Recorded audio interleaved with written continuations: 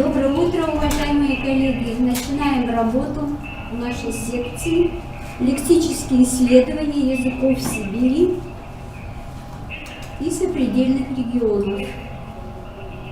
Мой доклад называется «Семантика глаголов вращения в хантыйском языке».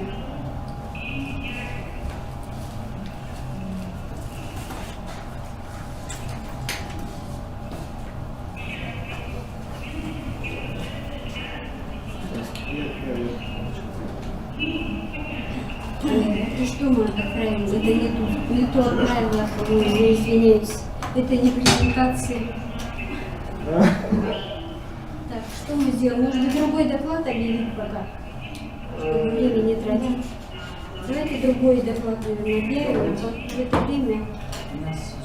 Но мы не можем. Да, мы все равно не сможем одновременно скидывать презентацию и доклад читать. То есть сейчас... Давайте быстренько вас скинем. Извините, пожалуйста.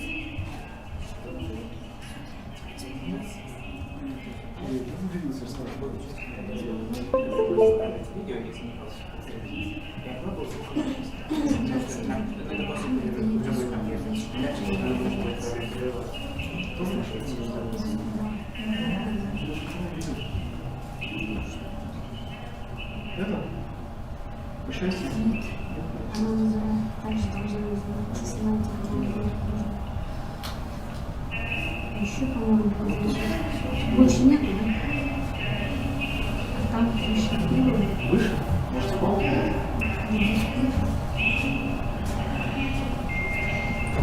Вот она, презентация семантики глаголов вращения.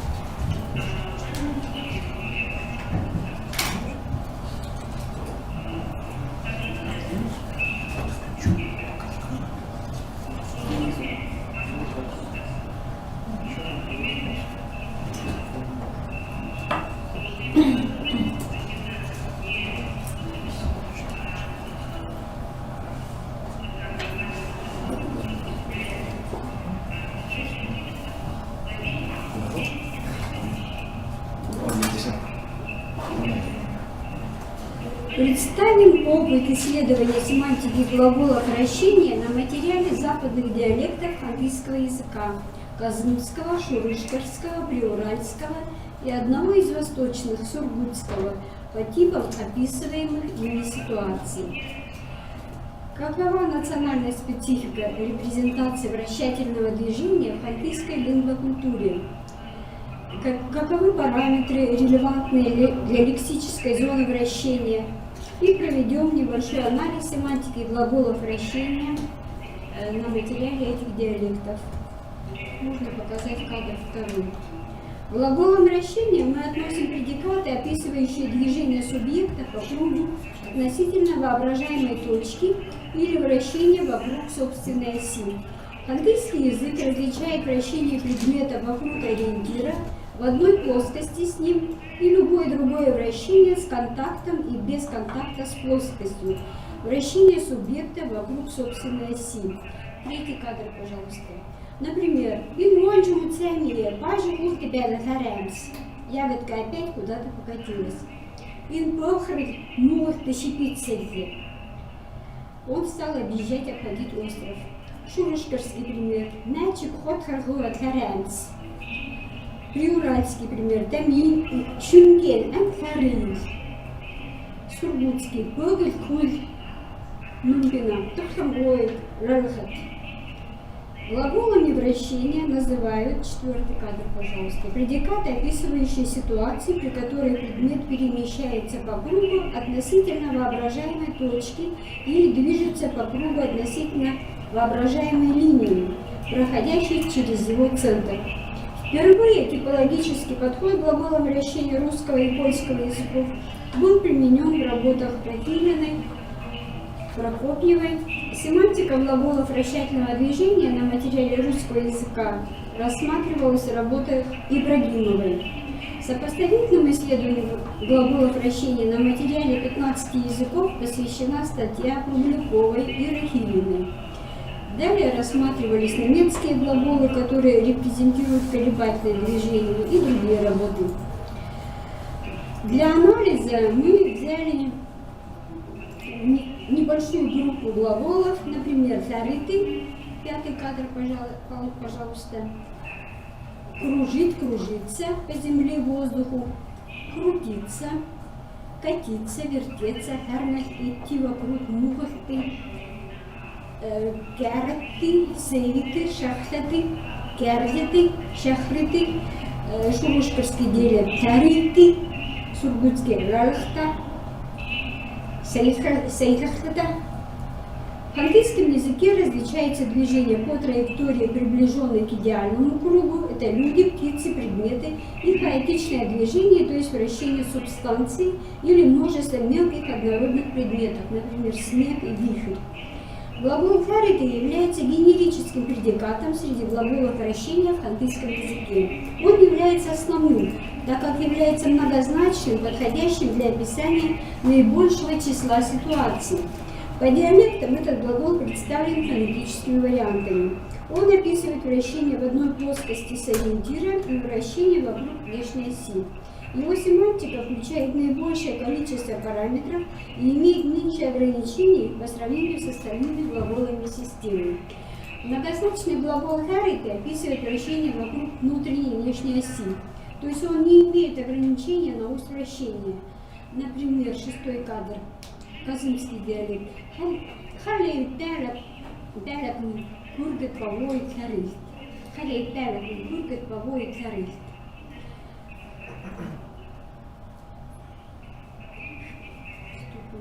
Замена произошла.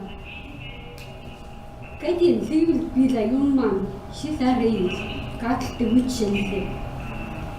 Филмугая жёхман жиларей, таш повол зарей. Приуральский пример. Вот под Нюмбина, халейт, зарест. Кади зарей, усель как ты враг. Там джунген, от зарей. Интам зора дарит, юнтат зора дарит. Глагол дарит имеет несколько значений. 7-й кадр, пожалуйста. Первое значение — кружить, кружиться. Казымский пример: юван хулит, хулат, хефта, ин, ухтын, дарит. Второе значение — катиться. Пожар монжмут, нухтет, ногор, сам, длитын, дарит. Третье значение — крутиться. Кадин филд пила юман жиларей, как ты вычелся. Четвертое значение — вертеться. Курил пинжи дарит. 5-е — ворочаться. Акмар жиларей. 6-е значение — переносное. Думать сам дарит. Я долго думала об одном и том же. В западных диалектах ситуацию вращения, при которой субъект движется в горизонтальной плоскости по круговой траектории вокруг внешней оси ориентира, находясь над ним, описывают глаголы «тарыты», «сейвиты», «сииты», «кружить», «кружиться». Глаголы «тарыты» и «сейвиты» употребляются в казымском и шурышкарском диалекте, приуральском «сииты». Они описывают движение над ориентиром или вокруг ориентира. В казымском диалекте глагол «тарыты» крутиться, вертеться около чего-либо описывает бесцельное движение без четкой вращательной траектории и ситуацию вращения, при которой субъект движется в горизонтальной плоскости по круговой траектории вокруг ориентира, находясь над ним и в одной плоскости с ним. 8-й кадр, пожалуйста. Халей пялак мгургет павой царист. Юбан гурет хуат цеста йингохты царист. Филмугая жёхман жиларей. Курил пинар цария. Глагол «харити» «цариты» в сургутском «помырхата» употребляется также в значении «катиться, вращаясь». 9-й кадр, пожалуйста. Никши «тарис» самгумильпия. Шурышкарский пример. «Тарис», «тарис», «ух пялари», «ужимтас». Приуральский пример. «Согум бум гурдам ильпина «тарис». Сургутский. «Пухсет помырхат». В шурышкарском диалекте глагол «тарыты» формирует фразеологизм. 10-й, пожалуйста, кадр. Робота нюранги мугулай нарыть. То есть работа выполняется без перерыва. В казымском сургутском диалектах щита хува мумса тарис. В сургутском анам самвечипа уунна гаргасов. Глагол «харыта» сочетается и с одушевленными именами существительными, и с неодушевленными предметами, передает движение, при котором совершаемые обороты однонаправленные, однако движение может быть неравномерным и неупорядоченным. Похоже, у меня времени уже нет, поэтому я все-таки перейду к выводам. Мне сказали, что там несколько минут уже осталось. Так. Анализ значения глаголов вращения показал, что в английском языке можно выделить 4 основные зоны вращения. Вращение по кругу, вращение вокруг своей оси, вращение с поступательным движением, вращение не по полному кругу. Для хоккейской системы параметр целенаправленности и контролируемости является несущественным. Ряд глаголов вращения имеет по диалектам лишь фонетические различия или словообразовательные. В отличие от казымского диалекта, в шурышкерском имеются отличающиеся словообразовательные варианты. Например, «дарты» – кружить, обходить, обогнуть, крутить, мотать, клубиться и другие. Глагол «дарыты» допускает по диалектам наибольшее совмещение значений. Глагол приуральский «сыиты» совпадает с казымским лишь в одном значении – кружить, кружиться, о птицах. И в приуральском, в отличие от двух западных диалектов, он имеет более широкую сочетаемость, которая в других диалектах закреплена за глаголом «дарыты». Глагол «севиты» в казымском и шурышкерском обслуживает движение над ориентиром. Большая часть значений многозначного глагола «дарыты» в наблюдаемых диалектах совпадает. В сургутском ему соответствует фонетический аналог «галахта». Однако только в казымском и шурышкерском совпадает большинство значений, а с приуральским совпадает 3 значения. Большинство других значений закреплено за глаголом «сииты». Глагол «севиты» в казымском диалекте встречается только в народной загадке и в сочетании с природным явлением. В шурышкерском и приуральском ему соответствует фонетический вариант «сииты», но в каждом из диалектов есть свои сочетательные особенности. В зоне качения отражается вращение в контакте с плоскостью при поступательном движении и разнонаправленное вращение о природных явлениях и о движении оленей. Общие глаголы, обслуживающие сферу качения и вращения, способны переходить и в интеллектуальную, и в физиологическую сферу. Движение головы в обско-угорских языках маркируется в большинстве диалектов особым глаголом с семантикой состояния. По диалектам зафиксированы также особые глаголы для обозначения хаотичного движения. Во всех 4 диалектах – казымском, шурышкерском, приуральском, сургутском – лексемы «дарыты», «галахта» совмещают значения кружиться, кружить, крутиться, вертеться. В 3 из них – казымском, шурышкерском, приуральском – в зоне внешней оси используется глагол «севиты», «сииты», который в каждом диалекте имеет свои семантические особенности. В сургутском же значении «катиться», «крутиться», «ворочаться» закреплены за глаголом «помаргата». Наблюдается совмещение значений до глагола «дарыты» и «сииты», это в казымском, шурышкерском, сургутском. Лексически выражается значение, передающее вращательное значение головы, в казымском движение метели, насекомых, комаров, мошек и интеллектуальная деятельность в казымском и сургутском. Так, далее, значит, коррелирующие глаголы, имеющие общую семантику, по-разному комбинируют различные значения внутри одной сцены. Глагол одного диалекта может распространяться на смыслы, лежащие в поле другого глагола в другом диалекте, или быть гораздо уже, например, в казымском «шахтаты», «аурнаты». Представлены, вот не полностью, мне удалось все-таки рассказать обо всем. Представленный анализ по книге фрагмент анализа показывает, что в организации семантического поля вращения в диалектах английского языка есть как общие черты, так и особенные. Однако в целом концептуализация вращения осуществляется по одинаковым правилам. Вот, чтобы уложиться во время. Спасибо за внимание. Можно вопрос? Да. Наталья Николаевна, вот какие-то типологические особенности английского языка вам удалось увидеть? Вот на фоне той работы Рахилиной про русский и польский, когда я услышала название «Вращение», то для меня скорее было вращение, ассоциировалось с движением вокруг своей оси, то есть с каким-то закрепленным и ориентированным относительно субъекта осью какой-то. А вот у вас это начинается с кругового движения, то есть движение, которое не привязано к точке внутри говорящего субъекта.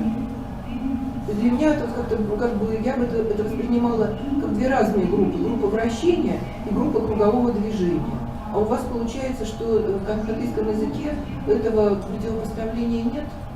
Видите, по-моему, большинство движений по всем диалектам, которые я рассматривала, все-таки один гендерный глагол выполняет эту роль «хариты». И если смотреть по диалектам, допустим, в связи с картиной мира в приуральском диалекте будет именно определенное движение оленей по солнцу закреплено за отдельным глаголом. Ну, конечно, в основном глагол «хариты». А вот про этот проект он обозначает и качение, и движение вокруг какого-то. А вот если человек сидит, и он вертится вокруг своей оси, ну, например, про ребенка там что ты вертишься, на уроке он сидит, и он же не бегает по классу, он сидит и вокруг себя вертится. Я бегала, об этом сказала, есть глагол хаотичного движения. Нет. Вот не то, что он бегает по классу, он сидит на месте, он ерзает и туда-сюда вот поворачивается, потом вертится. Да, есть это вот...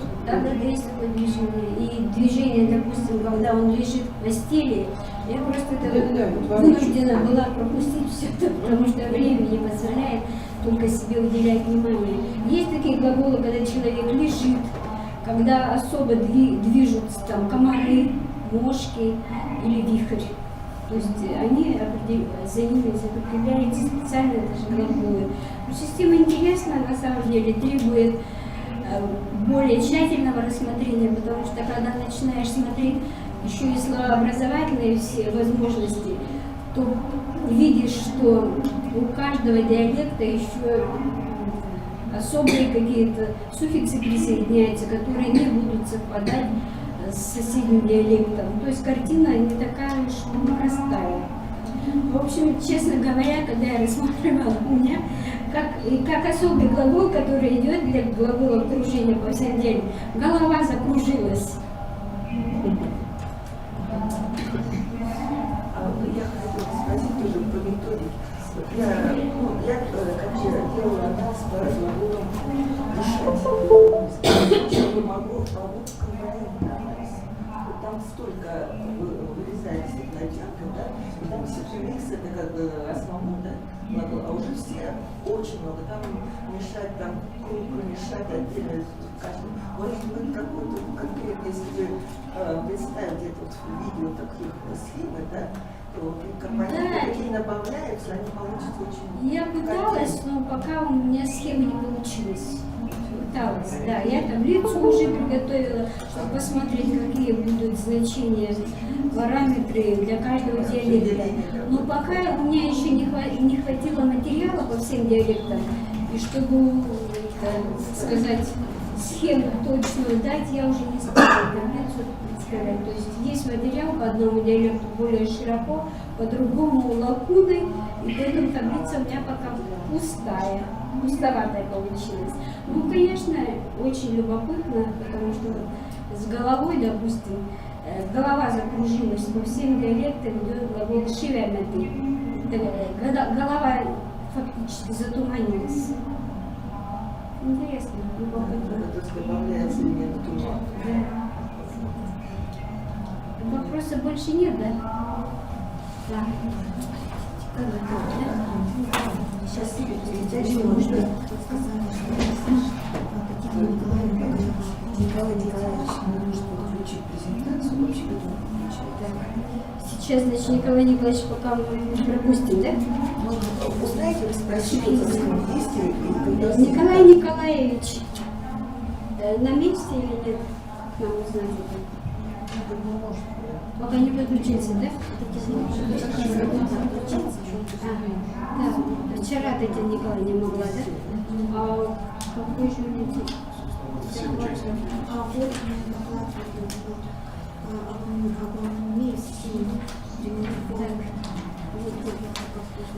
Я вижу, что Татьяна Николаевна здесь с нами. Да, в ту секцию. То есть сейчас мы можем рассмотреть доклад, послушать доклад Татьяны Николаевны Брагояковой. Так, значит, об амонимии в системе временных форм тюркских языках Южной Сибири. Пожалуйста, Татьяна Николаевна, мы слушаем вас. Вчерашний доклад. Приветствую вас всех, рада видеть. И благодарю, что в свою секцию меня все-таки приобщили. Мой доклад, наверное, об амонии такого, собственно, в прямом смысле, наверное, вот такого нет, чего, может быть, ожидается. Дело в том, что все временные формы в русских языках составные, настоящие, формы настоящего времени, во всяком случае, и прошедшего тоже. Поэтому там компоненты, и в связи с этими компонентами я все-таки решила назвать их амонимия временных форм, но сейчас попытаюсь объяснить, в чем дело. В настоящее время исследования временных форм тюркских языков Южной Сибири достигли той фазы, когда можно позволить себе заглянуть чуть дальше, чем это было сделано предшествующими поколениями сибирских ученых. Именно сейчас существуют достаточно широкие возможности исследования уточнения того, что было сделано до настоящего учения, и посмотреть на все имеющееся с учетом возможностей функциональной грамматики. Все-таки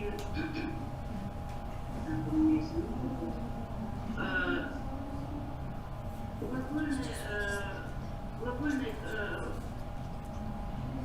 в целом категория времени и глагольной категории в целом, и в частности глагольная категория времени является важным направлением исследований сибирских языков. Сложная временная система временных форм, представляющая собой одну из специфических черт грамматического строя тюркских языков Южной Сибири, остается в центре внимания лингвистов и в Сибири, и за ее пределами.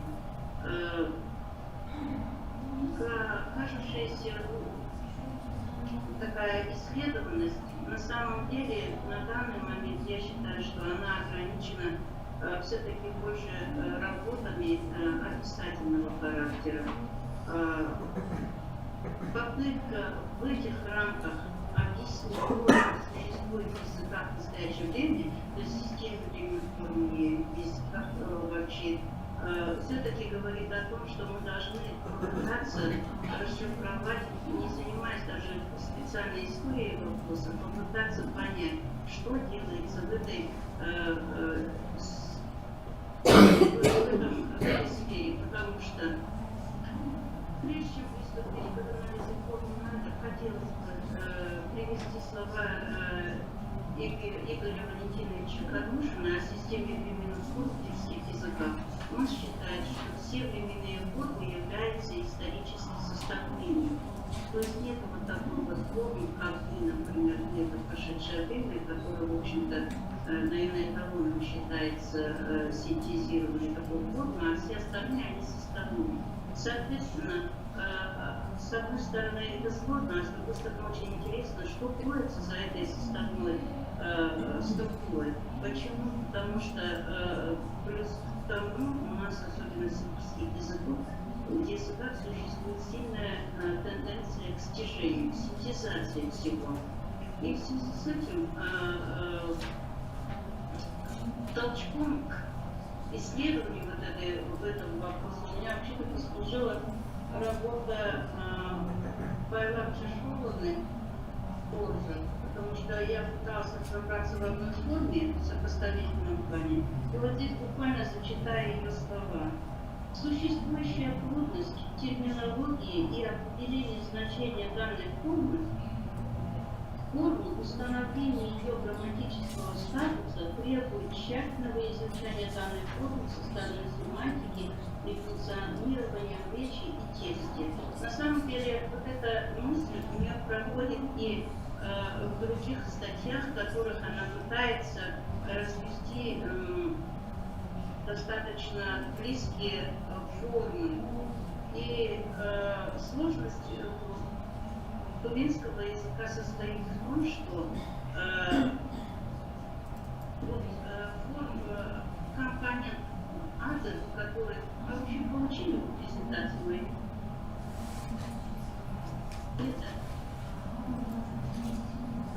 хорошо. Адер, форма, есть такая временная форма настоящего времени, адер. Эти слова были сказаны по поводу этой формы. Здесь вот первый компонент всеми, практически единогласно всеми исследователями настоящего времени трактуется как слитное или причастие на А второй компонент тувинской грамматики и вообще у тувинцев именуется частицей. В других же языках это просто называется адрес, не конкретизируется никак. Так вот, проблема в том, что в тувинском языке основная временная форма в настоящем времени выражается тоже другой формой, и причастием «т», и глаголом «ту», причем аналитически она выражается. И здесь вот возникает такая общая форма, как «ады» и «ктыр». И вот эта форма «ктыр» с прошедшим вообще-то настоящим и «адыр» общим настоящим значением, оно вот так состыковывается и действительно им не дает возможности развести как-то семантически, функционально достаточно четко, а даже, наверное, категориально больше, чем семантически и функционально. Что касается хакасского языка, и, в том числе и шотского, и, достаточно хорошо, основная временная форма абсолютная – это чат, от глагола чат, ты, чат и че и так далее. Поэтому у нас вот такой вот проблемы нету, чтобы вот, формы «ты» или «ту», которые обе, кстати, восходят и эта частица, и та временная аналитическая форма, они восходят к глаголу «ту». Только это разные периоды грамматикализации.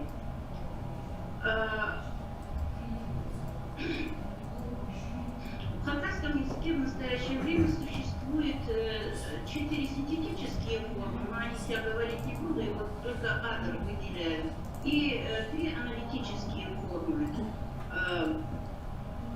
Такая же форма существует в прошедшем времени у всех турков. Это ктыр и ктыр. То есть загласное, прошедшее загласное действие, то есть неочевидное действие.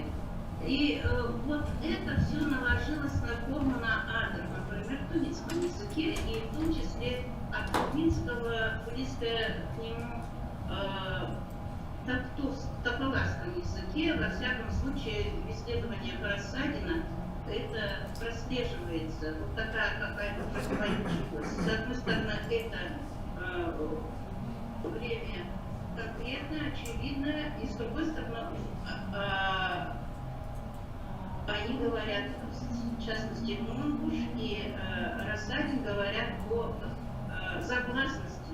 Извините, Татьяна Николаевна, 1 минута осталась. На самом деле, эта загласность идет от прошедшего времени в СССР, и он амонинелый форма получается.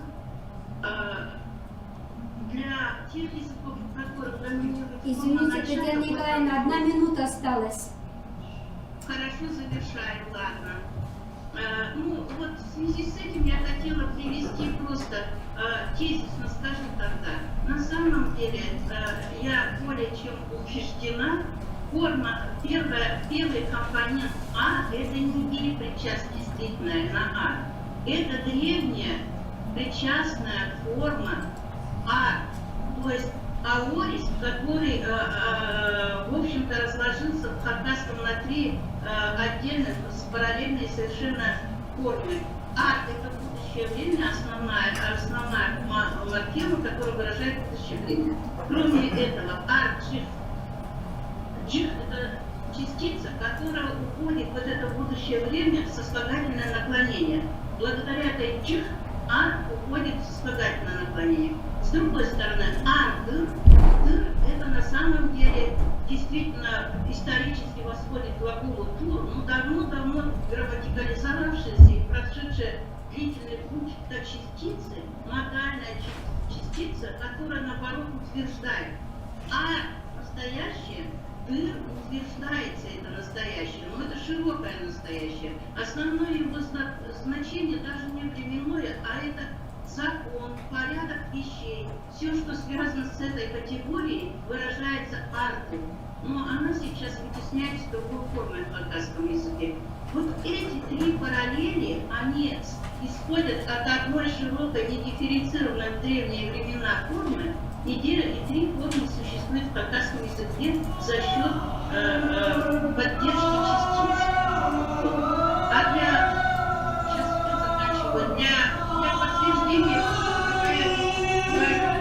кому это было интересно, к статье Бирюкович, которая говорит о причастии на а когда отрицательную форму приводит, говорит арчук, это как раз подтверждение того, что это причастие, а не причастие. У нас есть причастие на будущее, и значит мы просто никогда не говорили о причастии настоящего времени, широкого настоящего времени. И поэтому у них полная парадигма давна в отрицательность а утвердительная и этой. Даже последнего «д» в этой частице «д» нет, у них не попадает это. Ну вот такая примерно коротко. Я думаю, что, наверное, ничего не понятно было без презентации. Спасибо большое, Татьяна Николаевна. Вопросы, пожалуйста, у кого есть? Коллеги, вопросы? Ну, для примера, чтобы все-таки представляли, что означает это время, для тех, кто не занимается временем. Пример приведу очень непонятный. Практически не триколодер. Все, что растет, бывает живым. То есть это закономерность такая. Это не приобщилась локализованность во времени, а это просто порядок вещей. Все, что растет, считается живым. Вот примерно так. Ну все. Спасибо большое, Спасибо. Татьяна Николаевна. Большое. Следующий у нас докладчик, мы уже видим. Доброе утро, Николай Николаевич Ефремов с докладом глагола образной характеристики движения субъекта в якутском языке. Структурно-семантический анализ. Пожалуйста, Николай Николаевич, мы слушаем вас. Здравствуйте, уважаемые участники научной конференции. Мой доклад посвящен глаголам образной семантики, которыми выражается движение субъекта. Я попытаюсь, у меня есть презентация, пожалуйста, включите, пожалуйста, мою презентацию. Да, хорошо, сейчас. Наталья Николаевна. Да, сейчас. Хорошо. Тема моего сообщения обмудрения в структурно-семантическом аспекте, да, маленькую группу глаголов и глаголы словоформе языка, характеризующих движение человека и животного. Значение, третий слайд, пожалуйста, третий слайд. Значение образных глаголов, по сравнению с номинативным глаголем, она сложная и имеет переносный сравнительный характер. И она это значение определяется путем сравнения и постановки разнообразных семантических элементов по их связи. И вот семантики таких глаголов содержат два элемента. Это образ, чувственное представление и движение. А вот образный глагол движения основным исходным является представление о движении. Но я красно остановлюсь в истории изучения образных глаголов якутского языка, языкознания и североведения. Образные глаголы в якутском языке получили фундаментальное описание. Это профессора Харитонова, Никита Никифоровича. Так, и по фоносемантике кандидатской диссертации Афанасьева Лазаря Андреевича. И в последнее время в якутском языкознании у нас появляется интерес к данным глаголам. И опубликовано очень много статей, которые имеют разный характер, например, сопоставительный, переводческий аспект, рассматривается когнитивный, коннотативный и другие. В языках народа Сибири, как мы знаем, можно назвать работу Алены Николаевны Чудняковой, Ольгу Юрьевны Шакуловой и Лесковой,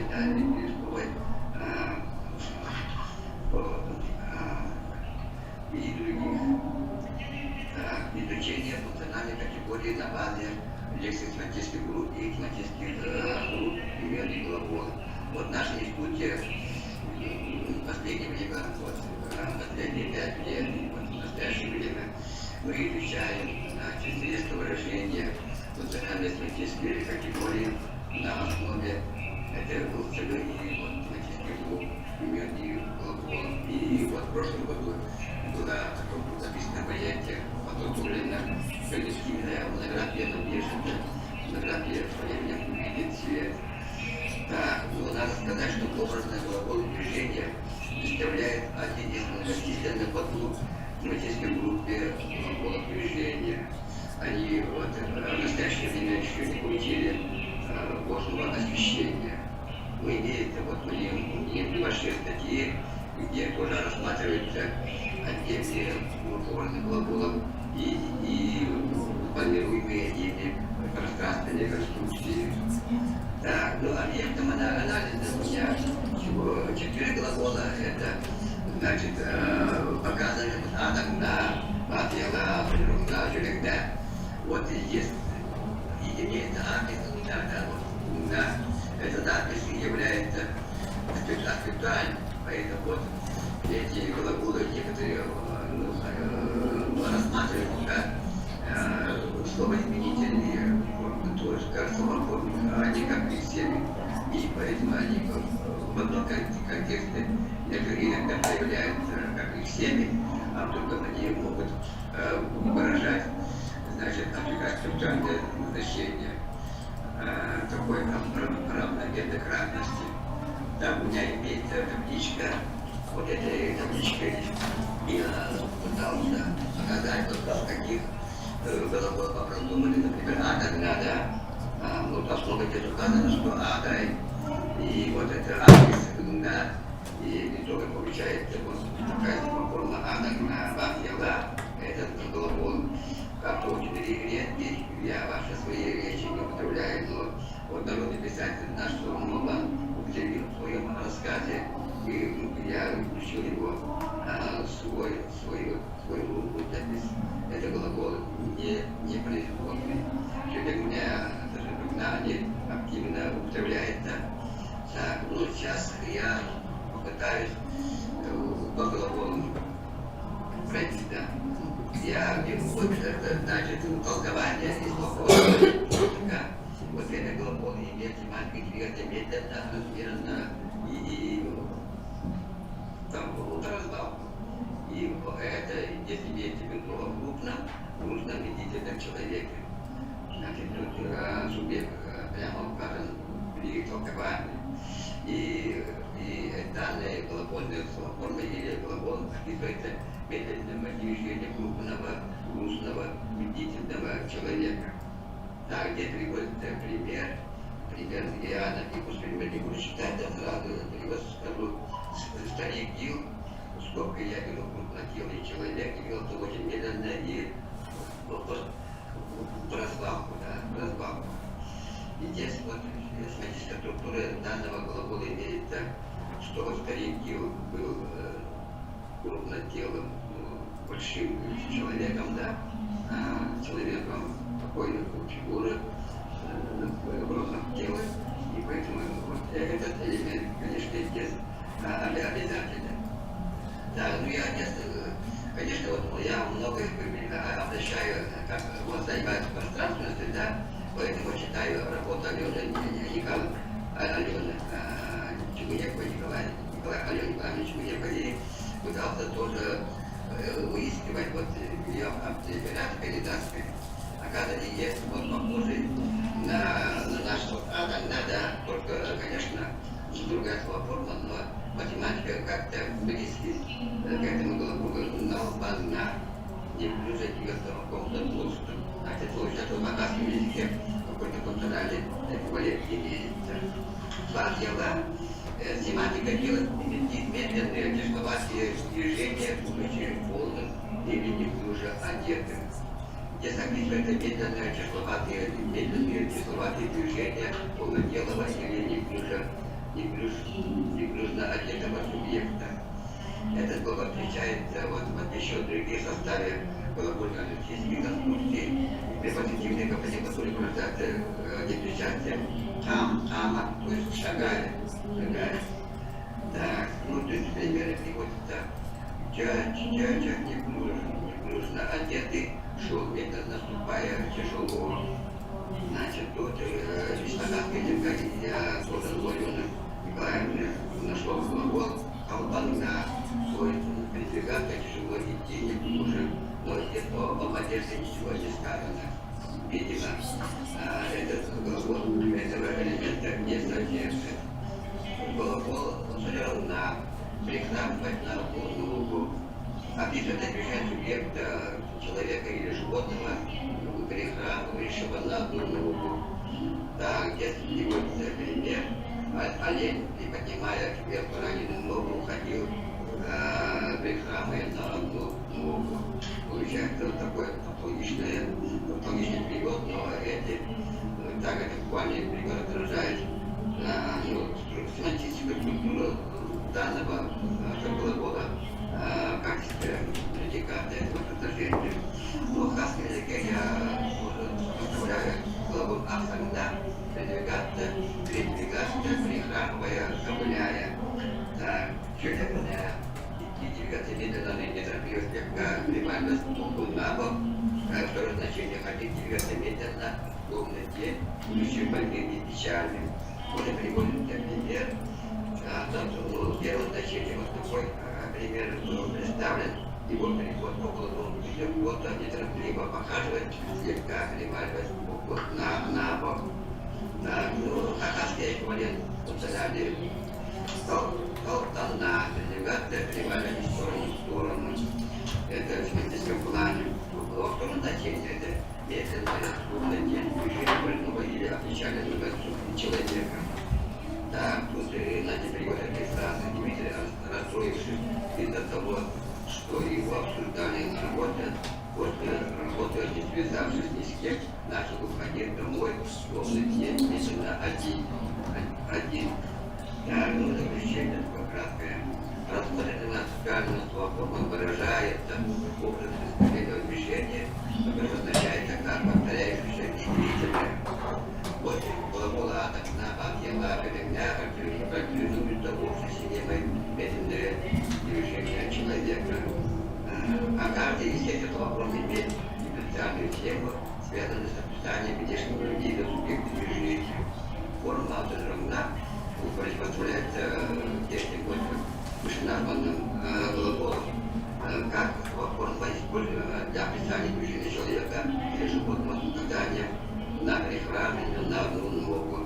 Значит, вот описывается аномальная походка. Эти глаголы, как и другие образные глаголы, характеризуются большой контекстуальной зависимостью. Спасибо за внимание. Спасибо большое, Николай Николаевич. Будут ли вопросы к докладчику? Пожалуйста. Николай Николаевич, а если в якутском языке дериваты, то есть вот существительное, от него глагол образовался, например, как в хакасском или в алтайском языках. Чем ветер, сравнительно наоборот, скачет, как ветер, и глагол есть такой же с аффиксом глагольным, бежать как ветер. В алтайском озеро становиться как озеро. Вот есть у вас такие деривативные? У нас есть такое намечный понятие, например, сахалы, да, слово сахалы, это по-якутски будет, да, или, например, алтайский, вот такая форма есть. А вот слово, например, гюль, да, озеро, гюль как-то не очень типичная форма получается. Такой, значит, наличный адрес не употребляется в слове озеро, да. Но это да, конечно, у нас употребляется. При помощи было больше адреса лампу, и после образуется множество производства глаголов, например, город, да, идти или ехать в город, например, да. А вот это, что касается образных глаголов, да, то у образных глаголов основа, она такая образное слово, и даже иногда подражательное слово тоже выступает, но при этом это слово превращает в образное или трансформации глагольного слова. Спасибо большое, Николай Николаевич. Следующий доклад делает Ольга Геннадьевна Сухинина. Лексико-семантическая группа глагола движения в древнееврейском языке. Пожалуйста. Где у нас докладчик? Я здесь.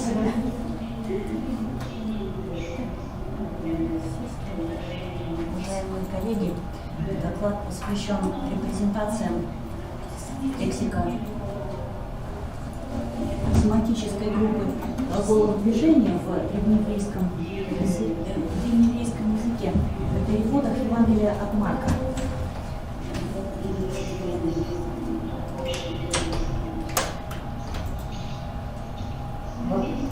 Эти переводы выполнялись в примерно те же годы, что и наш синодальный перевод, когда наши филологи переводили Ветхий Завет на русский язык.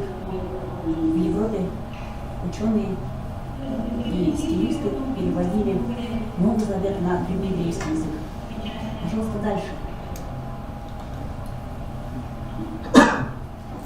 Я сопоставляю эту лексико-семантическую группу с глаголом пространственной локализации в древнегреческом языке.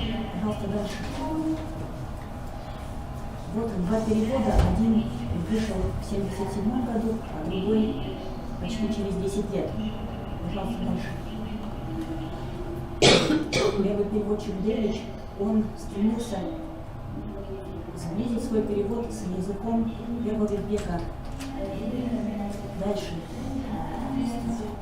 Второй переводчик считал, что нужно сблизить перевод с языком Священного Писания и таким образом сделать его привлекательным для читателей иудеев. Дальше. К сожалению, работа Залкинсона не была окончена, и его соученик Гинзбург, который знал, как согласовать тексты, завершил эту работу. И удивительно, что первое издание этого перевода вышло громадным тиражом, который разошелся в Российской империи. Пожалуйста, дальше. Я также использую переиздание греческого текста Евангелия. Дальше. И переводы на русский язык. Дальше. Материалом послужили 1358 стихов древнееврейского перевода и в 1,5 раза больше стихов Евангелия на греческом языке. Удалось найти 36 древнееврейских глагольных корней, у которых в основной породе значение движения. Из них 11 корней в каузативной породе имеют значение каузативного движения. Пожалуйста, дальше. Это пример, когда глагол «приходить» в каузативной породе означает «приводить» или «приносить». И он, как вы видите, весьма частотный. Это самый многочисленный глагол во всем переводе. Связано с тем, что он имеет значение как приходить, так и входить. Дальше. Его второй по численности глагол «ходить», неориентированного движения, почти в 2 раза меньше, и его каузативная порода дает форму, которая переводится «водить». Дальше. Есть примеры, когда, это тоже пример «выходить», «выводить», что вполне очевидно. Вместе «ходить» и «выходить» составляют почти столько же случаев, как «приходить», «входить». Таким образом, соблюдается равновесие. Пожалуйста. Эти 36 переводных глаголов соответствуют 84 исходных древнегреческих глаголов. Из них только часть глагола движения и большая часть глагола каузированного движения. Можно отсюда сделать вывод, что в греческом мировоззрении движения производились контролируемо гораздо чаще, тогда как еврейское мировоззрение ощущает движения, исходящие внутри самого лица, например, дрожать вместо того, чтобы трясти. Пожалуйста, дальше. Вот пример от глагола «выходить», представленного 2 лексемами «эксерпума» и «экспораумани». Мы находим соответствие в единственном глаголе в древнееврейском языке. «Выходить» и «отца». Пожалуйста, дальше. И другие примеры, когда многочисленная группа с приставкой «вы», «эк» или «экс» переводится единственным глаголом «выходить». И причем туци и яца – это однокоренные глаголы в разных породах. Вот пример, когда исходный глагол имел каузативное значение «рассеивать», а переводной «рассеиваться». Дальше. Пример от переаба, невозможно сказать по-древнееврейски «обходить». Можно сказать «ужиться».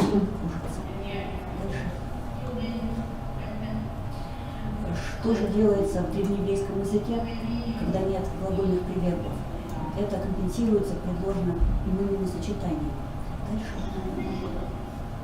Вот глагол «подбежать», то есть бежать к какой-то цели. Дальше. В древнееврейском языке можно сказать «бежит навстречу кому-то» или «бежал к кому-то». Дальше. Абсолютная ориентация представлена 2 векторными направлениями: вверх-вниз подниматься, спускаться или неконтролируемо падать, и внутрь-наружу входить-выходить. На древнееврейском языке на корабль спускаются, так как уровень моря ниже, а в Иерусалим, который на горе, поднимается. И также солнце не садится, а входит в свою сферу там, где ее не видно, приходит к себе домой. Дальше. Это примеры на субъектно-относительную ориентацию. 3 глагола: приближение к субъекту, наблюдателю, приходить, приближаться, поступать, и отдаление от него, удаляться, двигать, двинуться вперед. Дальше. Это примеры объектно-относительной ориентации, когда субъект ориентирует свое движение за каким-то другим движущимся лицом, например, преследует или следит за овцами, или сопровождает кого-то, или натыкается. но также можно не следовать за кем-то, а наоборот опережать его и идти впереди. И когда у нас субъект многочисленный, можно разбегаться от векторного центра в разные стороны. Дальше. Это примеры неориентированного движения. И здесь представлен единственный образный глагол, который связан с существительным «разлив» реки. И здесь единственное место, где употребляется этот глагол, когда говорится о обезумевших свиньях числом около 2000, которые ринулись по склону горы и стали задыхаться в море. Пожалуйста, дальше. Вращательное и колебательное движение в древнееврейском языке представлено богаче, чем в исходном древнегреческом языке. Особенно колебания. Это все глаголы в основной породе: колебаться, качаться, трястись и трепетать. Можно дальше.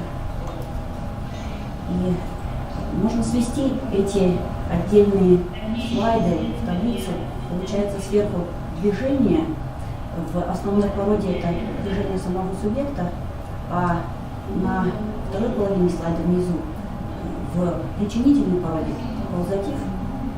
Как видите, движение поступательное почти всегда имеет форму, соответствующую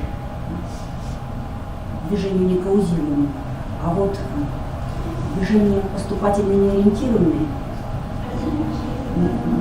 не так многочисленно представлено.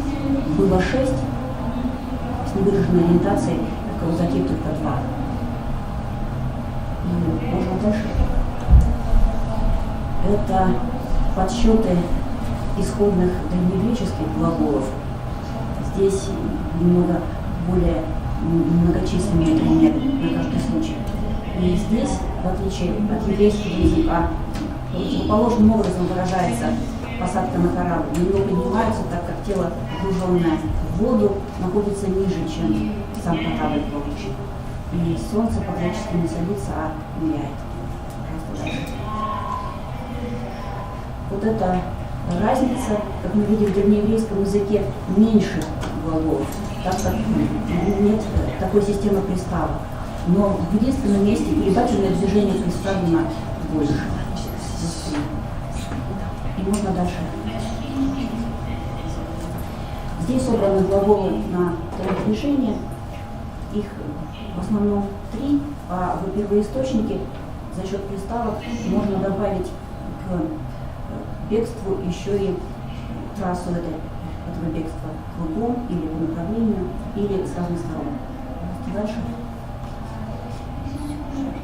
У 3 глаголов происходит грамматикализация, когда вместо «обратился» или «вернулся» мы переводим «опять», и также на древнегреческом стояло «палим» «опять».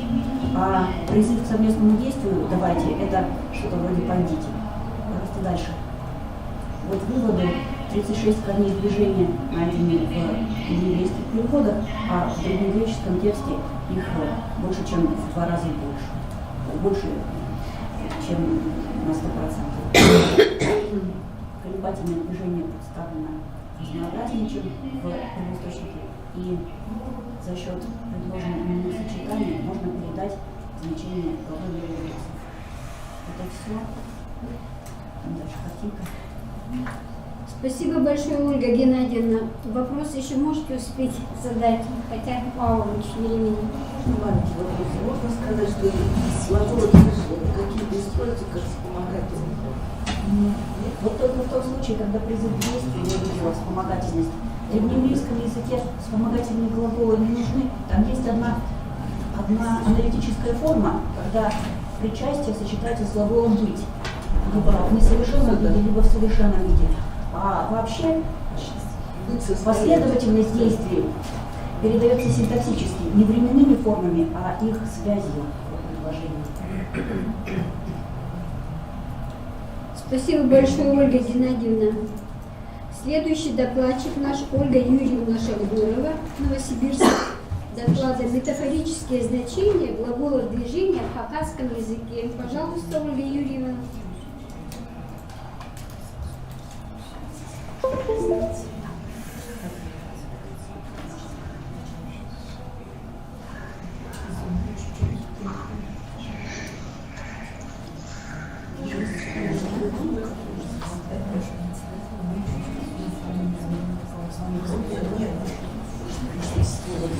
сюда поставить.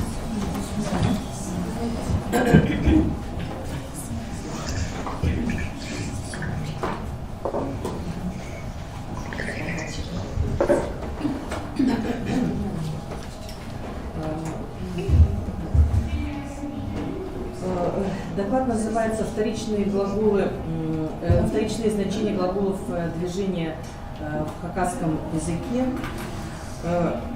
Основная цель данного сообщения состоит в том, чтобы показать, как на основе систематизации вторичных значений глаголов направленного движения определяются связи между ними в этих глаголов направленного движения и какие формируются закономерности формирования этих вторичных значений с точки зрения развития семантики и репрезентации элементов пространства иных представлений в хакасском языке. Глаголы направленного движения относятся к большой группе глаголов движения. Общей чертой данной группы глаголов является наличие в значениях общей категориальной лексической схемы передвижения в пространстве. В тюркологии, в частности при изучении сибирских языков, глаголы движения становились предметом изучения на материале разных многих языков. Это работа Тенишева, Дмитриева, Васильева, Псянчина, Чугунековой, Невской, Борисхо, Майсака и другие. Также, помимо исследования прямых значений глаголов движения, был подход к исследованию семантической структуры, полной семантической структуры глаголов движения, когда основным объектом изучения являлись вторичные значения данных глаголов. Это такие работы исследователей, как Киселева, Уханова, Плотникова, Надеина. Это на материале разных языков, как индоевропейских, русского языка. А на материале сибирских, тюркских языков, в частности, относящихся именно к Южной Сибири, алтайского, хакасского, тувинского, к сожалению, таких работ было не очень много. Вот, например, работа Майсака 2007 года рассматривала глаголы плавания в хакасском языке, Тюнтешева и Алена Николаевна Чугунекова. Глагол направленного движения включает в свою семантику значения, связанные с различного рода перемещением субъекта или объекта, удалением, приближением и так далее. И характерной чертой данных глаголов является ориентация направленности движения. Они осложнены различными дифференциальными признаками, например, приближением, достижение конечного пункта субъектом или объектом, движение в обратном направлении тоже субъекта или объекта, возвращение к исходной точке и так далее. По нашим материалам в хакасском языке выявлено более 100 глаголов. Это глаголы, основное значение которых показывает направление движения. Они в основном выражают конкретное движение. Это, например, следующий слайд, пожалуйста. Это, например, глаголы как хох, следовать за кем-либо, сюжет спинаться, преследовать кого-либо, или вот догонять, черт лети рысью и так далее. По нашим материалам выделяется мы выделили 34 глагола, в структуре которых развились вторичные значения. Следующий слайд, пожалуйста. И все эти глаголы, как и во многих тюркских языках, могут в своей структуре развить от 2 до 20 лексических значений. Большинство вторичных значений глаголов направленного движения образовано от основных значений, связанных с физическим перемещением живых и неживых предметов реальной действительности. И помимо семантики и общей направленности, эти глаголы стали выражать и другого характера движения, другие движения, анализируемых в концептуальной характеристике движения. Во вторичных значениях представлены движения, происходящие на разных пространственных и временных отрезках, что отражает элементы как раз пространственно-временных картин мира Хакаса. Кроме того, у данных глаголов развивается целый ряд общих значений, которые показывают абстрактное движение и перемещение в разных сферах деятельности человека и окружающей действительности. Все эти глаголы, в структуре которых развились вторичные значения, более или менее могут быть объединены в группы, и таких групп мы выделили несколько. Ну, следующий слайд, пожалуйста. Вот это, например, группа глаголов, которая показывает, оценивает движение в физическом плане и в абстрактном плане. Это, например, глагол «течь», «плыть», на структуре которого формируется значение «утекать», «перемещаться», «уходить». В данном случае речь идет о силах государств. Глагол «хала» также передает движение физическое «шагать», физическое движение человека – это «шагать», «ступать», «делать шаги». И в структуре этого же глагола формируется значение, субъектом движения в этом случае становится абстрактное понятие «жизнь», которое также может двигаться определенным образом. Но в большинстве случаев такое действие оценивается всегда положительно. То есть жизнь всегда двигается вперед, не останавливается. Следующий. Как раз это про глагол «хала». Следующий слайд сразу. Также близкими к данной группе можно отнести глаголы «это летать», «ползти», в структуре которых также формируется значение, перенос их идет от физического перемещения, летать обычно о насекомых, птицах, и тут же тоже можно сказать, что время пролетает, улетает, уносится, и состояние какое-то наступает или также дальше продолжает двигаться. Глагол «ползти» в структуре этого глагола также по аналогии с физическим движением «ползать» формируется переносное значение «двигаться», «неспешно передвигаться». Вот, тоже следующий слайд там, что человек не только физически припадая к земле, ползет, но также он совершает движение медленное, ходит очень медленно. Следующий слайд, пожалуйста. Следующая группа глаголов объединена это группа глаголов, которые показывают движение снизу вверх, и в структуре этих глаголов также формируются такие значения, которые связаны с эмоционально-психическим состоянием человека в большинстве случаев. Вот как раз, как вот, по мнению Надеиной, такой процесс характерен для многих языков, как и для русского, для других индоевропейских языков. В сознании носителей языка ассоциируется это прежде всего с тем, что позитивные процессы, происходящие в жизни человека, они по большей мере как раз формируются на основе таких глаголов, которые показывают движение снизу вверх. То есть настроение поднимается, состояние улучшается, это все как бы движение наверх. Так, следующий слайд, пожалуйста. Да, ну, это тут примеры, какие вот вторичные значения это глагола «сых», который в основном значении это подниматься наверх, и у него в структуре этого глагола формируется значение как подняться в следующий класс, подняться на первое место и подняться, стать начальником большим, подняться наверх. Следующий слайд, пожалуйста.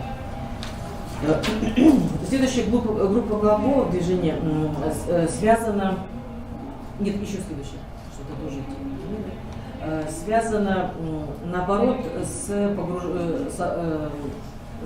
переходом вниз. Человек совершает какие-то действия, погружаясь, там, опускаясь вниз.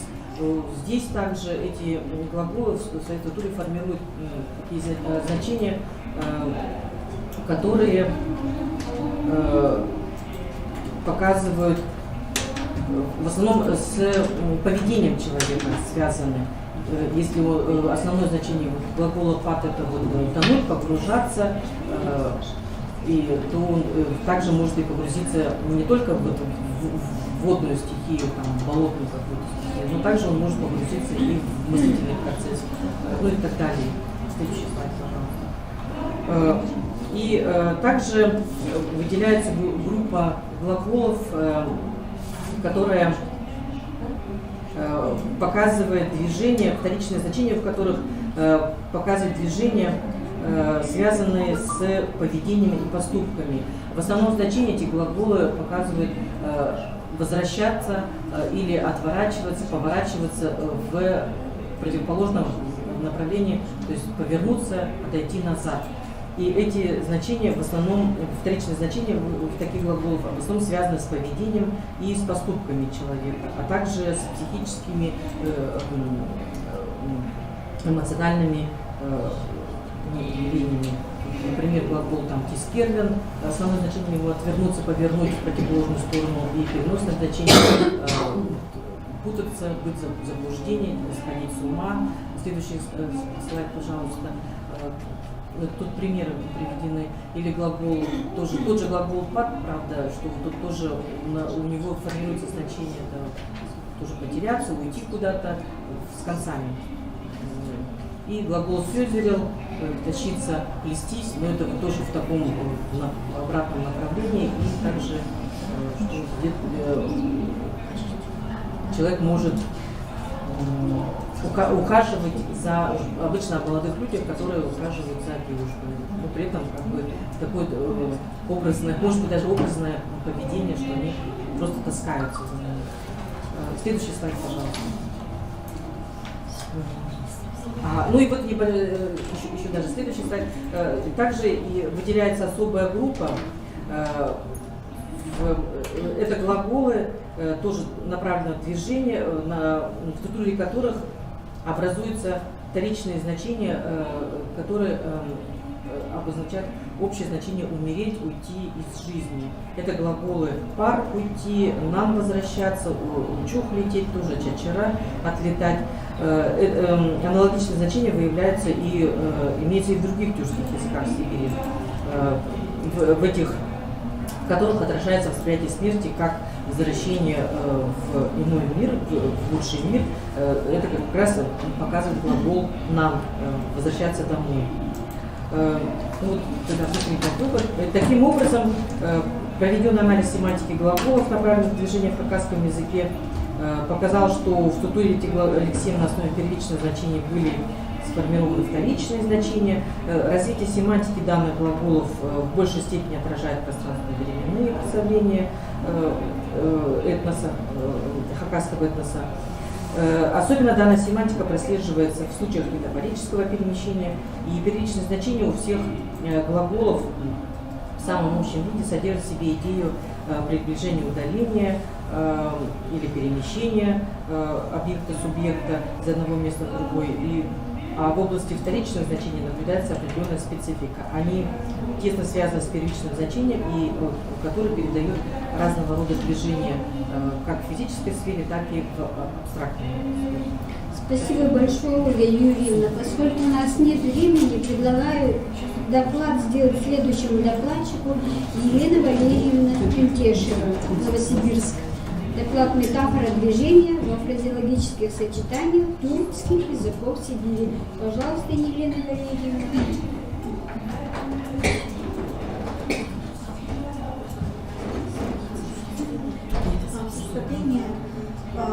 Представление о движении в пространстве, физическом и идеальном, является одной из основных составляющих языковой картины мира.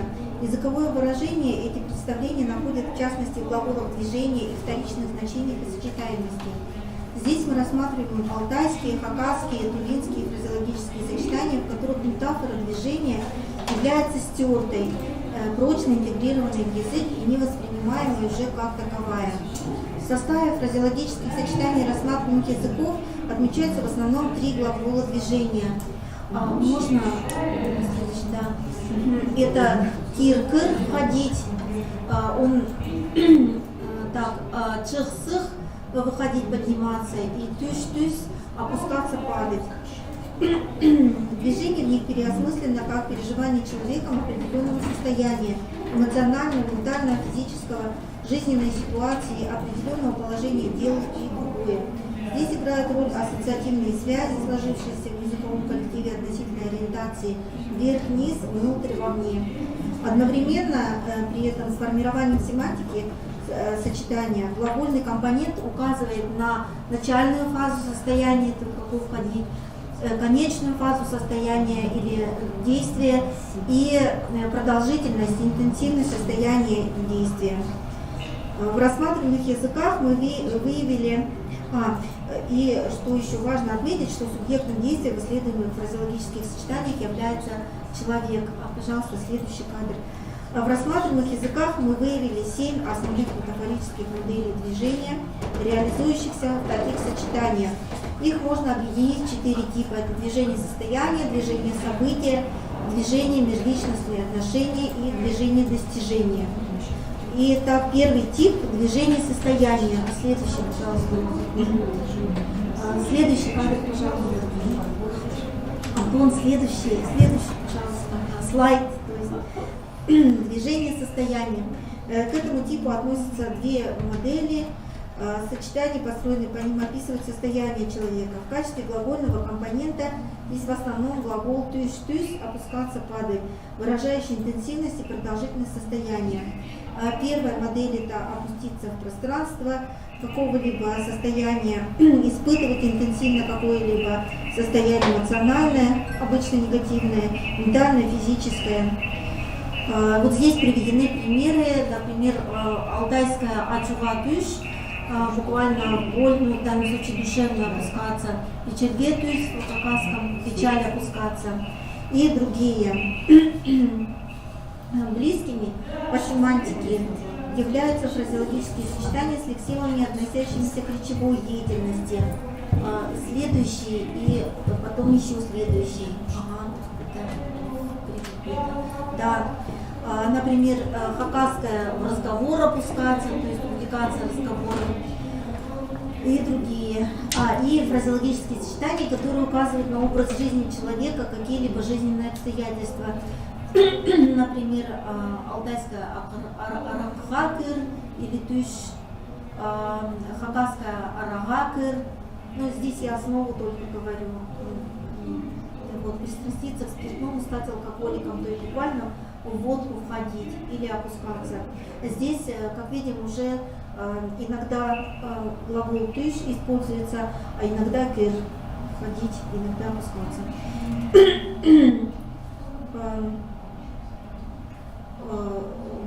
Есть также такая модель в других языках тюркских. Следующий, пожалуйста, слайд. Вот в других тюркских языках вот здесь приведены башкирские, турецкие, карачаево-балкарские, казахские примеры. И, конечно, такая модель очень распространена в русском языке. Например, впасть, прийти в ярость, в меланхолию, депрессию, восторг и негодование. И по сравнению с русским языком, в рассматриваемых тюркских языках таких случаев немного все же. Нужно отметить, что в тувинском языке мы на данный момент не нашли таких сочетаний. При описании эмоционального состояния в сочетаниях используется глагол с понудительным залогом. То есть глагол алзыр позволяет взять, например, мукаларга алзыр, то есть буквально позволить взять себя печали. Глагол алдыр встречается и в других языках, но наряду с рассматриваемыми конструкциями также. Следующий, пожалуйста, слайд. Следующая модель – выйти из какого-либо состояния, наоборот, то есть завершить это состояние. Глагол здесь используется чих-сых, выходить, он указывает на окончание действия состояния. Сравните русское – выйти из терпения, из задумчивости. И вот здесь напротив, да, аракыдан чых, арагадан цех, то есть перестать пить, это из вина выйти. Ну, такая же модель, как мы видим, есть и в монгольском примере, на этой модели есть. А теперь следующий тип – это движение события. Первая модель здесь – опускаться, входить в какое-либо жизненное негативное событие, переживать какое-либо негативное жизненное событие, какие-либо жизненные перипетии, чахакер, попасть, ну, войти в беду, в долг опуститься и другие. В качестве локуса здесь используется название какой-либо негативной жизненной ситуации, события. В качестве глагольного компонента тюш-тюс опускаться, падать или кир-кыр входить. Сравните русское попасть в беду, в переплет, влезть в долги, ну и в других тюркских языках. Следующий слайд, пожалуйста. В других тюркских языках также встречается вообще эта модель. И в монгольских языках также. И вот другая модель, вторая, здесь она только гипотетически выделяется для рассматривания сибирских языков, так как мы не нашли примеры, но в других тюркских языках единичные примеры попадаются. Это, например, в башкирском нужанан сых, сывар, выйти из нужды, и в русском выйти из положения, сравните. Следующий тип, третий, это движение, межличностные отношения человека к социуму. И первая модель – войти внутрь какого-либо явления социальной жизни, то есть вступить в определенные отношения, вызвать какую-либо негативную реакцию в социуме.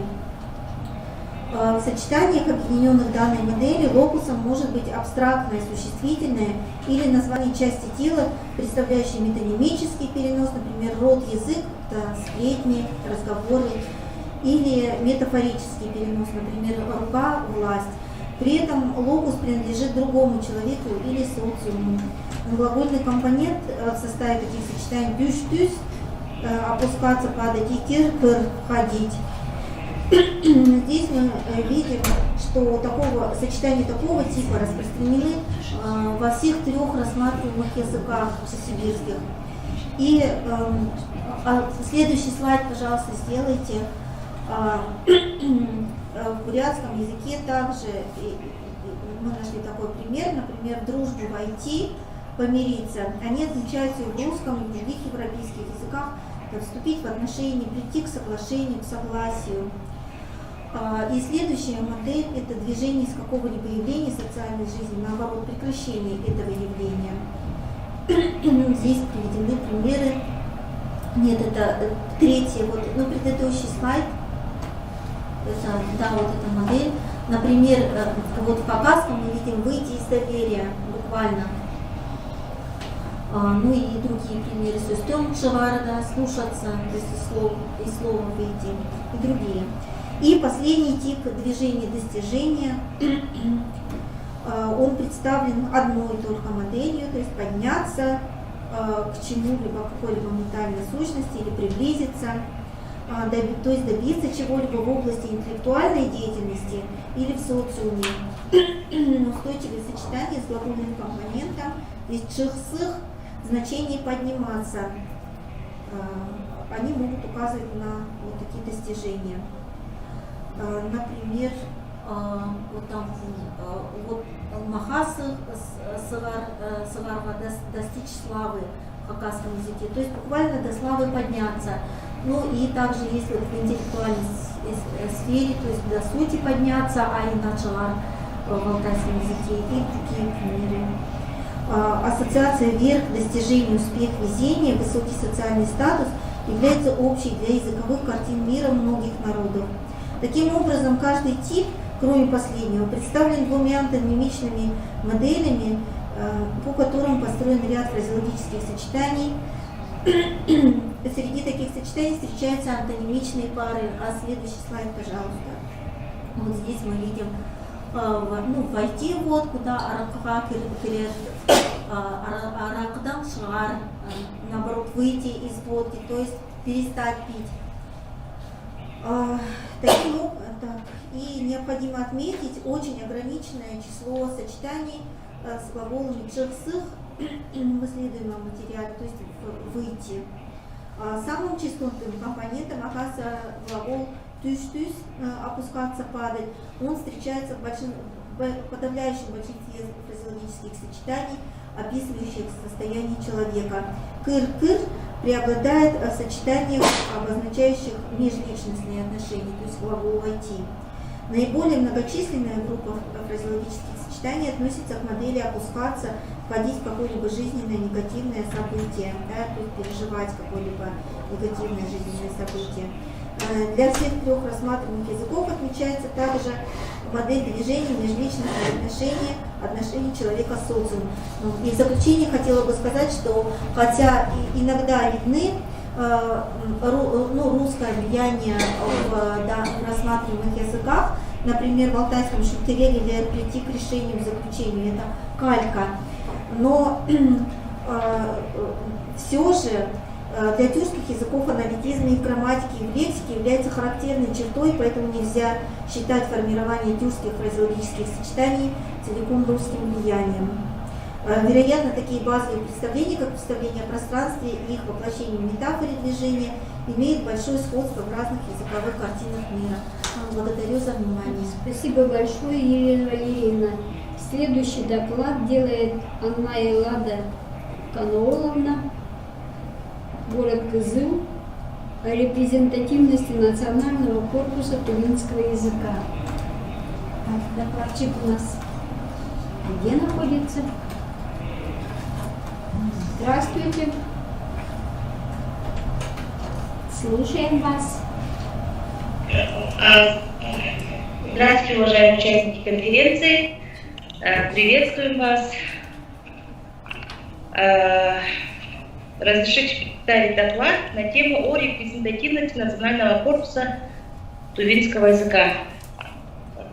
Темпы современного цифрового развития выдвигают высокие требования. Мы почему-то презентацию не можем включить. Да, нам нужна демонстрацию. Только организаторы собрания, выступающие могут провести демонстрацию.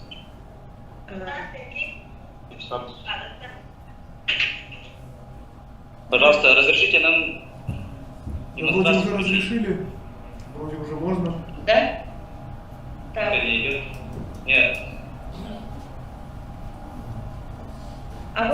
Вот демонстрация сейчас.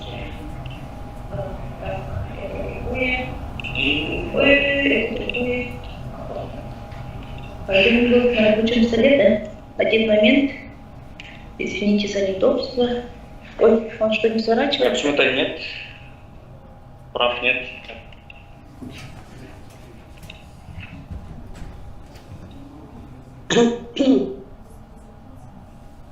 Я пока буду начинать, значит,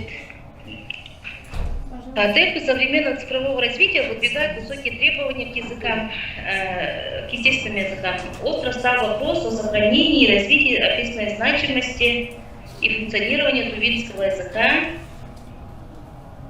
в глобальном масштабе, о повышении его конкурентоспособности в современных условиях. Требуется наличие большого репрезентативного корпуса текстов и совершенствование системы их автоматической обработки для проведения лингвистических исследований в научных, образовательных и иных целях. Известно, что репрезентативность корпуса представляет собой все типы письменных и устных текстов по времени, стилю, жанру и тематике. Тексты представляются в пропорции, отражающие их долю в общем массиве современных текстов. Репрезентативность обеспечивает корпусу сбалансированность и возможность получать представление о языке в целом. К этому нужно стремиться как на этапе разработки корпуса, так и на этапе его функционирования. По современным требованиям объем национального корпуса языка должен быть не меньше 100 миллионов словоупотреблений, а для тувинского языка мы ориентируемся примерно на 20 миллионов словоупотреблений, большую часть которого будет составлять, конечно же, основной корпус. А вообще работа по созданию корпуса тувинского языка началась в 2000-х годах При поддержке грантов открыли научно-образовательный центр «Тюркология» в 2009 году. С того времени началась оцифровка преимущественно художественной литературы, которая послужила базой сайта писателей Тувы.ру. Ну и также создан сайт tuvankorpus.ru,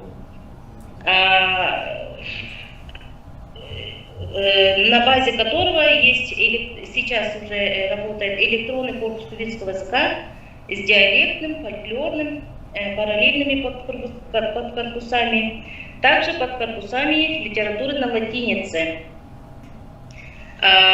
Ну и в настоящее время на базе Тувинского института гуманитарных и прикладных социально-экономических исследований в секторе языкознания началась работа по созданию национального корпуса тувинского языка. Разработана концепция развития национального корпуса тувинского языка и дорожная карта по реализации проекта. Более подробно по состоянию на сегодняшний день расскажет нам Чуйган Геннадьевич. Я ему предоставляю слово. Пожалуйста. Спасибо. Можно попробовать еще раз презентацию запустить? Пробуем, не получается.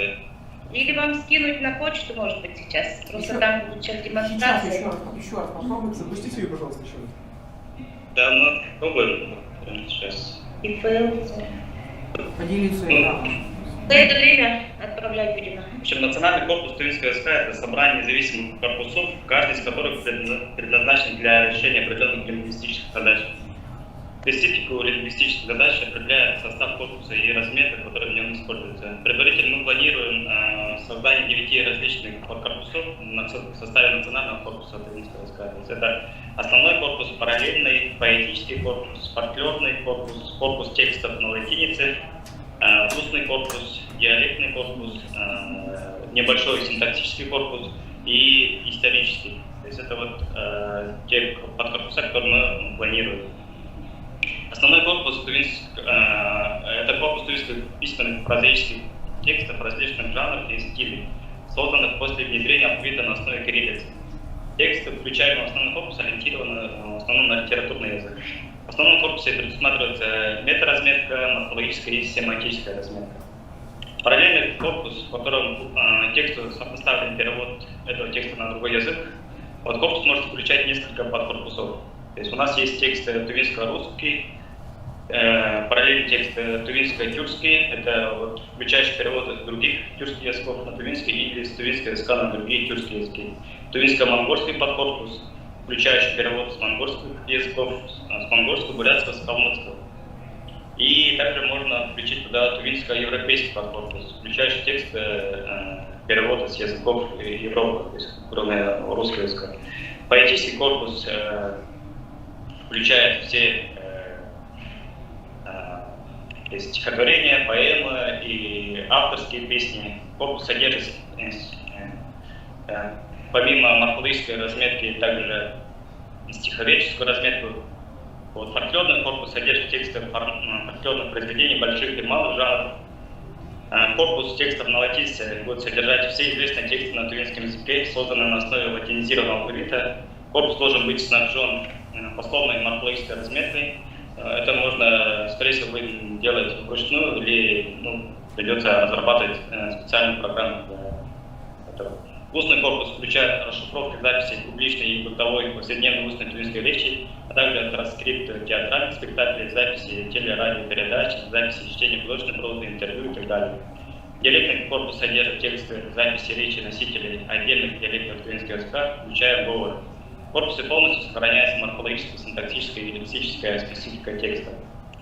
Синтаксический корпус является глубоко аннотированной частью корпуса, предназначен для теоретика лингвистических исследований в области синтаксиса тувинского языка. Можно сделать такой небольшой корпус.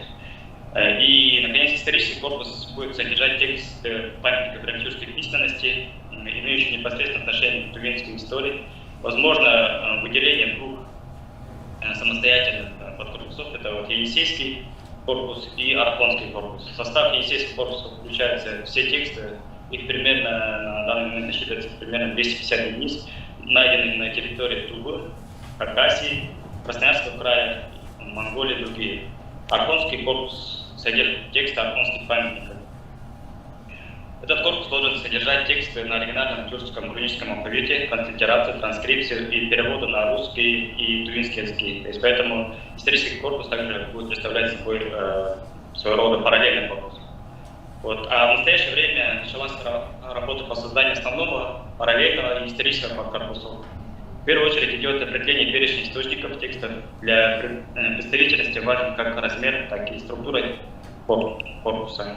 Поскольку письменный и устный язык функционирует во многих жанрах, корпуса должно быть представлено все или, по крайней мере, большинство из них.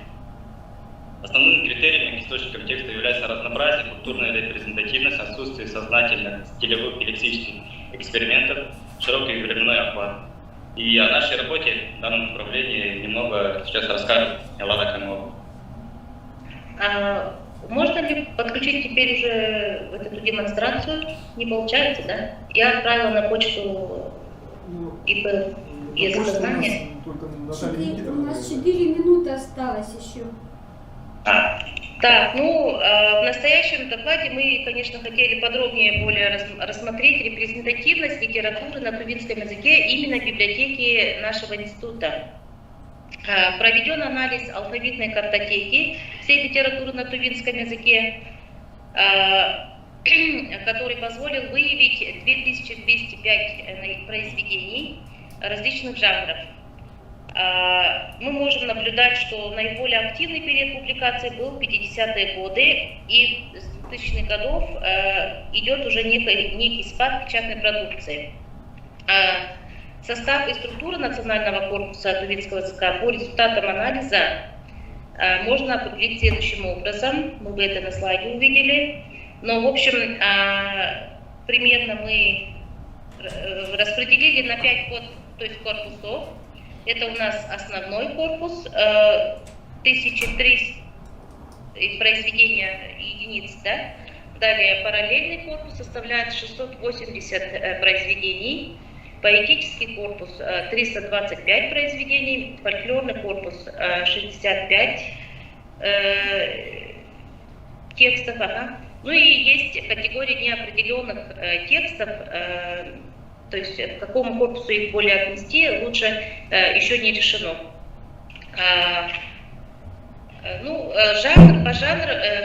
По жанрам более полная коллекция получается художественной прозы, учебной литературы, официальных документов и политико-просветительской литературы также. Также есть методические, научный стиль присутствует, жанр, то есть и газеты, журналы. Из всего массива наибольший интерес, конечно, представляют различные словари. Их насчитывается около 20. Самый первый словарь «Южук түрімі», орфографты словарь «Эге долы эвес оқтымақ тоғыз оқтымақ школаларға керекли». То есть 1943 года самая первая, словарем его назвали, но на самом деле там в новой графике уже кириллицы идет разъяснение, объяснение, в общем, все правила тувинского языка начинаются с этого периода, с этого словаря, вернее. Ну и есть внушительный пласт произведений мировой литературы, перевод, например, произведения Эрнеста Хемингуэя «Как старик и море» 1962 года, «Белый клык» Джека Лондона, «Аказык» 80-го года. 2 минуты, да? 1 минута. Ну и, в общем, и другие произведения, получается. Довольно много литератур составляет официально и политико-просветительского жанра. Буквально об увеличении производства животноводства, например. Доклад на пленуме ЦК КПСС. Таких докладов очень много. Буквально даже в 1 год 2 период, 2 раза, что ли, январь и октябрь. В общем, мы, конечно, встретились с разными жанрами и То есть нам предстоит все это теперь оцифровать, что-то уже имеется. В общем, таким вот образом мы представляем пока что репрезентативность Тувинского национального корпуса. Так, я еще добавлю, помимо этой работы, на начальном этапе основная работа, конечно, состоит в том, чтобы собрать электронные варианты текстов в распознанном, вычитанном виде, создание электронного банка текстов отдельно для каждого раздела корпуса. Сейчас идет оцифровка текстов, ведем переговоры с нашими библиотеками, которые также имеют уже готовые оцифрованные тексты. В план следующего года сотрудников нашего института будет включена также работа по оцифровке текстов в нашей научной библиотеке. Вот сейчас параллельно идет разработка маршрутизатора отдела цифрового развития ТИТИПИ нашего института совместно с техникумом цифровых технологий города Козлова. С нашей стороны мы обеспечиваем теоретическое сопровождение создания маршрутизатора, сделаны парадигмы именных глаголов. В целом мы понимаем, что на создание всего национального корпуса Тувинского языкового города ориентируемся примерно на 10 лет, а основной корпус, мы на это очень надеемся, что появится уже через 3 года, хотя бы в таком предварительном виде, со всеми необходимыми лингвистическими разметками и с удобным поисковым аппаратом, чтобы можно было уже полноценно использовать его для исследований по тувинскому языку. Вот, спасибо за внимание. Спасибо большое. Спасибо за внимание. Докладчикам из Кызыла. Сейчас у нас перерыв на 20 минут. Можно? А еще вопрос? Пожалуйста. У меня такой вопрос. Возможно ли включение каких-то моих материалов из рукописного фонда? В институте же большой рукописный фонд. Да, конечно, мы эту работу наши, то есть работники архива тоже сделают, то есть когда оцифрованы будут, мы туда включим то, что можно включить. То есть нам придется еще больше работы появится, потому что их нужно вычитывать, редактировать, то есть, ну, в любом случае это будем включать. Особенно это касается диалектного корпуса и фольклорного корпуса. То есть у нас основной материал лежит в архиве сейчас по диалектному и фольклорному корпусу. Спасибо большое докладчикам, слушателям. Перерыв на 20 минут. Спасибо. Я знаете, что хотела услышать? Наталья, вы поговорили на это дело, товарищи, по глаголам движения. Есть очень хорошая книга «Антропология движения» Головнева.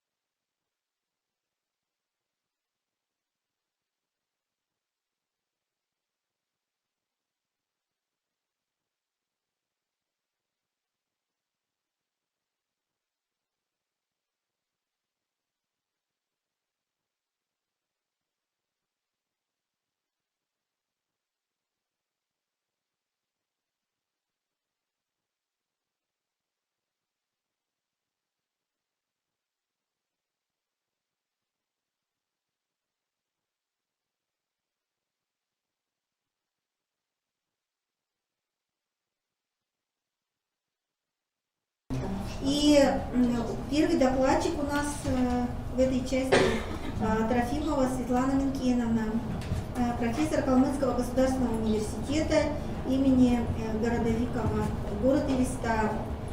Доклад «Скотоводческая лексика в языке тафаларов и бурят» на материале названий домашних животных. Светлана Минкеновна, вы здесь?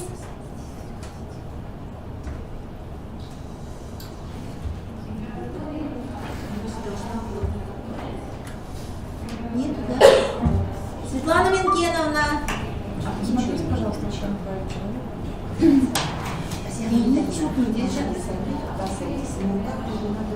Трофимова фамилия. Да, вот.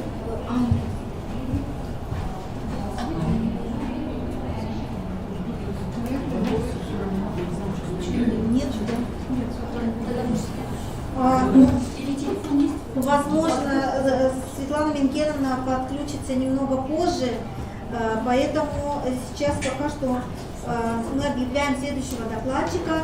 Мазарчук Анна Владимировна, младший научный сотрудник Института лингвистических исследований ИРАН, город Санкт-Петербург. Доклад «Особенности скотоводческой лексики окинских бурят». Да, добрый день, уважаемые коллеги. Тема моего доклада сейчас была объявлена. Сейчас сделаю. В своем докладе мне хотелось бы поделиться материалами, которые были получены в результате исследований, проведенных в рамках рамкового проекта РНФ под названием «Исследование тюркской и монгольской лексики материальной культуры, связанной с традиционным разработкой сравнительно исторические аспекты». Руководитель проекта Светлана Минкеновна Трофимова. Летом этого года, с 29 июля по 14 августа, мы со Светланой Минкеновной и мой Бальджининари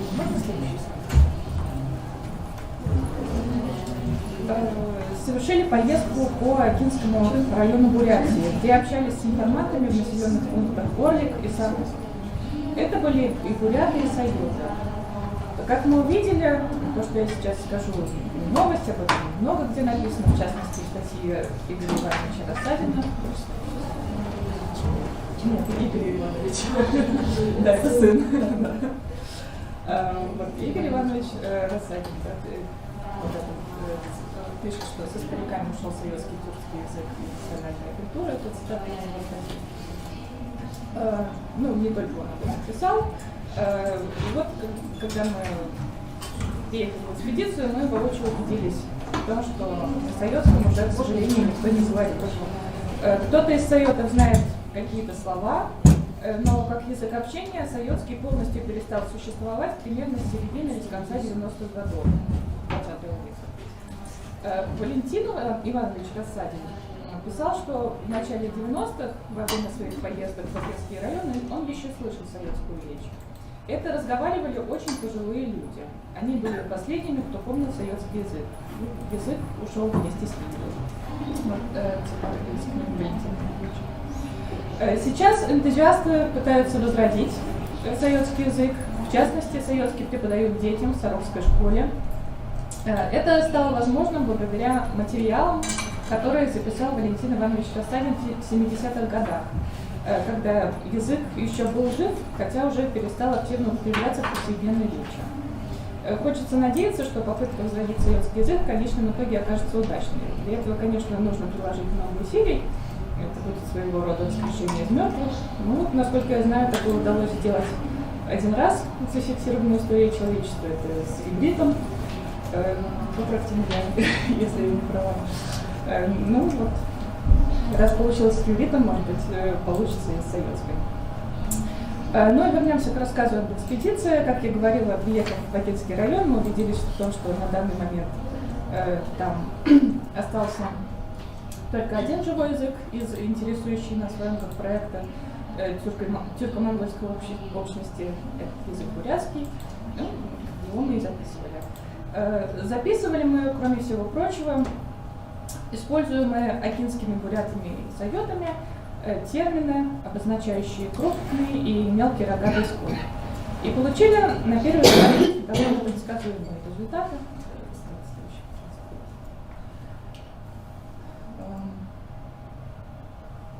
Акинские буряты используют общемонгольские термины, которые, как сказал Валентин Иванович Рассадин, восходят к древнетюркскому языку.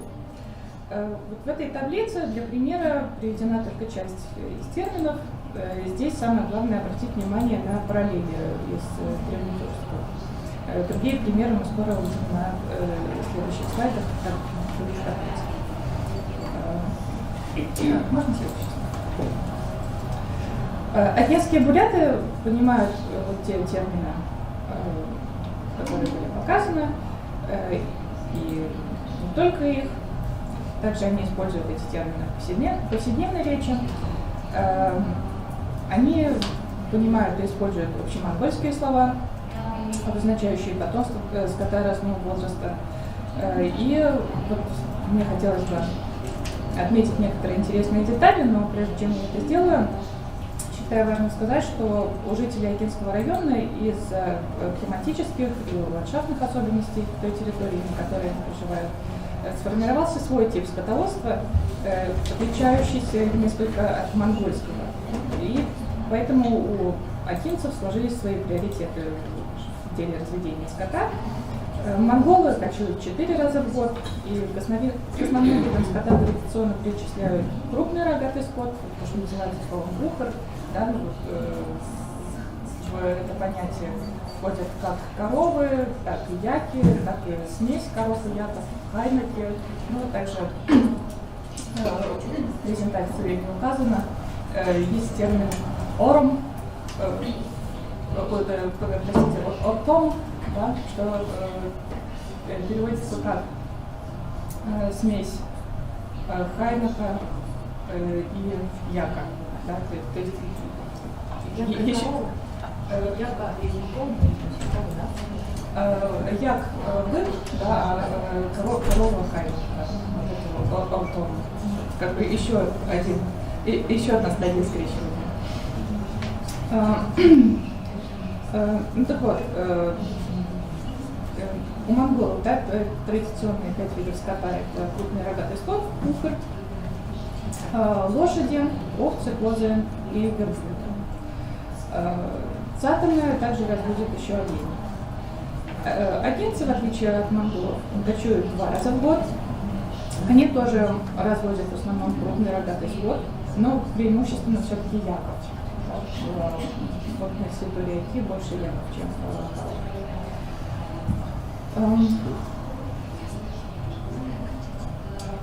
разводят также лошадей, овец. Некоторые сайоты пытаются восстановить оленеводство.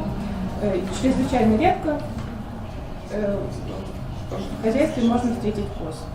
Верблюдов жители Аки не разводят, поэтому терминология, обозначающая разные виды возраста крупного рогатого скота, лошадей и овец, акинцы владеют хорошо.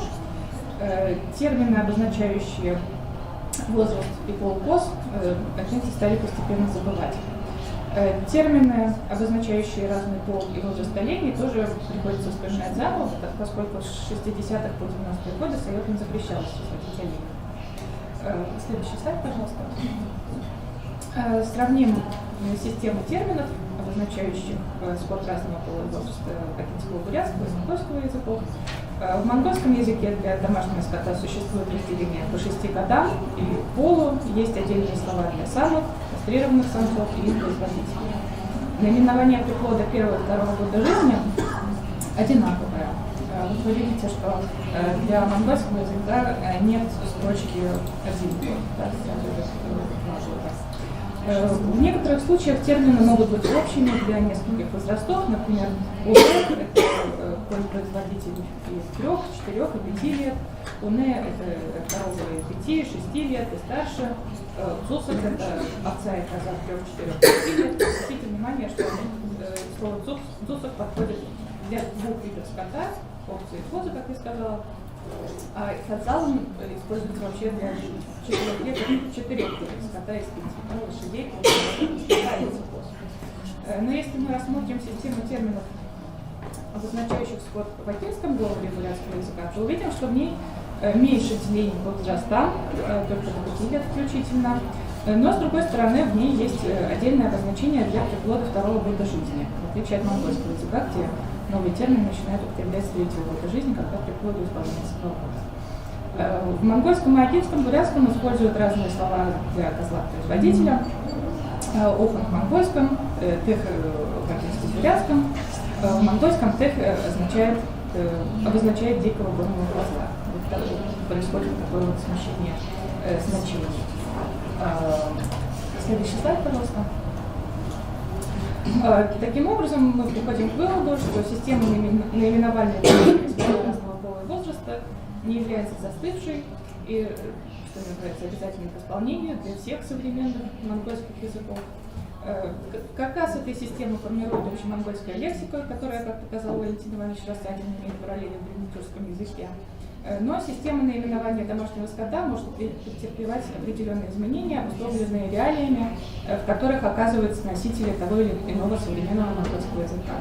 В том числе не стоит забывать о таком явлении, как атриция, то есть утрата родного языка, которая наблюдается, пожалуй, в большинстве языков малых народностей, как в России, так и в мире.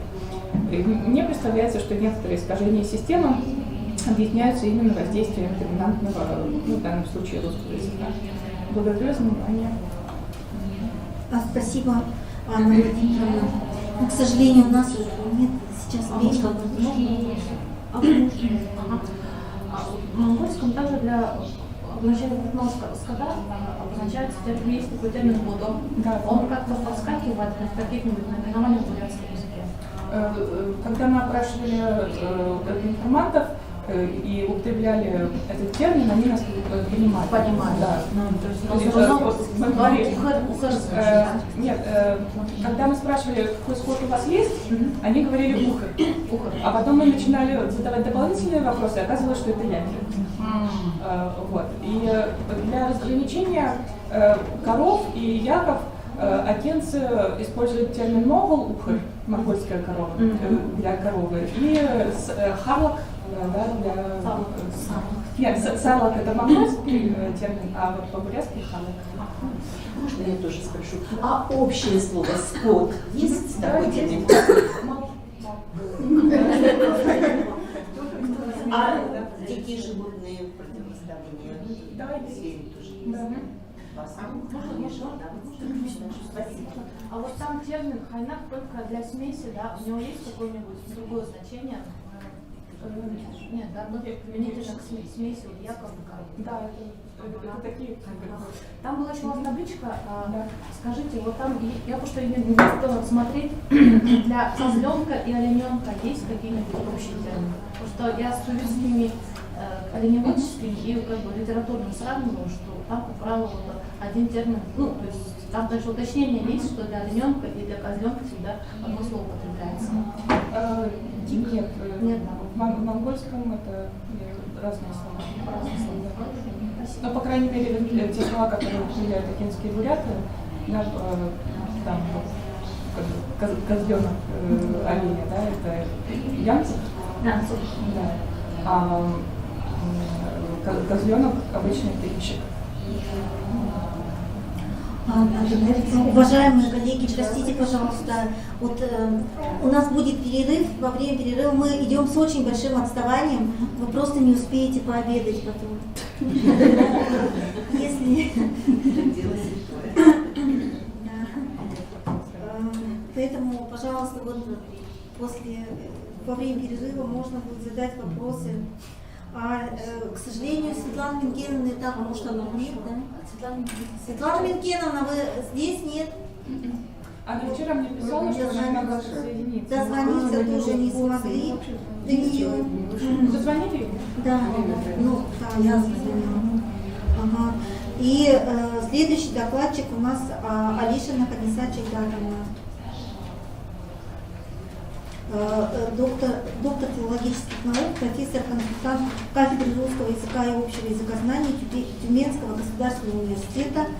Да, и содокладчики Джунгурова Валерия Николаевна, Трофимова Светлана Минкеновна. Да.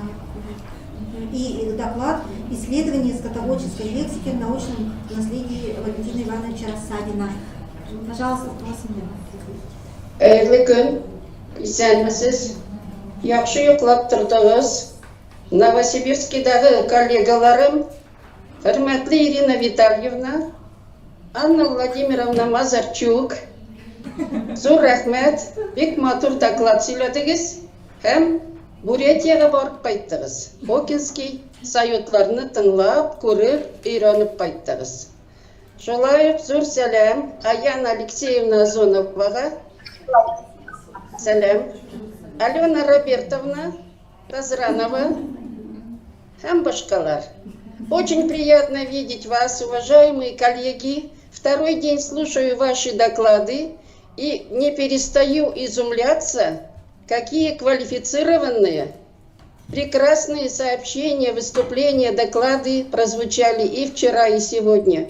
Большая вам благодарность за то, что вы меня пригласили на эту конференцию и дали возможность выступить. Тема моего доклада – исследование скотоводческой терминологии в научном наследии Валентина Ивановича Рассадина. Впервые в вашем институте я побывала в 1989 году, и мы успели пообщаться с Елизаветой Ивановной Убрятовой, великим педагогом нашего Валентина Ивановича Рассадина. Наш доклад является частью большой программы исследования тюркской и монгольской лексики материальной культуры, связанной с традиционным скотоводством в сравнительно-историческом аспекте. Эта программа предусматривает также и моральную задачу увековечения памяти исследователя Валентина Ивановича Рассадина, который начинал свой научный путь, изучал язык тофаларов именно в Новосибирске под руководством Елизаветы Ивановны Убрятовой. В 2019 году к 80-летию ученого была проведена большая работа. Были изданы прекрасные научные книги. Анна Владимировна Дыбо под своей редакцией издала, вы знаете, есть в 2 томах, издала единым томом под ее редакцией очерки по истории сложения тюрко-монгольской языковой общности. Большое ей спасибо. Также был издан картинный словарь советского языка под редакцией Светланы Минкеновны Трофимовой. Кроме того, была проведена большая конференция, и я выражаю огромную благодарность вот за эту работу, посвященную и юбилею ученого, и 30-летию тофаларской письменности, и 20-летию сайотской письменности. Конечно, язык сайотов мы узнали благодаря Валентину Ивановичу. Лично я и тофаларский язык впервые услышала о тофаларском языке, и далее о сайотском языке. Весь мир узнал благодаря Валентину Ивановичу. Язык сайотов хорошо развит, он адекватно отражает тип их традиционной хозяйственной деятельности, оленеводства и промысловую охоту. Картинный словарь сайотского языка содержит более 600 лексических единиц, которые были распределены в тематические группы «Человек», «Хозяйственная деятельность человека», «Флора», «Фауна». Я обратила внимание на такой раздел, как оленеводство. Во-первых, необходимо отметить, что слова даны для детей на 4 языках. На 4 языках. И это было требование самого Валентина Ивановича.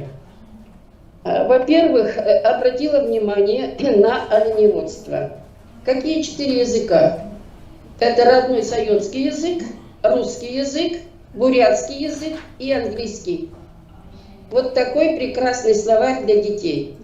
И раздел оленеводства. Отдельные термины: анай, олененок, барба, вьючная сума, и белерши, оленевод, инген, важенка, сыдым, аркан, кош, вьюг, таяк, посох, тыртык, вьючная подпруга, чары, ездовой бык оленя, шумок, коробочка из бересты для доения важенок, Эзенги – стремя, Ангршак – вьючное седло, Эзер – верховое седло, Иби – домашний олень, Ат-Ан – дикий северный олень, Туюк – копыта, Хай – морда оленя, Миис – рога, Кендерме – полка оленя, Кудурук – хвост, Чокдур – подшейный волос и так далее.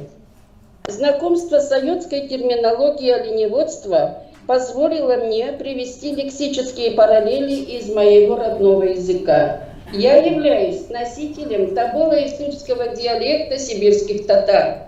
И когда впервые ступила на новосибирскую землю, меня должны были как носителя этого диалекта записать в лаборатории экспериментальных фонетических исследований.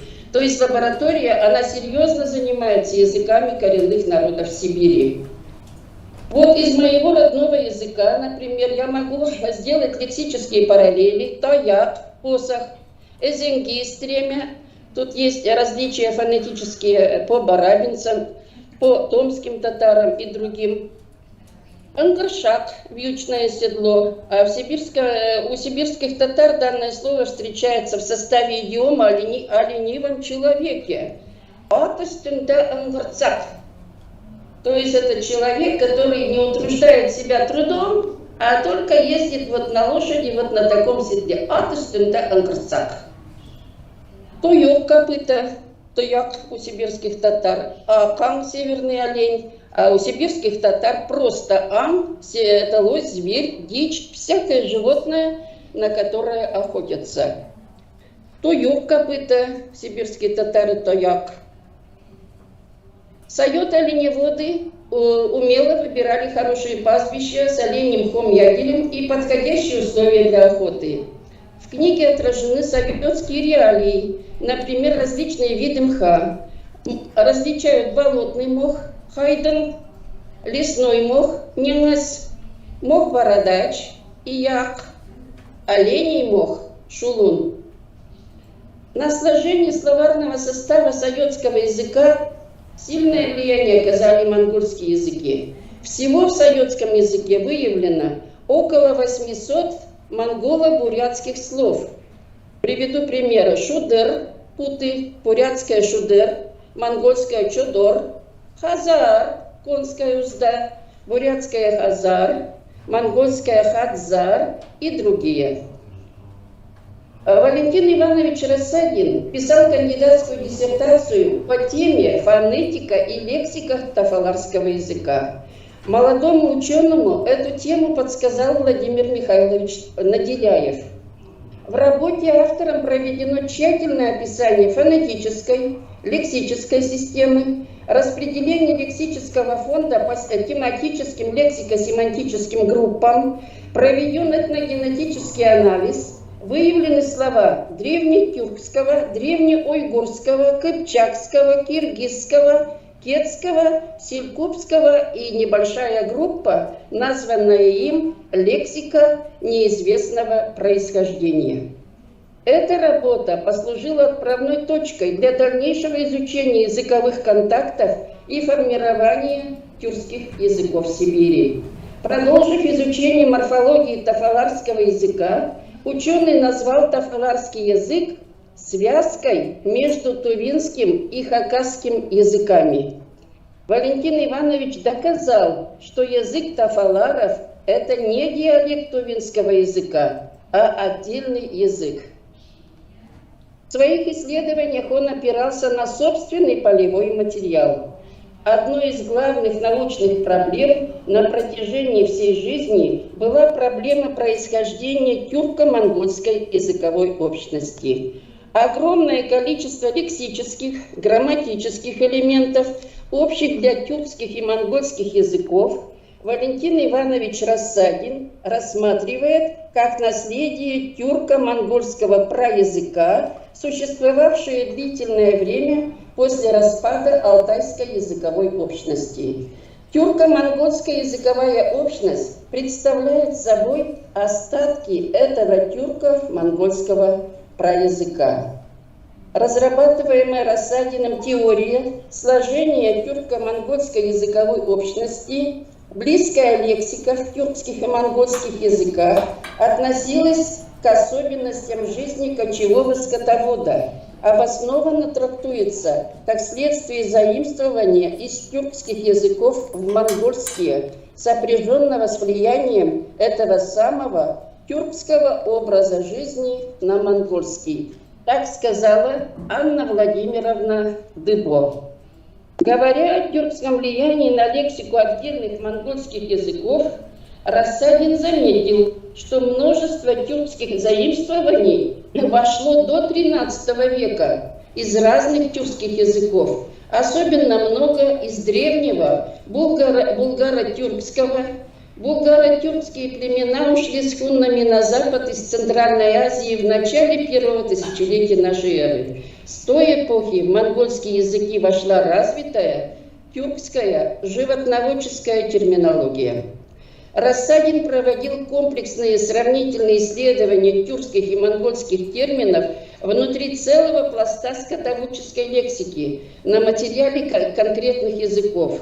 Из монгольских активно привлекался ханха-монгольский, калмыцкий, бурятский и другие, а из тюркских языков – тофаларский, сайотский, казахский, турецко-месхетинский и другие языки.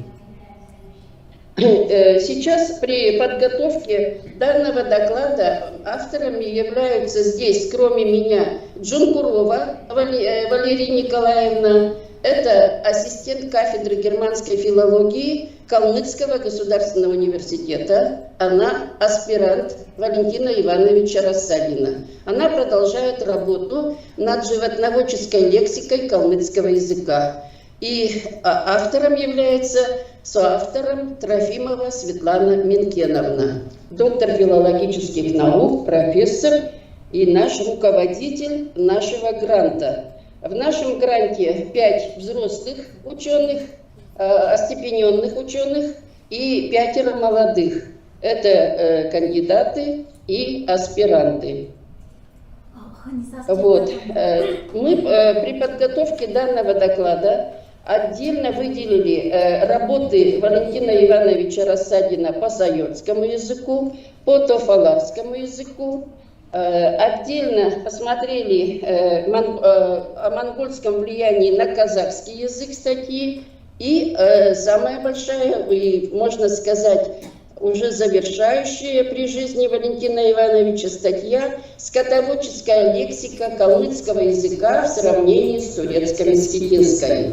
В целях экономии времени я хочу обобщить свой доклад и сказать, что в очерках по истории сложения под редакцией Анны Владимировны Дыбо здесь приведен, если вы внимательно посмотрели, прекрасный словарь. В этой книге имеется прекрасный словарь в конце книги, в которой Валентин Иванович... Извините, пожалуйста, времени просто мало. Я заканчиваю. Словарь тюркских лексических соответствий в монгольских языках по скотоводческой лексике, по тематической лексике скотоводческой я выделила 55 лексем.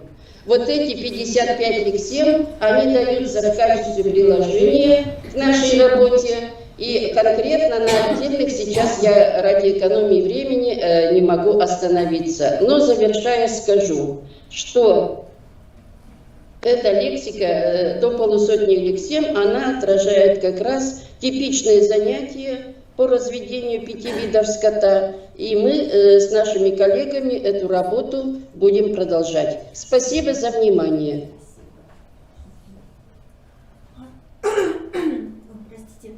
Спасибо большое, Ханиса Чайдатовна. Большое спасибо вам за доклад. К сожалению, вот мы должны были уложиться в 2 дня, поэтому прошу вас, коллеги, поймите, что нам приходится иногда прерывать ваши доклады. Так, и следующий докладчик Лиджиева Джаргал Мингияровна, студент Калмыцкого государственного университета Илисты, города Илиста. И содокладчик Лиджиева Людмила Алексеевна, кандидат филологических наук, доцент кафедры калмыцкого языка, монголистики и алтаистики Калмыцкого государственного университета имени Городовикова, Городовикова, города Листа. Доклад «Лексика, отражающая полувозрастные названия крупного рогатого скота в монгольских языках». Присутствуют докладчики здесь.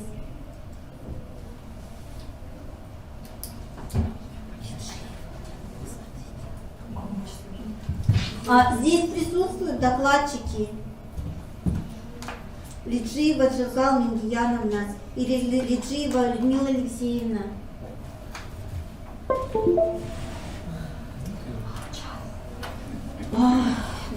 Так, почему что здесь указано?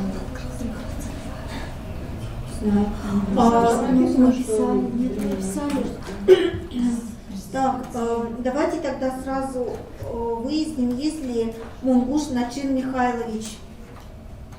Он есть, но был. Есть, да? Ага, хорошо. Сейчас у нас выступает докладчик Тазранова Алена Робертовна, кандидат филологических наук, старший научный сотрудник Института филологии СУРАН, город Новосибирск. Доклад «Некоторые тюрко-монгольские параллели скотоводческой лексики на материале тюркских языков Южной Сибири». Пожалуйста. Спасибо большое. Хорошо. Это не будет, я закончу. Все открылось. Но я продолжу эту тематику и закончу это, потому что наши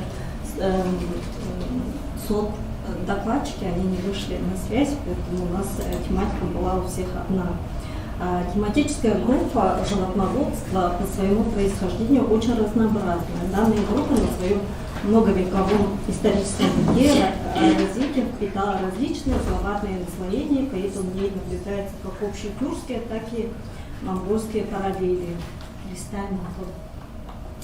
Как в тюркских, так и в монгольских языках для собирательного обозначения скота и используется лексема «мал».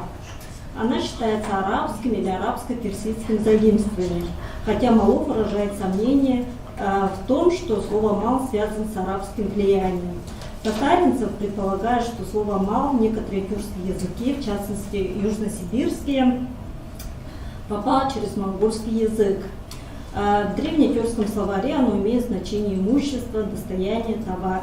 Такое значение отмечено во многих несибирских тюркских языках, например, в чувашском «му» – это имущество, богатство, добро, деньги, приданная невеста. В сибирских тюркских языках в основном фиксируется значение «скот», а значение имущества, богатства данное слово приобретает в собирательном употреблении типа «мал-аш», буквально «скот с зерном». По мнению Мусаева, в давние времена и в настоящее время богатство и имущество ассоциируются у тюркских народов со скотом. Хотя в русском словаре 1941 года у слова «мал» приведено оба значения. Первое – это скот, и второе – это имущество. Тогда как в современном алтайско-русском словаре 18 года имеется только значение «скот» и «лошадь». Значение имущества не зафиксировано. В современном алтайском языке применяется при речевом этикете, например, «мала барха», «мал ашханды», как дети, как скот. Дальше. Употребление «мал» в парном слове «мал-маган» отмечено также в тувинском языке. «Мал-маган» значение «скот», «маган» самостоятельно значения не имеет и функционирует в составе этого парного сочетания. Скорее всего, оно заимствовано из монгольского языка. «Махан» – это мясо. Это по данным Бояр Сайхана. В алтайском литературном языке, в частности в диалекте алтай-кижи, лексема «мал» употребляется в большинстве случаев по отношению к лошади, тогда как в теленгетском диалекте алтайского языка оно имеет более широкое значение. Оно применяется как по отношению к общему слову «скот», «скотина», так и по отношению к крупному и мелкому рогатому скоту. Например, в алтайском языке, Антон, дальше. В Мал сойер герек, надо забить лошадь. Лексема мал обозначает лошадь, а в теленгитском аналогичное предложение понимается как заколоть барана или заколоть козу. 7. В алтайском языке, в отличие от тувинского, крупный и рогатый скот обозначается отдельными словами. Например, тёнмал – это крупный скот, мюстюмал – это рогатый скот. Слово «мал» употребляется и по отношению к экзотическим животным. Например, слон мал синдирумде бургонге. Такое животное, как слон, ты в жизни видел. Но в данном докладе мы хотели бы остановиться еще на нескольких лексемах, которые имеются как в монгольских языках, так и в тюркских. Во всех тюркских и монгольских языках имеется общетюркское слово «бос». Антон, дальше. Еще.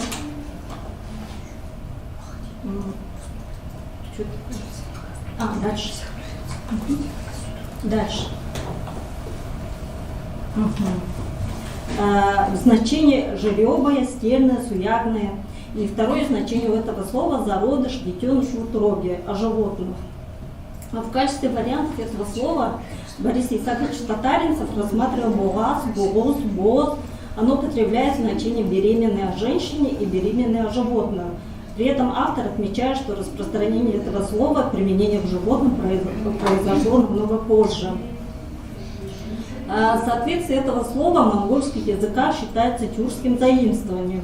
Например, богус, монгольское боз, беременная о животных, или зародыш, плод.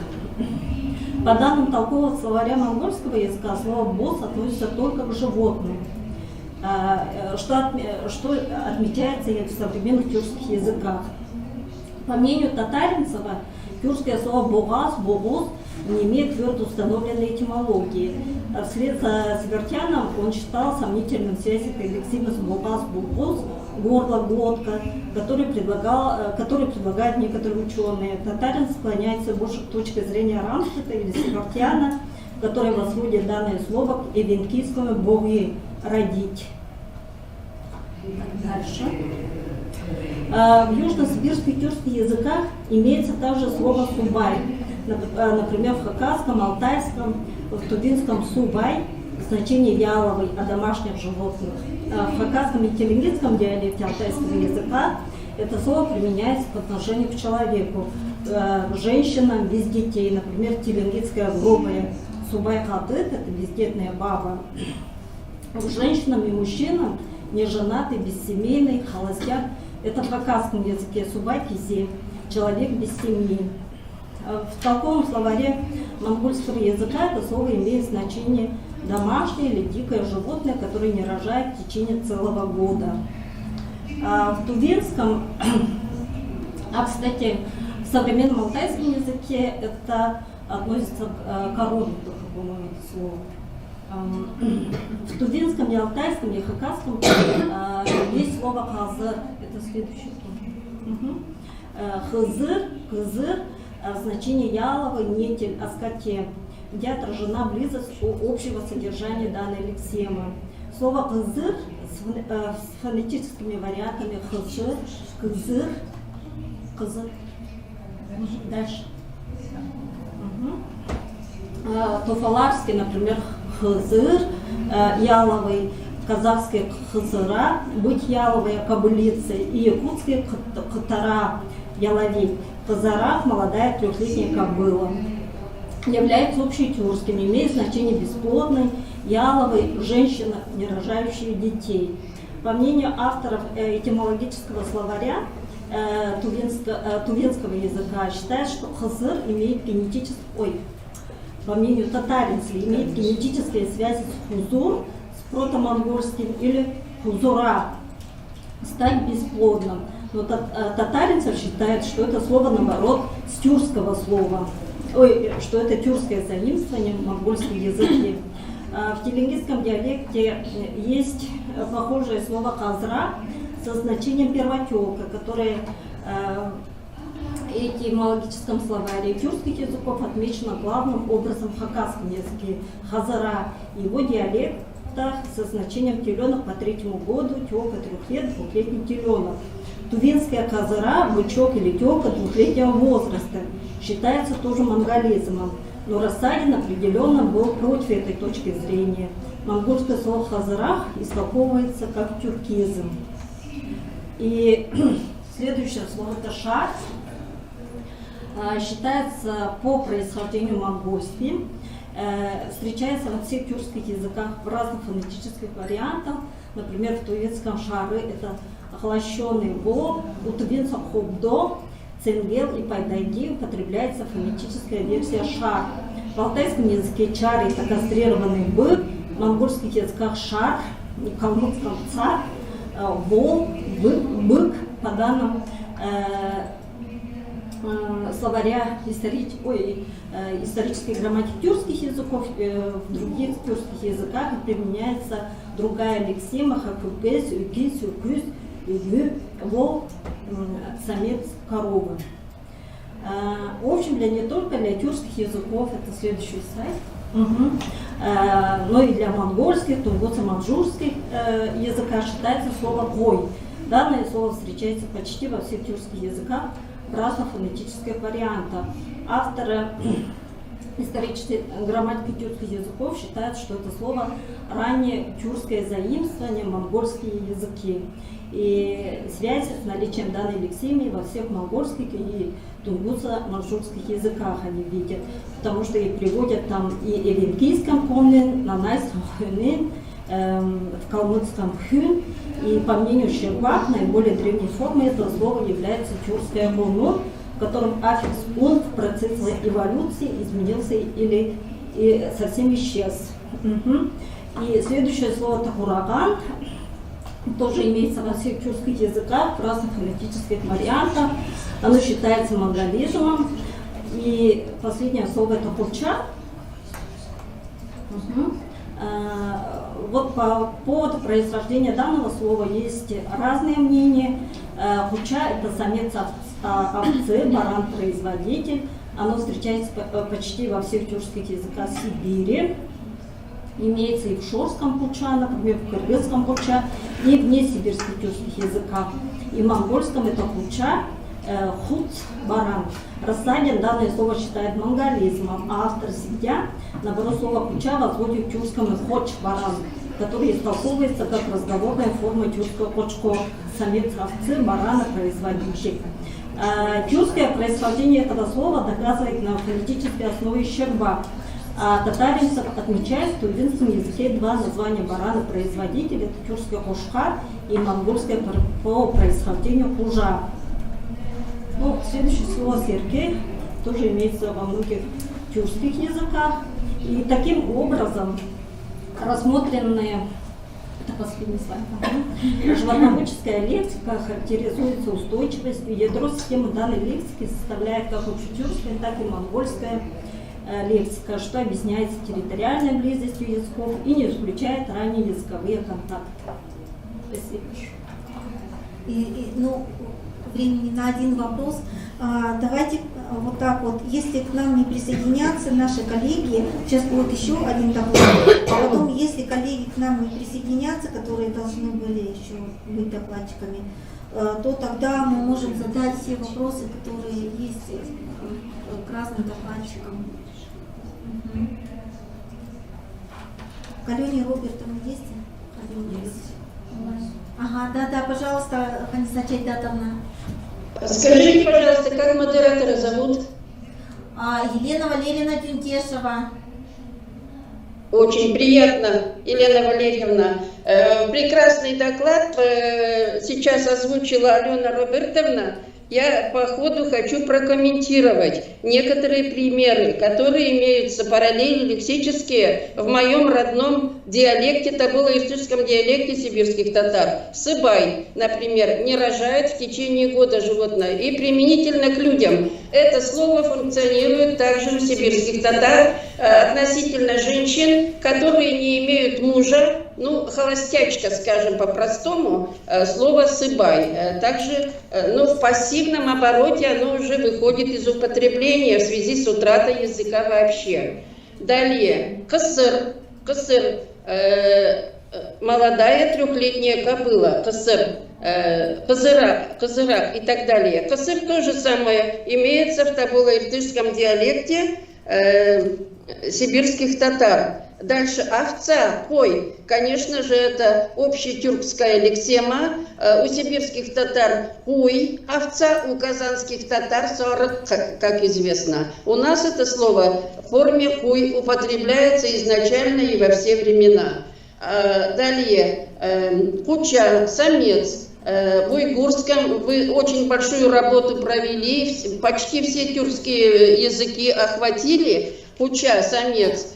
Тут и тувинский, и хакасский, древнеуйгурский, и казахский, каракалпакский, киргизский, алтайский. Молодец, Алена Тазрановна, хороший доклад. Куча, самец у сибирских татар употребляется в форме куцкар. Мой брат маленьким был, говорил не куцкар, а цуцкар. Цуцкар, это же свинья, верно? Цуцкар. А вот у него вот так получалось, он говорил цуцкар даже. Куцкар – это самец овцы. А у казанских татар слово куцкар, оно употребляется совершенно в другой форме, в другом виде. Они говорят такая, самец овцы. Вот такие параллели, очень интересный доклад, и я вам их в письменном виде пришлю обязательно, Алена Робертовна, к вашему докладу. Спасибо за внимание, спасибо за доклад. Можно мне я правильно поняла, что в алтайском языке есть понятие, есть лексема для КРС и МРС, да? А в тувинском сказали.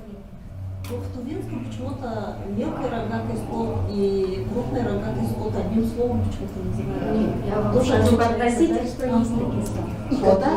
Подамал, это значит крупный рогатый скот, шеймал, это мелкий. Нет, я имею в виду крупный скот просто и рогатый скот просто разные.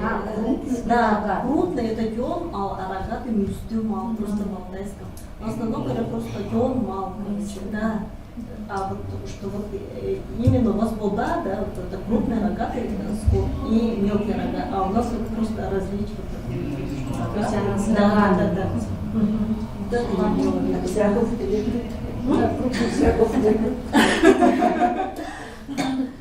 Но дён, а у лошади же тоже не лошади, да, просто дён. Ну просто в экспедиции, просто крупный рогатый скот, ну это русское название, да, что это, и просто говорят, ну вот крупный рогатый скот или просто крупный скот, ну так, конечно, критён мал и мюстю мал говорят, ну а вот мюстю мал так-то не употребляют, в основном критён мал и все, короче, там, Хакасский чон мал охма, большой и мелкий. Еще вот это интересное слово было, ох, у нас тоже мелкий, ну, мелкий скот.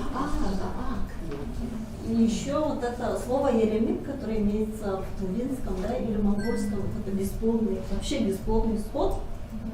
Раньше, короче, но это нигде не отмечено в словарях, просто телингит вот это слово очень активно употребляет, вот это слово еремит, и вот именно у Лаганского района. И это, видимо, заимствовано из Тувинского, потому что там граница же. И когда летом были в экспедиции, вот именно в Усть-Хане люди в возрасте, которые пожилые люди, вот это слово, когда говоришь такое слово, ой, когда я был маленький, вот мои родители так говорят. А молодежь, конечно, вот, и люди среднего поколения это слово не знают. Следующий докладчик Мунгуш Начин Михайлович, главный специалист сектора словарей Тувинского института гуманитарных и прикладных социально-экономических исследований при правительстве Республики Тыва, город Кызыл. Доклад «Своеобразие эвфемизмов в тувинском языке». Пожалуйста, Начин Михайлович. Ой, мы вас не слышим. У вас звук, наверное, выключен. Сейчас слышно? Да, сейчас слышно. Добрый день, уважаемые участники конференции. Разрешите представить вашему вниманию доклад «Своеобразие эвфемизма в тувинском языке». Мне нужно сейчас показать свой экран. Дайте, пожалуйста, возможность продемонстрировать свой экран. Тут такой кнопки не вижу на экране. У вас должна быть кнопка «Поделиться» рядом с кнопкой «Выйти». Слева от кнопки «Выйти». Тут у меня, раньше было, сейчас нету, не вижу.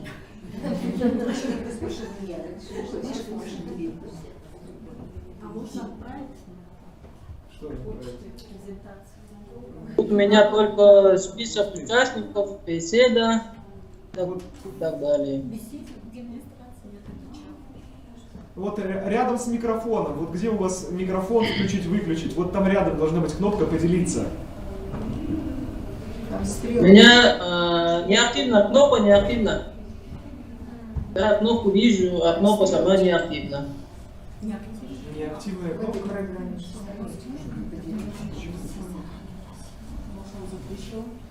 Разрешали же, ну. Еще раз. Мне Тимофей говорил рядом с микрофоном стрелочку вверх, на нее нажимать. Ну вот не нажать, Да. не нажимай, не Да, кричать. эту кнопку я вижу. Кнопка не высвечивается. Неактивная, да? Видно? Да. Сейчас я его спрошу. Может, начну без презентации?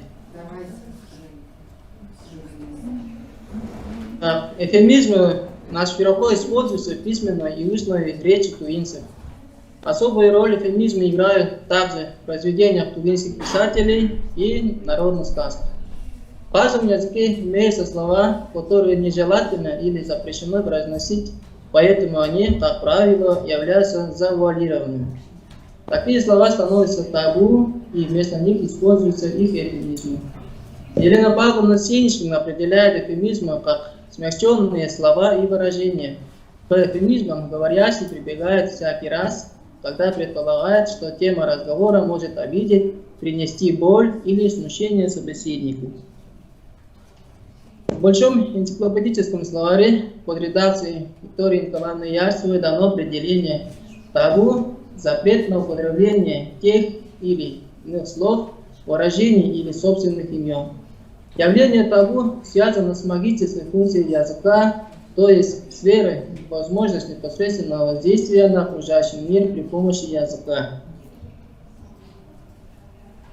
Табу не специфическое языковое явление. Бывает табу на те или иные акты поведения, контакта с определенными людьми, употребление какой-либо пищи, питья, употребление некоторых предметов и материалов. Особенно распространено табу на имя человека, который воспрещается сообщать посторонним, а иногда вообще называть вслух.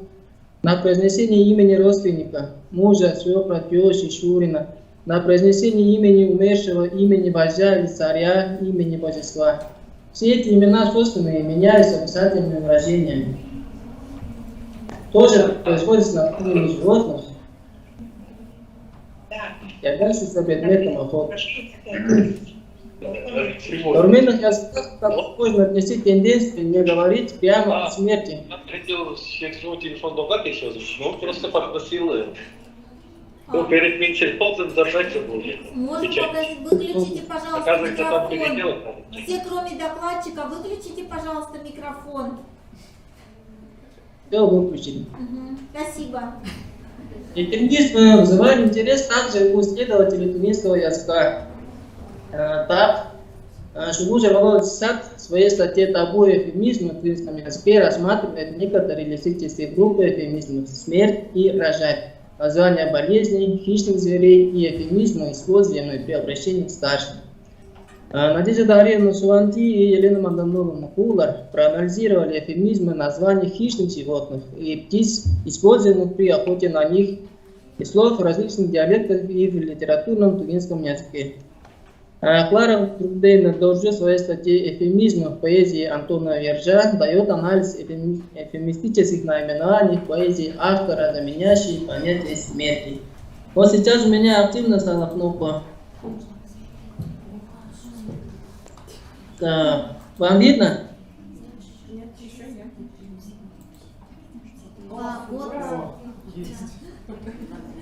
Вот только что стала активная кнопка.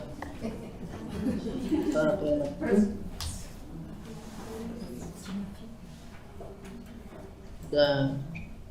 Произведения тунисских писателей и язык тунисских народных сказок богаты отличаются красотой, ясностью изложения.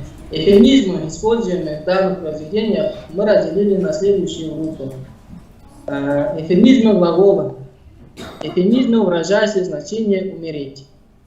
Эфемизмы, обозначающие смерть взрослого человека с общим значением «умереть». Атаныр, в буквальном переводе, садится верхом на лошадь. Адының бажы хояр, голова его коня от испуга отклонилась. Козылдустар, поехать за красной солью.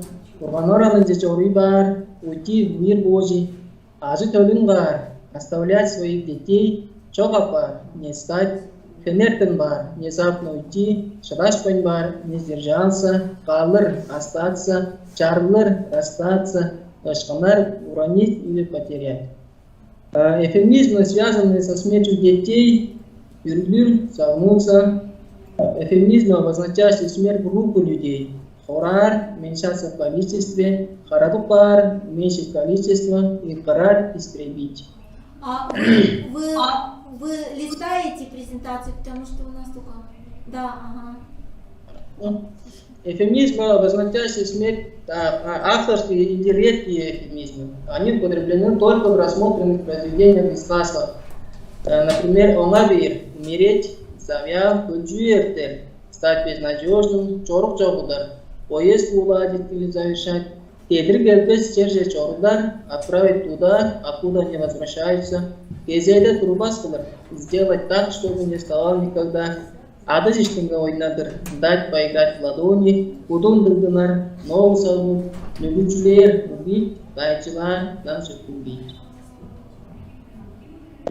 Эфемизмы, имеющие значение убить человека, лишить жизни.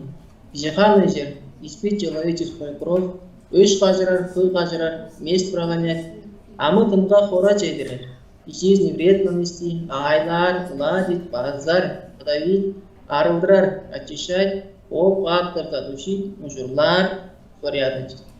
Эфемизмы связаны с погребением, похоронами человека.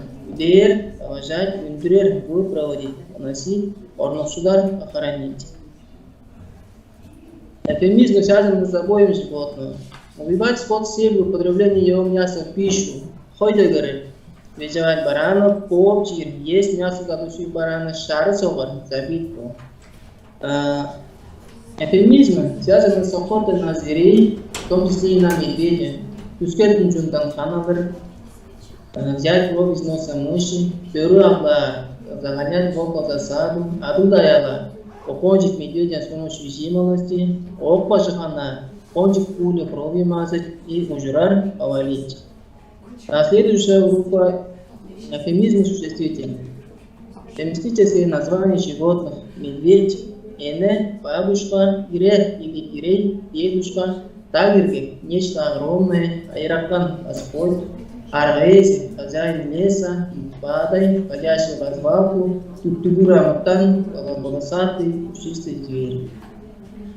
Волк, покай, страшный, покабаклар, страшные братья, тангыры, собака тайги, аратан, хищник.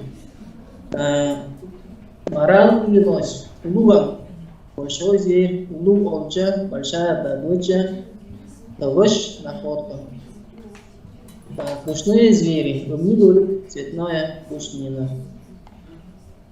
Тувинский язык очень своеобразен в эфемизации табуированных слов. Причина эфемизации связана с укладом жизни, хозяйствованием, верованием и обычаями тунисов. В давних времен главными врагами путевников были медведь и волк, поэтому названия этих животных старались не произносить, считая, что они могут услышать и напасть на них. Кроме того, медведь у тувинцев является животным священным, его почитали и поклонялись. Эти представления о удовлетворенности природы и окружающего мира накладывались на повседневную жизнь, хозяйственные занятия, занятия охотой и скотоводством. У меня все. Спасибо за внимание. Спасибо большое, Начир Михайлович. Если у кого-то вопросы, задавайте. Да, Ханиса Чайдатовна, пожалуйста. Да, спасибо. Очень коротко. Во-первых, меня интересует Начин Михайлович Монгуш, ваша фамилия. Недавно я писала рецензию для журнала «Золотоордынское обозрение» о Кыпчаках, и там приводится имя Монгуш. Как известно, Монгуш – это ласкательная уменьшительная форма тувинского монгольского имени с обозначением татарин. Это первый вопрос. Второй вопрос. Да, Монгуш. А второй вопрос. Эвфемизмы в тувинском языке – чрезвычайно интересная тема. Кто является научным руководителем? У меня второй вопрос. И третье. Пожалуйста, когда будете защищаться, отправьте мне в Тюмень ваш автореферат, я напишу вам отзыв на вашу работу. Вот вы приводите по глаголам такое выражение, когда говорите о смерти человека, «ат-таныр» – садиться на лошадь. Почему об умершем человеке говорят, что он садится на лошадь? Связано ли это с погребением, с применением коня, лошади? Вот такой вопрос. Очень интересный доклад, спасибо вам. Спасибо за вопросы. То, что касается моей фамилии Монгуш, я не разбирался. По второму вопросу, у меня научный руководитель, доктор филологических наук, Ожа Пайдав Тяжоровна. По поводу отправления автореферата, да, спасибо, понял. Четвертый вопрос, Атаныр. Ну, это... Ну, такой вариант тоже может быть, да? Ну, допускается. Раньше тело человека садили на лошадь, отправляли на место. И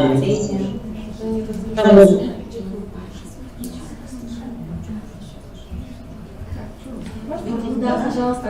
Скажите, пожалуйста, а в турецком языке есть какой-нибудь эвфемизм для змеи? Змея как-нибудь называется? Змея. Змеи, да, есть. У нас есть эвфемизмы. В турецком языке змея – это чалан. А эвфемизмы есть узун гурт, это длинная змея, длинная. И чабуран. Есть, да.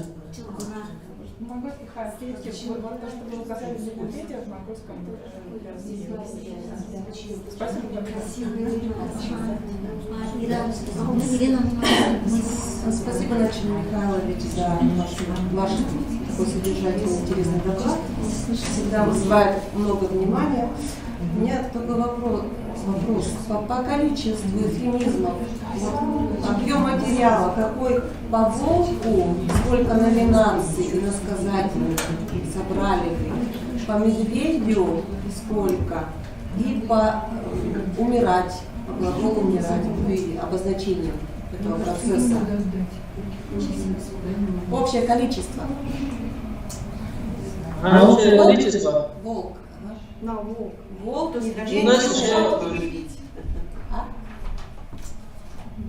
нас еще до конца не собраны материалы у нас. Все еще собирались, думаю, все еще. Например, для Хакасского я нашла 16 обозначений волка иносказательных. Медведя поменьше, где-то 12. Ну вот у вас степь, у вас волки, а у алтайцев, тувинцев, горы там медведи. Поумирать, это уже 80 пока что. Ну там еще больше, я думаю. Спасибо. У нас 2 сказали. Синий, дядь.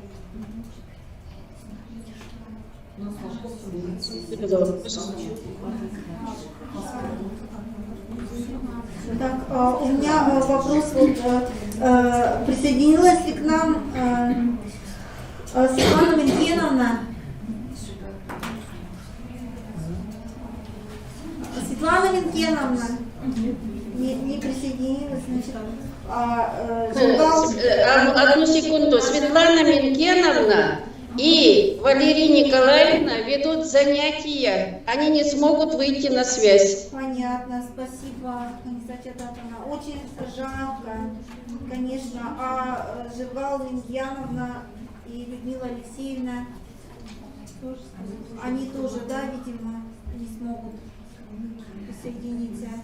Ириста нам не присоединяется? Ну что ж, тогда у нас есть немного времени, чтобы задать все интересующие вопросы любому докладчику. Потому что, раз не присоединились докладчики, значит, у нас есть возможность задать вопросы сейчас. Людмила Алексеевна, у вас был вопрос же? Нет, все. Я по поводу... Ханиса Чайдатовна, по поводу глагола «атан» хотели сказать, что глагол «атан» означает отправляться в путь верхом. И в современных тюркских языках, конечно, это просто «атана», собираться в путь, да, просто семантическое вот это значение расширилось, и просто во многих языках, и в алтайском, и в тувинском «атана берер» говорят, что уехал — это умереть, как эвфемизм, да, уехать на лошади в тувинском и в алтайском, «атана берген» или «эна дазмандерина атана берген», уехал в мир прародителей. Вот это во многих тюркских языках. Просто первоначальное значение у этого глагола именно садиться на лошадь, а потом оно просто расширилось и стало отправляться в путь. Да. И вот это эвфемизм, что раньше-то только отправлялись же, в основном на лошадях ездили же, поэтому вот это и осталось до сих пор. Да. Мы же скотоводы, поэтому я интересуюсь. Нет, мин тоже, но хорошо. Что основа, Да, я хотела и по вчерашнему дню, и по сегодняшнему выразить свое мнение. Сегодня мне очень понравился доклад Мазарчук Анны Владимировны в том плане, что прекрасная таблица. Вот молодые исследователи, они применяют новые методы. Вчера о новых методах говорила Невская Ирина Анатольевна, о том, что они фотоаппарат, вот современную технику используют. А вот Анна Владимировна, она прекрасную таблицу сделала, даже вот издали я сижу, смотрю, зеленым фломастером выделила, и сразу видно вот это вот схождение лексическое и в монгольских языках, и в тюркских языках, оно наглядно видно. Прекрасный доклад и прекрасная работа, но более того, это настоящий героизм съездить в экспедицию с июля по август, там почти целый месяц изучать скотоводческую лексику. Огромная благодарность Анне Владимировне. Потом сегодняшние доклады очень интересны. Я, наверное, поздно подключилась. Был доклад до обеда, до перерыва по тувинскому языку Эллада и молодой человек по тувинскому. Сейчас по тувинскому языку прекрасный доклад аспиранта. Ну, а вчера я была рада услышать по хантыйскому языку. Я несколько фотографий сделала с экрана по хантыйским 6 диалектам. Это же наша территория Тюменской области. Ханты живут в Тюменской области. Так называемая уже матрешка. Юг Тюменской области, Ханты-Мансийский автономный округ, Ямало-Ненецкий автономный округ. Мы живем в одном субъекте. У меня все буквари по хантыйскому языку имеются. Я коллекционирую буквари, потому что я работала в институте усовершенствования учителей и сама чуть не стала автором букваря для сибирских татар. Вот. Курсы проходила по букварям. У меня буквари хантыйского языка имеются. Но мне непонятно, там вот в таблице у Кашкаревой, как зовут, я забыла. Да, я слушаю. Елена Борисовна. Вот. Да я с ней лично знакома, я же с 89-го года знаю. Я здесь, я слушаю ваш вопрос. А, это вы, да? Я же вас не узнала. Так вы же совсем другая. Вы были совсем другая. Ой, так вот ваш прекрасный вчера материал, да, по хантыйскому. Я же берегу вашу визитку. Помните, вы мне дарили визитку кандидат филологических наук? Вы меня слышите? Да, я слышу. Потом, я же горжусь тем, что вы автор тотального диктанта по русскому языку. Я вами горжусь. У нас же Тюменский университет тоже стал проводить тотальный диктант по русскому. Мы активно проводим. И я всем говорю, вот это наша Кашкарева из Новосибирска. Это же герой труда. Вот. Ну, прекрасно. Ну, вот эти хантыйские 6 диалектов вы пишете со знаком вопроса языков. Или это диалекты, или языки? Вот что. На сайте Института языкознания сейчас разделили. Западные назвали хантыйский язык, а восточные назвали кантыкский язык. То есть они уже сейчас для восточных и западных диалектов употребляют термины «разные языки». Но мне кажется, что сургутский – это отдельный, восточные кантыкские языки объединили 3 диалекта – сургутский, ваховский и васюганский. Но мне кажется, что сургутский – это точно отдельный язык, а ваховский и васюганский, может быть, и можно объединять между собой. Но я бы еще и сургутский бы назвала отдельным языком, потому что уж очень большие различия.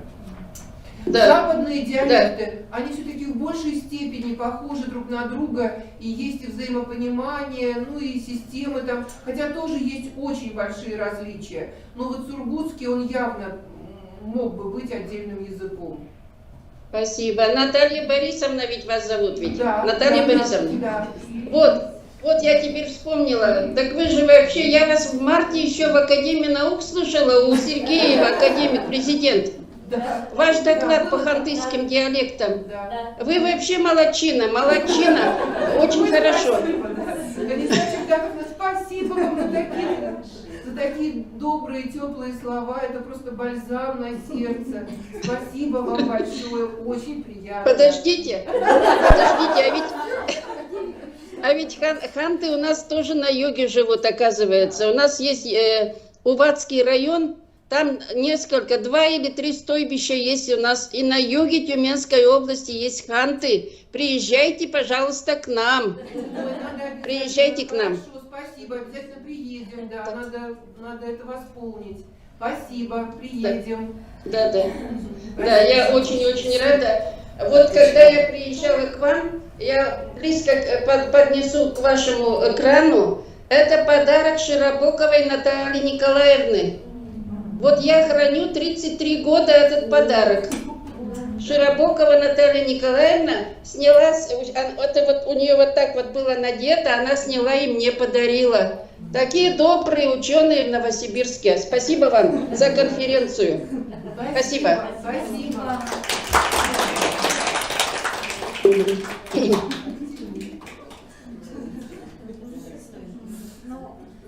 Так, теперь у нас, если у кого-то есть еще один-два вопроса. Тогда сейчас у нас перерыв на обед до 2 часов. И всех ждем в 2 часа на продолжение заседания. Да.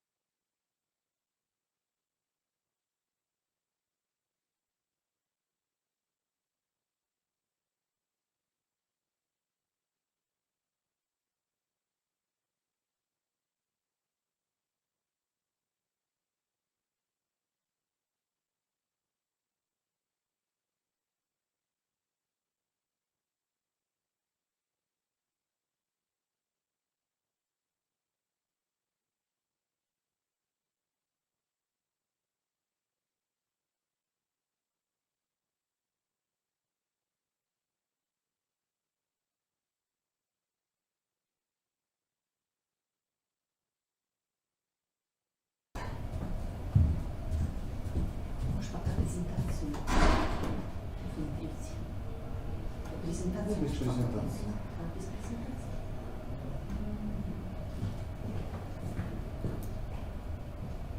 Или они на другую секцию пошли.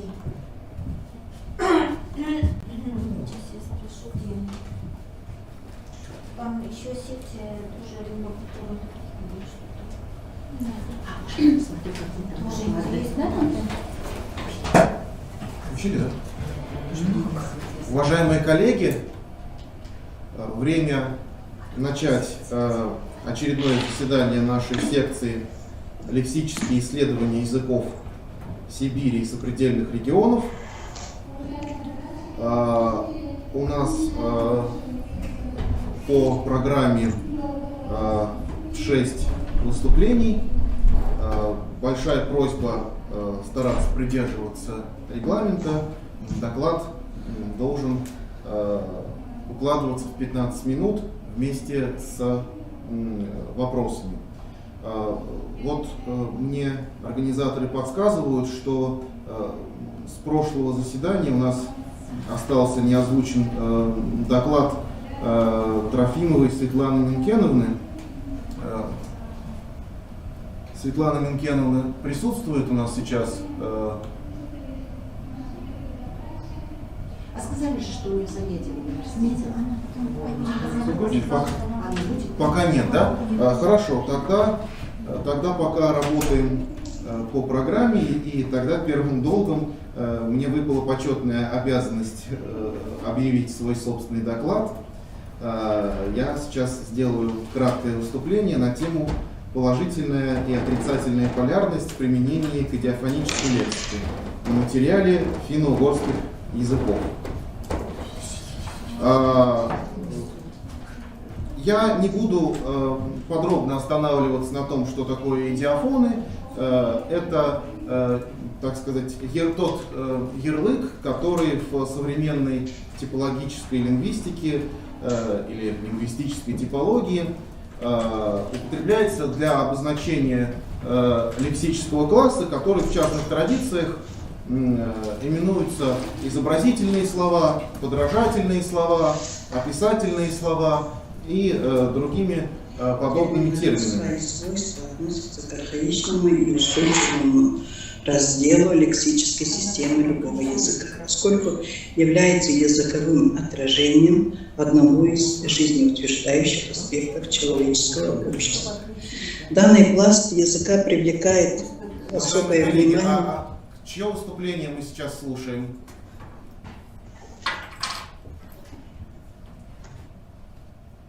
Кто говорит? Все, они догадались и включились. Ага, это просто кто-то включил микрофон. Да, тогда я продолжаю.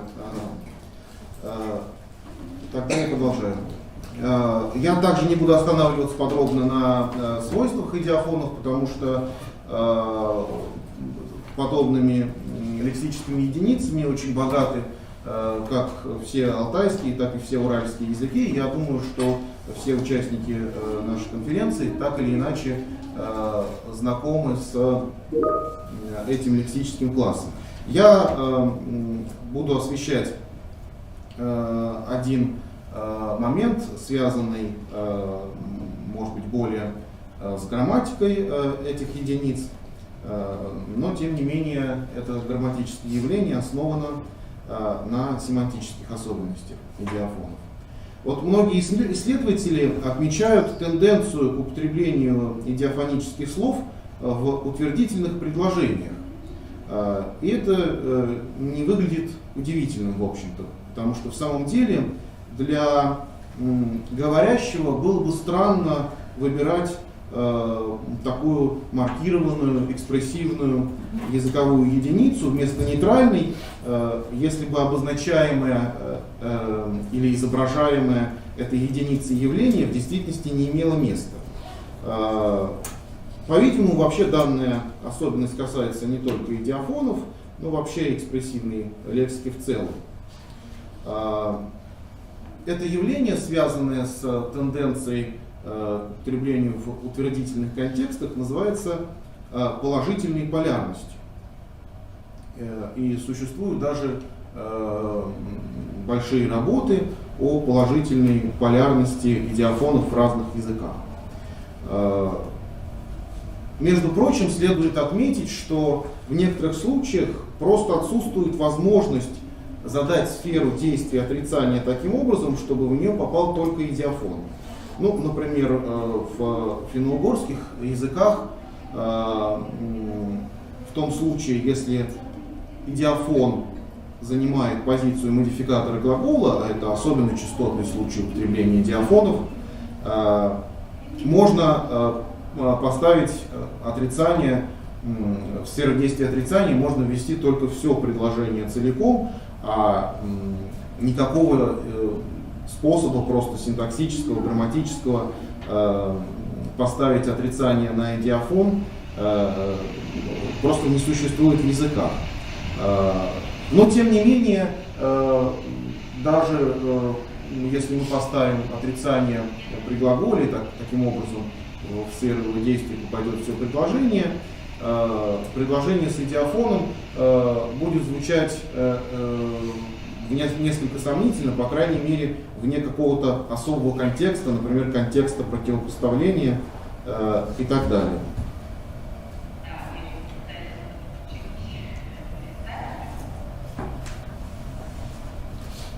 Интересно при этом, что для некоторых единиц идиофонической лексики отмечается также противоположное явление – отрицательная полярность, то есть тенденция, наоборот, употребляться вместе с отрицанием.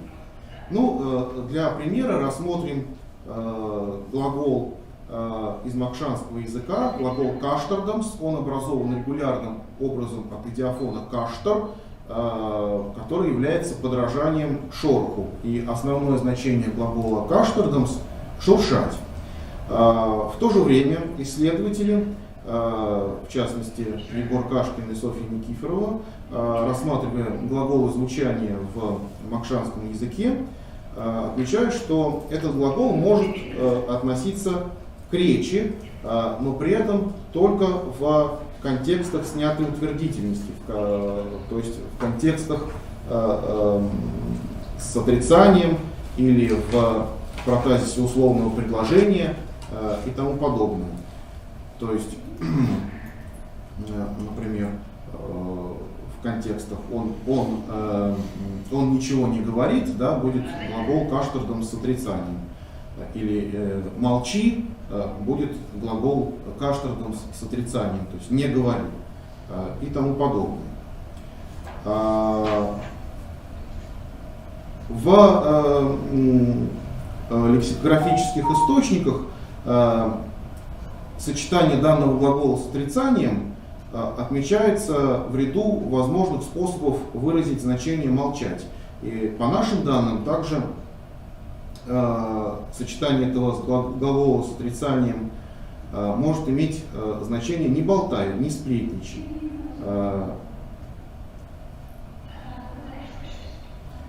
И также по нашим данным, по результатам полевых исследований, у глагола «каштардамс» обнаруживается значение «болтать», «сплетничать», и в этом значении глагол вполне может быть употреблен в утвердительных предложениях, в вопросительных предложениях, совершенно не требует отрицательного контекста. Таким образом, в данном случае можно сказать, что возможная отрицательная полярность этого глагола является сомнительной, является результатом неправильной интерпретации некоторых примеров, а именно смешение двух разных употреблений выражения «авкаштардамс», то есть «каштардамс» с отрицанием значения «молчать», и употребление глагола «каштардамс» в значении «болтать», «сплетничать». И в значении «болтать», «сплетничать» глагол «каштардамс», как и прочие экспрессивные единицы, в частности диафонические, тяготеет скорее к положительной полярности. Таким образом, можно сделать вывод, что положительная, равно как и отрицательная полярность, по всей видимости, не является каким-то специфическим свойством идиофонической лексики, вопреки тому, что об этом пишут в исследованиях. И некоторыми исследованиями это свойство переоценивается. В целом же тенденция к поляризации, причем как положительной, так и отрицательной, является вполне естественной для экспрессивной лексики в целом. Вот. На этом разрешите закончить мое краткое выступление. Если кого-то эта тема заинтересовала и кому-то было бы интересно более подробно узнать о тех моментах, о которых я сказал, то могу отослать к своей недавно защищенной диссертации. Там эти вопросы освещаются несколько подробнее. Спасибо. Если есть ко мне вопросы, я буду рад на них ответить. Да, пожалуйста. Для языков характерно все-таки отрицательная полярность или положительная? Как вы соотношение? Ну, вообще более характерно, конечно, для идиофонической лексики характерна положительная полярность. Да, то есть употребление в утвердительных контекстах, ну, потому что это вообще характерно для экспрессивной лексики в любом языке. Если взять в русском языке любое там какое-нибудь экспрессивное прилагательное, ну, например, худющий, да, вот экспрессивное прилагательное, зачем мы будем употреблять его в отрицательном контексте? То есть если это явление не имеет места, то как же оно может вызывать эмоцию у человека, и зачем тогда выбирать экспрессивные слова? То есть можно сказать: ой, какая там девушка худющая. А если девушка не худющая, ну зачем об этом таким образом выражать? То есть это возможно в каком-то специфическом контексте, ну, например, в контексте противопоставления. Поэтому... Или обман ожидания. Я тебя в подвал закрыла, ты вышла не совсем худющая. Ну да. В каком-то очень специфическом контексте. Вне контекста такие предложения звучат неестественно. Есть ли еще вопросы, уважаемые коллеги? Так, если нет вопросов, то можем перейти к следующему докладу по программе. Бардаханова Замира Даржиевна, кандидат филологических наук, доцент Забайкальского государственного университета. Функционально-семантические особенности бурятских имен собственных монгольского происхождения. Пожалуйста. Присутствует у нас Замира Даржиевна среди онлайн-участников? Нет? Не присутствует? Так, ну хорошо, тогда тоже, может быть, позже подключится. Тогда переходим к следующему докладу по программе. Саналова Байру Борисовна, кандидат филологических наук, старший научный сотрудник научно-исследовательского института алтаистики, Горно-Алтайск, о выполнении проекта топонимики Республики Алтай. Байру Борисовна присутствует? Нет, вчера она мелькала на экране. Сегодня уже не мелькает. Так, тоже не присутствует.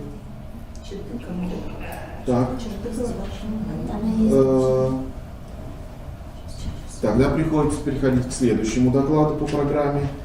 Следующим докладом у нас заявлено выступление Елены Владимировны Меркель, доктора филологических наук, профессора технического института Северо-Восточного федерального университета. Особенности структуры и эвенкийских, и якутских топонимов. Елена Владимировна у нас присутствует в зале онлайн. Ну, что-то у нас секция совсем получается лаконичная. Так. Тоже Елена Владимировна тоже, я так понимаю, не подключилась. А у нас все открыто, да? Все могут подключаться открыто, с этим нет проблем. Так. Ну, может быть, какую-то перекличку провести?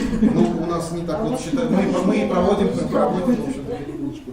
Так, я надеюсь, что Мария Дмитриевна Чердыкова присутствует, да, у нас и слышит нас Мария Дмитриевна. Здравствуйте. Приветствуем. Здравствуйте. Мария Дмитриевна Здравствуйте, Чердыкова. уважаемые коллеги. К вопросу о терминах распад в казахском языке. Пожалуйста. Хорошо. Да. Вполне.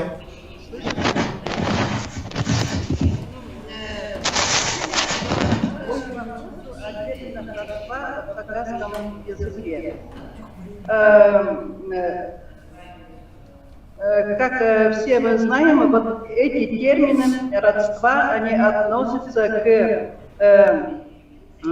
основному фонду, славянского языка. Не только лингвистов, но и этнографов, философов, специалистов. И с лингвистической точки зрения исследуются словообразовательные формы выражения, семантика, поведение данных терминов, а также их использование в качестве обращений, что позволяет выявить содержательную сторону концепта родства, в том числе его когнитивно-структурно-семантические особенности. И на эту тему написано много работ, как в русских языках, так и в монгольских языках, так и в сопоставительном аспекте. Здесь можно назвать фамилии Бурыкин, Рассадин, Федорова, Калистратова, Гаджиева и другие. Активность и пассивность использования терминов родства носителями того или иного языка указывает на степень сохранившихся их родственных взаимоотношений в традиционной культуре. В хакасском языке данная тема в свое время Артем Самуилович Костасов, и вроде бы больше вот у нас еще вот эта тема пока еще остается неисследованной. В своем докладе я коснусь основных базовых терминов, которые используются в хакасском языке. Как известно, это термины родства. Ну, сюда вот обычно в своих исследованиях относят и термины свойства, родства и свойства. Но мы будем говорить только пока о терминах родства. Они используются в двух целях. Во-первых, для непосредственного обращения к кому-либо. Нужно отметить здесь, что в хакасском языке при обращении к кому-либо к этим терминам прибавляется аффикс второго лица. Например,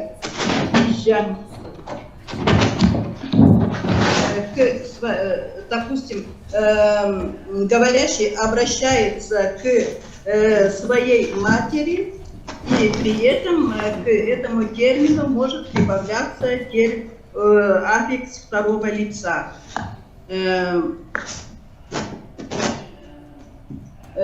Также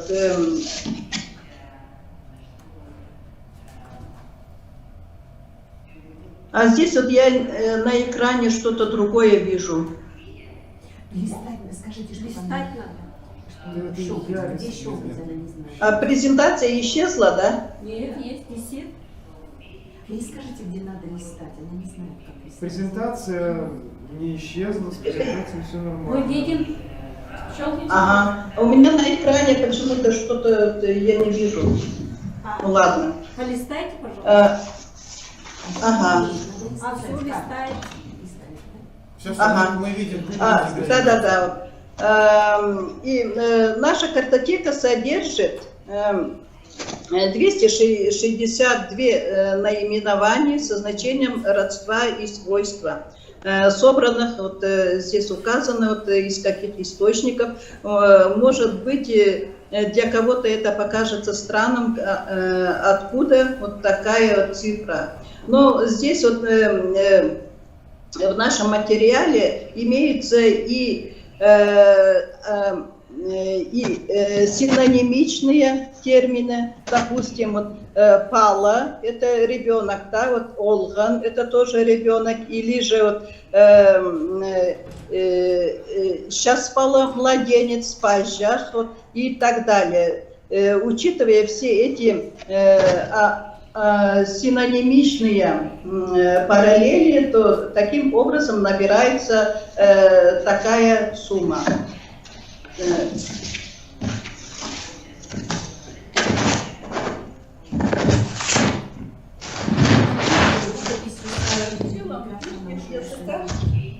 Термины родства и свойства, как самый древний и устойчивый класс лексики, являются общетюркскими, с учетом фонетических вариантов. В жизни хакасского общества, как и в других тюркских языков, родственные играют немаловажную роль, что отображает эти употребление данных терминов. В хакасском языке базовым термином, обозначающим целую группу людей, состоящих в родственных отношениях, является туган, родня. Здесь вы видите вот это вот представление в хакаско-русском языке, в хакаско-русском словаре, вот этот термин представлен таким образом. Реже употребляется сложное слово с собирательным значением туган-тусхан, родня, родственники. Отметим, что второй компонент данного сложного слова в хакасском языке не используется самостоятельно, и его происхождение и семантика нам пока неизвестна. Также употребляется туган, шаган, буквально родственник, близкий. Пример туган, шаган. У тебя есть родственник. Данный термин имеется и в древнетюркском словаре в значении «родственник». Валентин Иванович Рассадин и Борис Исаакович Татаринцев считают, что данное слово восходит к древнетюркскому глаголу «то» – рождаться, возникать, появляться. Соответственно, также термин «тумма», общетюркский термин «тумма» или «тумма», представляет собой отглагольное имя с производящей отглагольной основой «то», «ту» с указанной семантикой. Близкие старшие именуются термином «öbeka». «Öbeka» или «öbeka» – предок, пращур. Виктор Яковлевич Бутанаев пишет, что для понятия в хакасском языке нет специального термина. Смысл его передается словом «öbeka» – предок или сочетанием в печати гречан, буквально закрепленный в документе. Как и другие термины родства, «öbeka» может выступать в качестве определения к другому существительному, например, «öbeka харандас», брат по сөку. Пример. Шарых күнзер ир болып келгенде, «öbeka шоны нес улуглабаспын». Я, родившийся мужчиной на этот свет, неужели не буду уважать своих предков? Перевод терминов родства в разряд прилагательных формально выглядит как сочетание двух существительных. Например, харандас, кызым, родственник, буквально брат, человек. Ол, тугма, младший брат, буквально парень, младший родственник. В тюркских языках наиболее распространенным термином, выражающим значение «мама», «мать» является «она». В древнетюркском словаре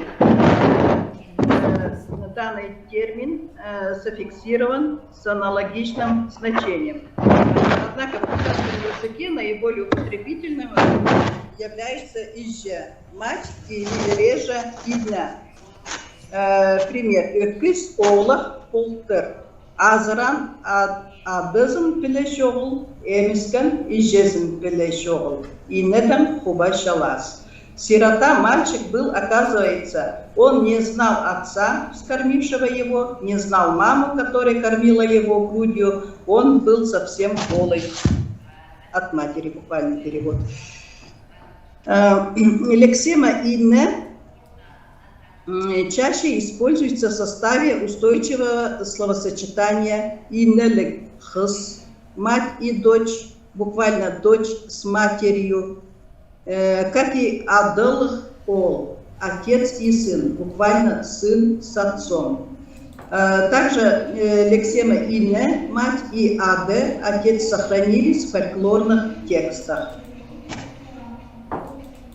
А термин «Анны» в значении «праматерь» можно встретить лишь в героических сказаниях, например, «Хаска аттых», «Хаска анназы», «праматерь именного рода». Для обозначения отца в хакасском языке используется «паба». «Паба», а в фольклорных текстах можно часто встретить вместо папы ада. Ернің бүлігі құлатай, адысы болған алып қанға шоқтырша. Ады кізі алып қан, алтыма мінгін қара құла ат, аксиніне шит барған. Ал бозым кізін құлатай, ерсиніне шит барған. Лучший из мужчин құлатай, говорит своему отцу алып қану. Мой отец алып қан, вороной конь, на котором я езжу, стал конем, то есть вырос.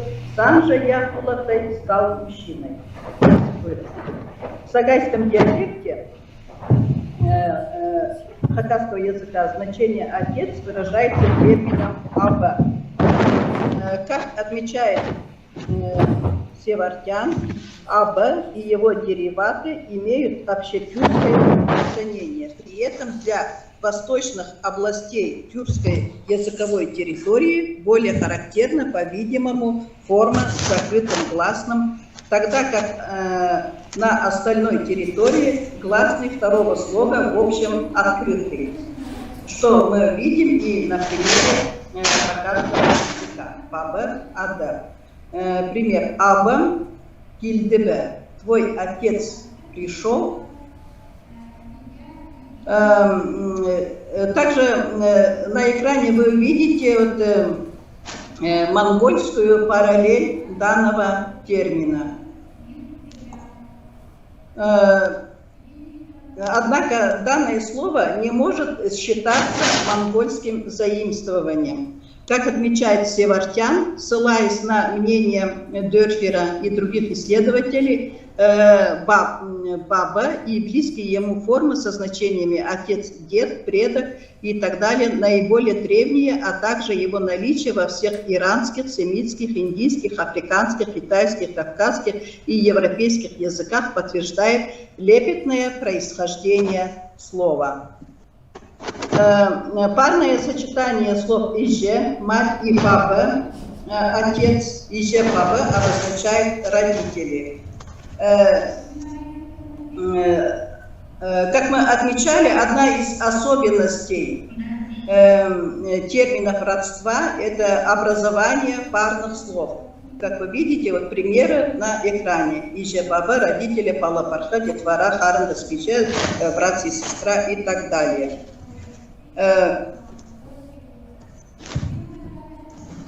И последний компонент подобных сложных слов, кроме пала парха, детвора дети принимают аффикс множественного числа. Лар, лер, нар, нер, тар, тер. Однако при обозначении единичных лиц аффикс множественного числа отсутствует. Например, харандас пища, брат, сестра. Лексема и репши, супруги, муж и жена, представляют собой сложные слова, образованные путем сложения двух именных компонентов. Ир – мужчина и ипше – женщина. Термин «ага» в хакасском языке используется в значении «дед», «дедушка» по отцовской линии, качинский вариант «акка». Как показывает словарная статья этимологического словаря тюркских языков, данный термин в широком тюркском ареале многозначен. Старший брат, дядя, отец, ага, почтительное отношение к отцу, или лицо привилегированного сословия, помещик, богач, большой, большая часть. При этом авторы утверждают, что данный термин относится к тюркско-монгольскому фонду. У меня время вышло, да, или еще есть? У нас времени достаточно, вот в связи с тем, что пока у нас не все доклады. Все понятно. Хорошо. Следует отметить, что функция обращения термина родства в хакасском языке обычно принимает аффикс второго лица, как я уже об этом говорила. Как и в других тюркских языках, лексема ир – мужчина, муж – мужчина, ипчи – жена, женщина, хат – грубая жена, женщина, иней – жена в пожилом возрасте, старуха, апсах – муж в пожилом возрасте, старик, хыс – дочь, девушка, ол – сын, парень, пала – родной ребенок имеет двойственное значение. Конкретизация значения данных лексем происходит в контексте. Например, «Иркези андах оларга кирак» перед ними комзунна. Мужчина должен быть таким, не переживающим, «Хыскези она иди рлабас турустера тахпа». Девушка разве не может петь достойно тахпа? Тахпах – это хакасский песенный жанр. В приведенных примерах лексема иркези – мужчина, хыскези – девушка или хыстар – девушки выражает лиц как класс. В качестве терминов родства подобные лексемы часто согласуются с предшествующим именем, конкретизирующим обладателя называемого лица в родительном падеже или множественного числа. Здесь у меня есть примеры, но я, наверное, не буду их зачитывать.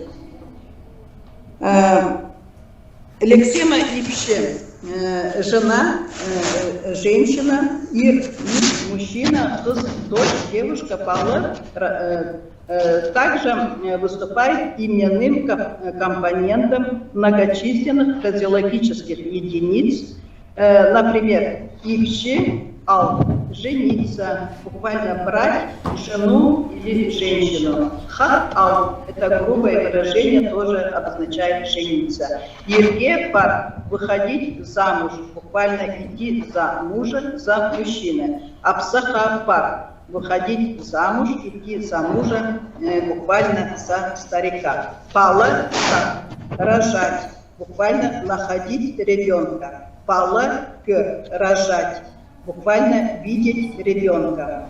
Нахс, невеста, буквально новая девушка. Особый интерес также вызывает общетюркская лексема харандас. Брат, представленный в древнегреческом словаре как харандас, брат единоутробный.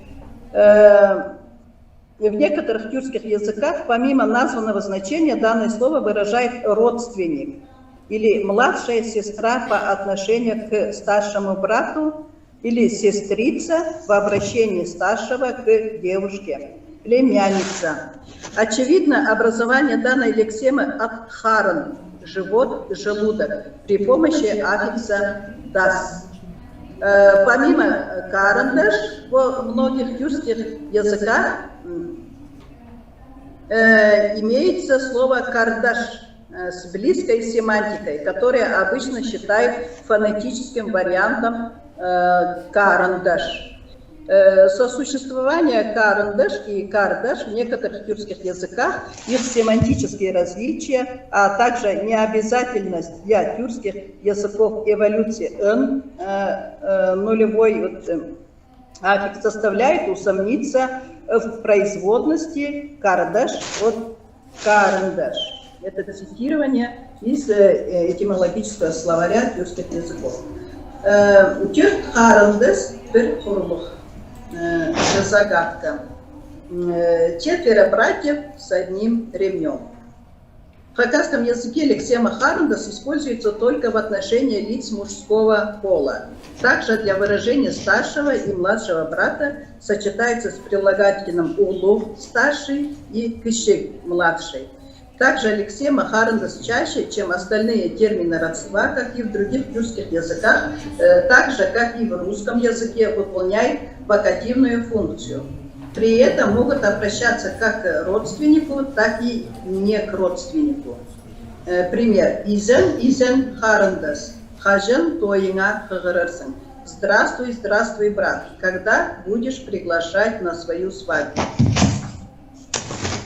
К термину харандас по семантике приближена и лексема ажа, старший брат, старший родственник мужского пола, который в древнетюркском словаре представлен как аджа, родственник. В тувинском языке в значении брат употребляется не харандас, а ак, старший, в тафаларском аджа. Я прошу прощения за неправильное произношение. Лексема тумма, младший родственник, нейтральна к гендерному обозначению лица. Пример. Изенер тумма жахтаром. Здравствуйте, мои младшие родственники. Буквальный перевод. Конкретизация пола родственника происходит в широком контексте и лишь путем сочетания данной лексемы с терминами хс, дочь, девушка, и ир, муж, мужчина. Хс тумма, младшая сестра, младшая родственница, и ир тумма, младший брат, младший родственник. Ол тумма, младший брат, младший родственник. Похожая ситуация и в других тюркских языках, например, в тувинском языке. Ол тумма, младший брат. В некоторых терминах признак старшинства и прослеживается прилагательно. Улух, старший, улух харанда, старший брат, улух хыс, старшая дочь, киши, младший киши харандас, младший брат, киши хыс, младшая дочь, тун, первенец, тун ол, сын, первенец, тун хыс, дочь, первенец, отчи, самый младший в семье, отчи тумма, самый младший брат или сестра, отчи килин, младшая невеста. Таким образом мы разделили пасовые термины родства в хакасском языке. Как и в других в хакасском языке мы выделяем две семантические категории исследуемых терминов. Термины полного родства и термины брачного родства. В каждой группе термины в свою очередь подразделяются на семантические подгруппы и так далее. Таким образом, хочу сказать, что эта тема не моя, поэтому доклад получился в таком обзорном порядке. Спасибо. Спасибо большое. Есть ли вопросы к Марии Дмитриевне?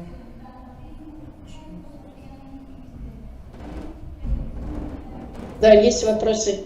Пожалуйста. Вопросы есть. Пожалуйста. Да, супер. Мария Дмитриевна, да? Да. У вас написано Андрей Коксин. На вашем экране написано Андрей Коксин. Я с техникой не совсем дружу, поэтому у меня не получилось поменять. А тут в зале нашем в Новосибирске написано Тимофей Тимкин. У вас написано Тимофей Тимкин, у вас Андрей Коксин. У меня к вам вопрос. Мария Дмитриевна, вы Как у вас фамилия? Чертыкова. Я много слышала о вас и о ваших трудах. Вы там ведущий ученый в Абакане. Вы работаете в университете Катанова, имени Катанова. У меня по терминам родства вопрос. Вы использовали труды Рамазановой Дарьи Байрамовны по терминологии родства? Уважаемая Ханиса Чавдатовна, я вот, как я упоминала, вот, я этой темой основательно не занималась, поэтому я могла пропустить эту работу.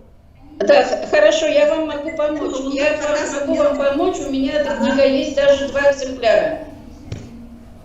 Эта тема еще не исследована. В хакасском языке можно сказать, что тема еще открытая. Но вот у нас имеется материал. Вот, материал вот, из словарей, вот, и так что вот,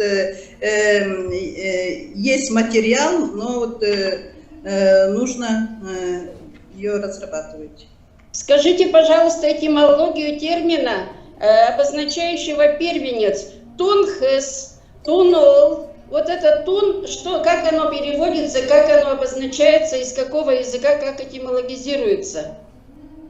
Тун. Я вот по поводу термина тун пока не готова вам ответить, но вот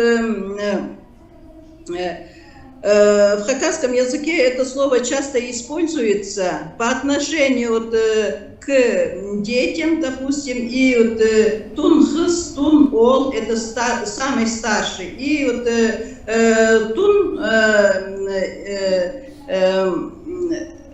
тун-килен, самый старший, это самый старший. Понятно. Спасибо вам большое. Прошу вас, передайте привет. Я очень люблю хакасский язык. Белоглазов Петр Егорович, Таскаракова Наталья. Мы учились вместе в аспирантуре. Большой привет Абакану, Хакасии. Спасибо. Спасибо, Ханиса Чавдатовна. Я обязательно им передам. Хорошо, спасибо. Спасибо. Есть ли еще вопросы? Так, если нет вопросов, мы благодарим Марию Дмитриевну.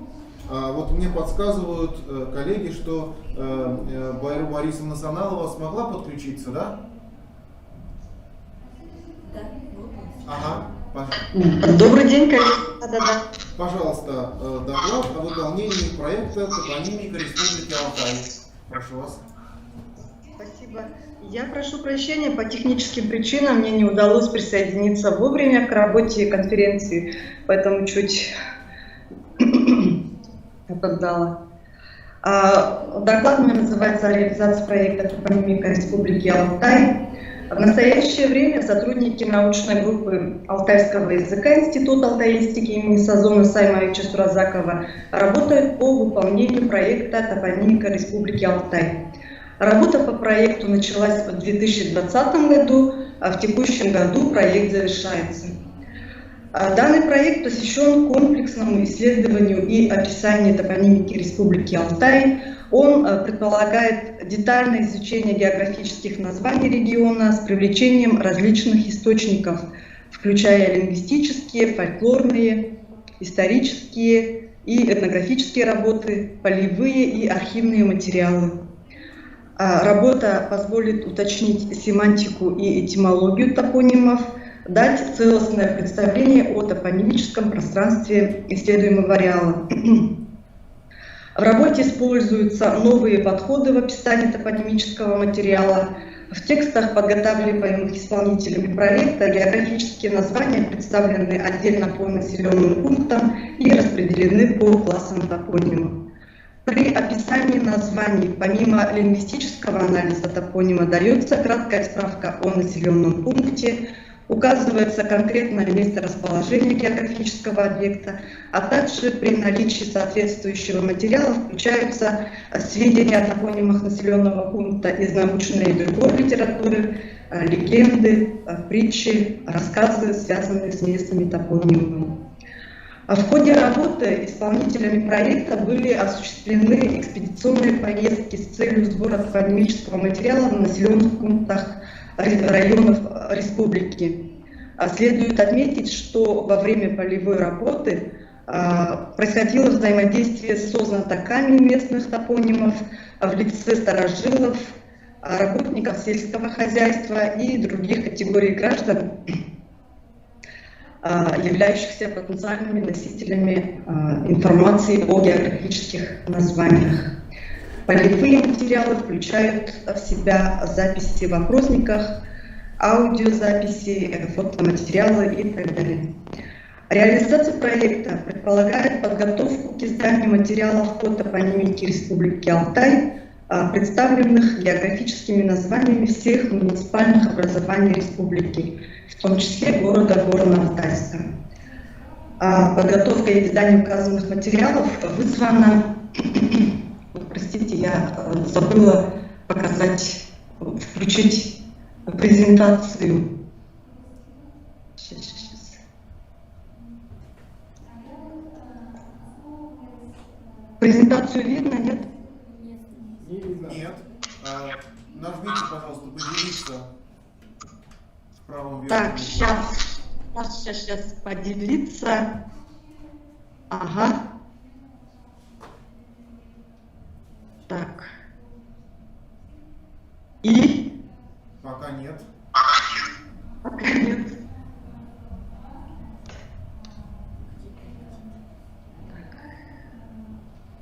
Сейчас попробуем больше так. Реализация проекта предполагает подготовку к изданию материалов по топонимике Республики Алтай, представленных географическими названиями всех муниципальных образований республики, в том числе города Горно-Алтайска. Подготовка и издание указанных материалов вызвана необходимостью более детального и глубокого исследования топонимики Горного Алтая. Изданные по итогам реализации проекта работы найдут широкое практическое применение как в сфере образования, так и в других сферах. Кроме того, в ходе работы по данному проекту будет подготовлена серия книг по географическим названиям муниципальных образований Республики Алтай, в том числе города Горно-Алтайска. В работе представлено нормативное графическое оформление алтайских географических названий и их правильная передача на русский язык, что позволит в последующем избежать искажений при использовании алтайских топонимов. И на сегодняшний день по данному проекту подготовлены и изданы в электронном формате 6 книг. Я хотела вам показать эти книги, но я не могу, у меня что-то не получается. Так.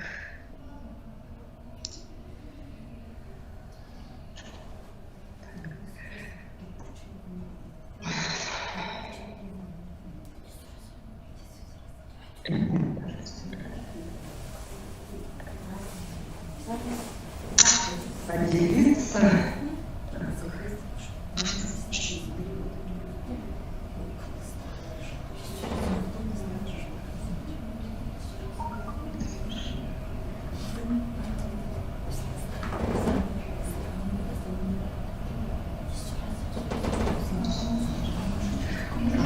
Не получается. Издано на сегодняшний день 6 книг в электронном формате по 6 районам. Это книга первая «Топонимика Республики Алтай-Шабалинский район», книга вторая «Амутайский район», книга третья «Чемальский район», книга четвертая «Чорийский район», книга пятая «Усть-Оксинский район» и книга шестая «Усть-Канский район».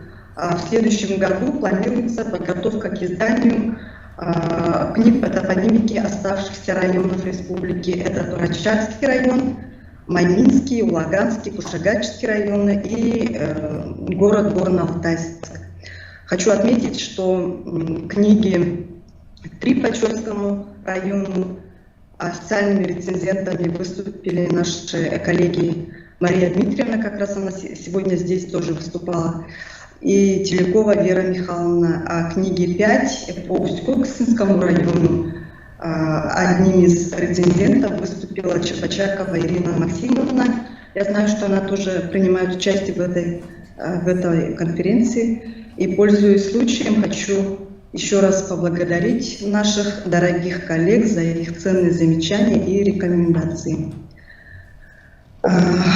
Что касается по книгам, каждая отдельная книга состоит из нескольких разделов, из 4 разделов. В основном, в 4 основном разделе книги топонимы представлены по кластерам, соответствующим бассейнам крупных рек. Тексты по топонимике населенных пунктов включают краткую справку о населенном пункте, классификацию топонимов, информацию о топонимах в научной и другой литературе, легенды, притчи, связанные с рассматриваемыми топонимами. Следует отметить, что в книгах, подготовленных в рамках реализации проекта, в статьях дается нормативное написание алтайских географических названий. Их передача в русском написании направлена на максимально точное отражение звукового облика и структуры указанных названий. Это позволит в последующем избежать искажений при передаче на русский язык алтайских топонимов. Материалом исследований по топонимике Республики Алтай, кроме полевых данных, собранных исполнителями во время экспедиции, послужили различные источники. Это в первую очередь научные труды, научно-популярные и прочие издания, архивные сведения, газетный материал. Кроме того, в ходе исследований топонимов привлекался картографический материал, в котором была зафиксирована топонимика Республики Алтай. Следует отметить, что использование карт способствует более точному определению места расположения географических объектов по отношению к населенному пункту, нахождению новых названий, которые не были зафиксированы в других источниках. Анализ топонимов, определение значения которых вызывало затруднения, проводится с опорой на различные словари по алтайскому и другим тюркским и нетюркским языкам. В завершение хотелось бы отметить, что проект топонимика Республики Алтай имеет большое прикладное значение. Его результаты могут найти широкое применение в различных областях. Они важны для дальнейших исследований в области алтайской топонимики, могут быть использованы в образовательной сфере, в топонимическом картографировании и так далее. У меня все. Спасибо за внимание. Большое спасибо. Есть ли вопросы? Пожалуйста, Сача Айдатова. Да, спасибо. Вы меня хорошо слышите? Да. Баяру, как ваше отчество, Баяру? Баяру, спасибо. Вот 55 лет назад Молчанова Ольга Тихоновна начинала изучать топонимику Горного Алтая, какие за это время произошли изменения в самой топонимике. Я хочу вам подарить книгу свою. Баяру, где работаете? Я вам подарю свою книгу. Исторический аномастикон сибирских татар. Не слышу, не слышу. У нее что-то микрофон. Байра Борисовна, по-моему, у вас не выключен микрофон. Да. Не слышу, не слышу. Байру вас не слышу. Не слышу. Я вам книгу отправлю. Дайте мне ваш адрес. Все желающие, кому нужна книга, я вам отправлю, дайте мне ваши координаты. Я подарю вам книгу. Можно обменяться координатами в чате, если микрофон не получается подключить. Вот напишите мне, я вам свои координаты напишу. Напишите мне, я отвечу. Так.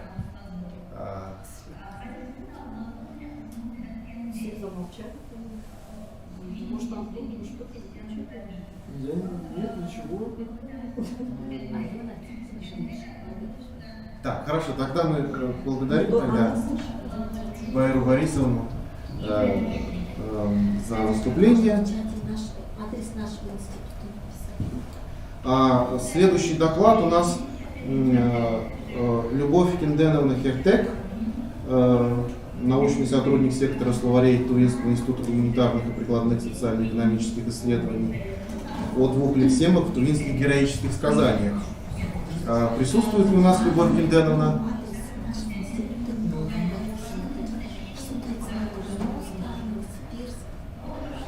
Сейчас она подойдет, подождите, пожалуйста, минуточку. Я здесь. Ага. Вышли, да? Хорошо.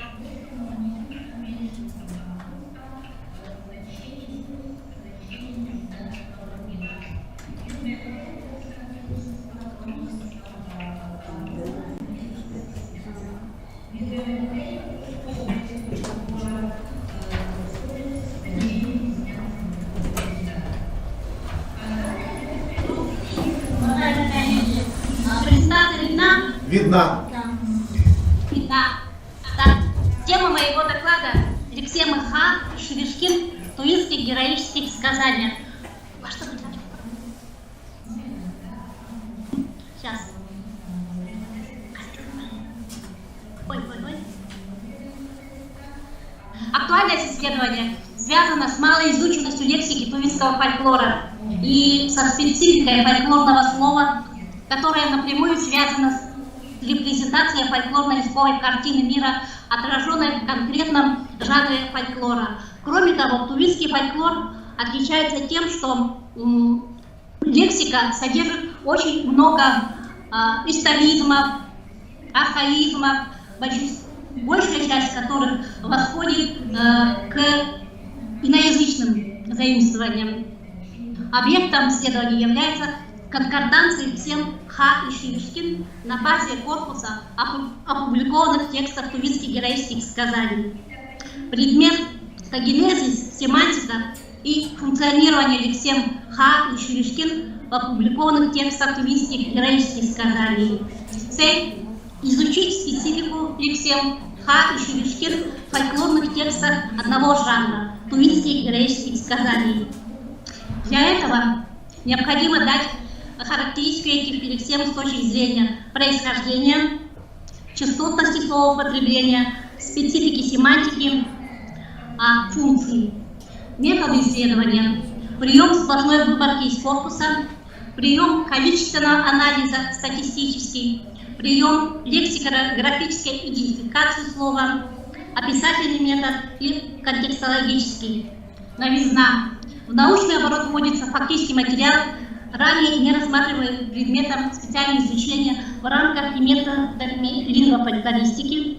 Корпусный подход отбора материала дает исчерпывающую информацию по рассматриваемым лексемам, каково происхождение, как часто встречается, во скольких текстах и в каких сочетаниях. Материалом исследования поступил корпус из 64 опубликованных текстов тувинских героических сказаний, загруженных в программу Анкон. Приемом сплошной выборки создан словник из 6 лексических единиц, содержащих рассматриваемые нами лексемы. Ха. Первое, 516, это количество словоупотреблений. Через 39 это в таких текстах. Ха Шилби 8 в одном тексте, Ха Шилбай 2 в 2 текстах, Ха Тужмет 5 в 4 текстах. Шевишкин 462 словоупотреблений в 44 текстах. Шевишкине 1. То есть здесь субстантивы Ха, Хашби, Ха Шилбай 2 в 2. Это атрибутив. Ха Тужмет это собирательные наименования. Шевишкин субстантив, Шевишкинер это одноименный глагол. Вот тувинская лексема Ха в словаре, в тувинско-русском словаре дана с пометами фольклорный и историзм. Дано всего одно значение: посыльник, приханик, князь. И оно восходит к письменному монгольскому «я», телохранитель, ближайшая стража, паш. носят павлинье перо на шапке. Вот это как раз в текстах отражается.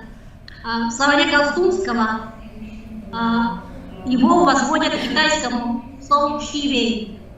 В словаре Ковалевского, французско-монгольском, там, даются телохранитель, паш-адъютант, и шия дается как китайский, и дается тибетский уцрум. Исследование показало, что данная лексема восходит к маньчжурскому кя. Это из словаря полный маньчжурско-русский словарь Захарова. Дается кя, телохранитель царский или княжеский, носящий павлинье перо, свитский провожатый адъютант. Второе, там встречается хашиби. В одном тексте относится к диалекту сказителя Базана выше Лукем Тургалу. В комментарии дается хашиби как швейцар-привратник. Вот мы его возводим. Первая часть ха — это как раз через монгольский язык маньчжурская хя.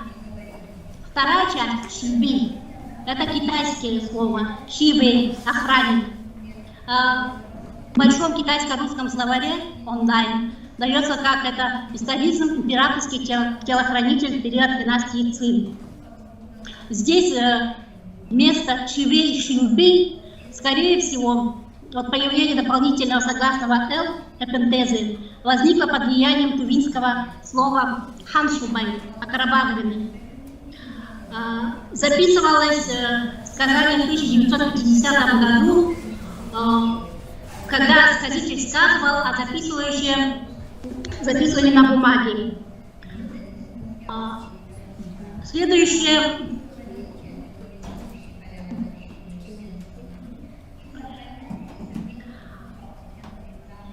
В тексте прямо дается, что слово «хашиби» относится к чиновникам. Вот текст на тувинском, предложение на тувинском языке внизу перевод. 60 подданных чиновников, сверху 30 подданных чиновников, выходящим, заходящим в двери, поднимающие 61 хашиби были у него, у хана. То есть здесь они выполняют функцию при швейцара. В сказании Хурмадер 1974 года выпуска здесь среди 6 миллионов подданных есть где-то более 1 миллиона чиновников моих низкого ранга. Зангих, Хунду и Ха даются. Кроме того, Ха в 5 словопотреблениях, 4 текстах это атрибутив от имен Одагалы, имеющий павлинье перо, где Одага — исторический знак чиновничьего достоинства из павлиньих перьев, которые прикреплялись сзади к шапке. То есть в 4 случаях их употребления вот, хану хоскарахты Одагалы тошкун карахасы, грозный черный ханский ха, имеющий 9-глазчатое павлинье перо. То есть это ханский ха. Второе употребление. Каракты караодагалы ха, то есть с черным павлиньим пером глазчатым человек ха пас табун. То есть здесь он выступает как табунщик. Помаранчен хан. Но там видно, что выступает ха как свита, охраняющая хана.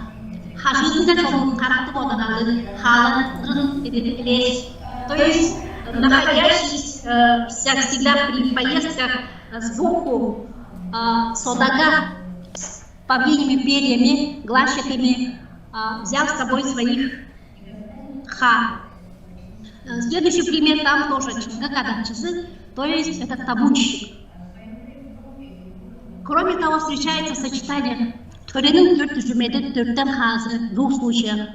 То есть 4 чиновника государственных и 40 ха. То есть Төренің идет как определение к 4 чиновникам и 40 ха. Видно иерархия. В 4 случаях использована колха, главные ха. То есть колха бывает хана в 3 случаях, в одном бега, князя. Также имеется сочетание энгуха, самый старший ха, в 2 случаях, улуха, старший ха, чиха, младший ха. Вот эти все ха, они табучики. Кроме того, второе слово, Шивишкин. Видите, оно встречается тоже высокочастотным, является 460 раз 44 текста. В том числе употребляется очень часто 76. Шивишкин, когда есть старушка, Шивишкин, Шивишкинер. Шивишкинер, множественное число, 95 24 текста. И один раз всего Шивишкинер глагол, отименный глагол от Шивишкин. В словаре, туристско-русском словаре 68 года дано только нормативно шпионить, доносить. То, что употреблялось вне фольклора в туристском языке.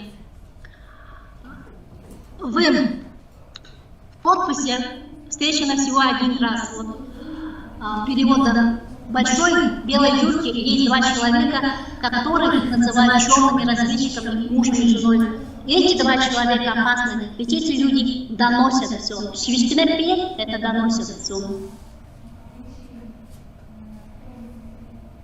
Если лексикографическим приемом определили, что в туинском словаре значение шпион-доносчик, ханым Шивишкине, ханская приживалка доносится. Вот это то, что дано в словаре. Среди языков тюркских Сибири в хакасском языке есть в 2 словарях отмечено. В хакаско-русском словаре фольклоризм прислуга и в словаре Бутанаева историко-этнографическом дано служанка фрейлина. Переносное значение есть женщина, родившая внебрачного ребенка, имеющая плохую репутацию. В якутском Смиксин персонаж Аламхо, старуха-охотница. То есть это в словаре, большом толковом словаре якутского языка 8. То есть там есть только старуха-охотница, функция его, и бранное употребление в значении ничтожества.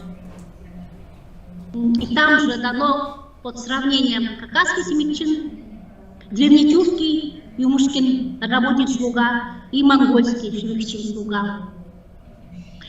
В письменном монгольском Шивикчин, в словаре Галстунского служанка-прислужница возводится к китайскому Шибей.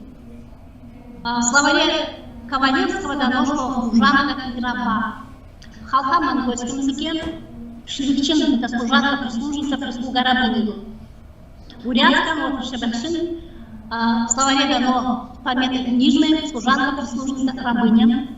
В калмыцком языке это Джангар, слова Джангара Тадаева 1976 года, там служанка.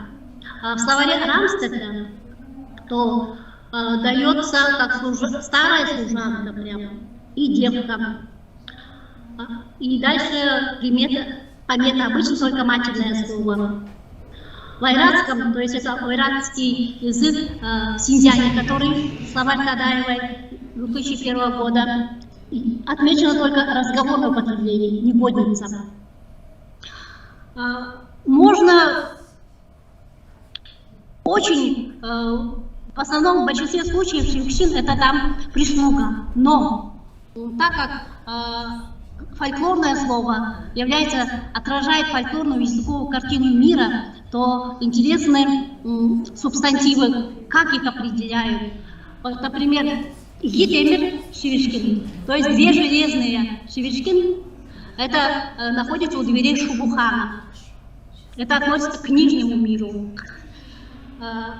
Они имеют также кемер, то есть железная кожемялка 1 раз, темір едірелерін таянған, опирающиеся на железную кожемялку, темір едіресін тұтып алған, держащие в руках железную кожемялку. Это нижний мир. Хейхозн в двух случаях, буквально воздушный. Хейхозн — это тоже монголизм. Употребляется относительно бумажных старух-всадниц, которые на своих бумажных конях участвуют в конских скачках. И когда главный герой наносит ненастье, вызывает ненастье, то они там размякнут и падают. Кроме того, очень интересно, встречается только в диалекте Манная Ошака, Ильдишарын или Гнаскан Турлаглан, 6 строк, место у двери занимающее, у порога живущее. То есть так же, как и Ха, рассматриваем первый раз, то Шивикчин, они рядом с дверью. Устойчивое сочетание встречаются Ахсол-Бушин, когда белая высохшая старуха Шивикчин. То есть это старушка, которая живет в шалаше, в чумле, вершина, которая упирается в небо. И имеет 3 сыновей, которые имеют тоже необычные. То есть это не слуга, не прислужница. Забыла сказать, там Хейхозен, Шивичкин, которые воздушные, бумажные, они принадлежат сыну небожителя, то есть Пьероглот, Тикмюга, то есть богатырю, сыну неба. Они воздушные, те железные. Так, от Хунхана, солнца Хана, есть знающая черная Шивичкин. То есть она, увидев человека, может определить, какой он, и когда хан ошибается в герое, то она все время его поджуживает, он не тот человек, за которого вы принимаете. И такое же свойство имеет Узун-Сары Шивичкин, высокая рыжая Шивичкин. То есть по сравнению с словарным значением, которое дается в фольклоре, значения они намного больше. То есть служанка, прислужница, швейцар, старая женщина, не прислуга, Узун-Сары выполняет функции личной прислуги, охранника входа в жилище, старухи-помощницы, волшебницы, шпионки, всадницы на бумажных лошадях, участвующих в гонках. Вот всадницы на бумажных лошадях — это вот небесные. Выводы. То, что лексемы Ха, Шивби и Шивичкин в тунисском языке являются иноязычными, при этом Ха и Шивичкин монгольскими заимствованиями, подходящему к маньчжурскому и китайскому языкам. В парном слове Ха, Шивби первый компонент является маньчжуризмом, второй — китаизмом. Там где-то я пустила. Есть...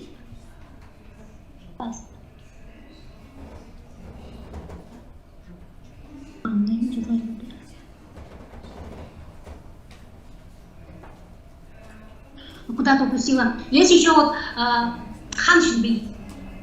Хан Шилби выступает как в одном диалекте Тулуш Пазаная, в одном сказании Талай Байбекхан. И здесь она выступает как атрибутив. То есть Ха Шилби. Хан Шилби. То есть здесь Ха, наверное, скорее всего, тоже человек, который записывал вот это сказание на бумагу, ошибся. Там должно быть Хан Шилби. А вот Ха Шилби — это первый компонент. Маньчжурский Шилбай уже как швей китайский. У меня все. Спасибо. Спасибо большое. Будут ли вопросы?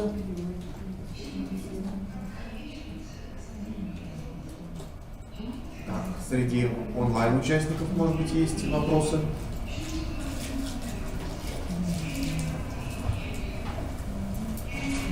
Нету пока, да? Ну, хорошо, тогда благодарим Любовь Финденову за выступление.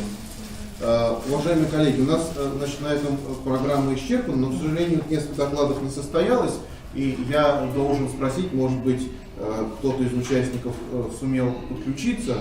Значит, у нас должны были еще состояться доклады Замиры Доржиевны и Елены Владимировны. Так, а также с предыдущего заседания доклад Светланы Минкеновны Трофимовой. Никто у нас не подключился? Видимо, к сожалению, нет.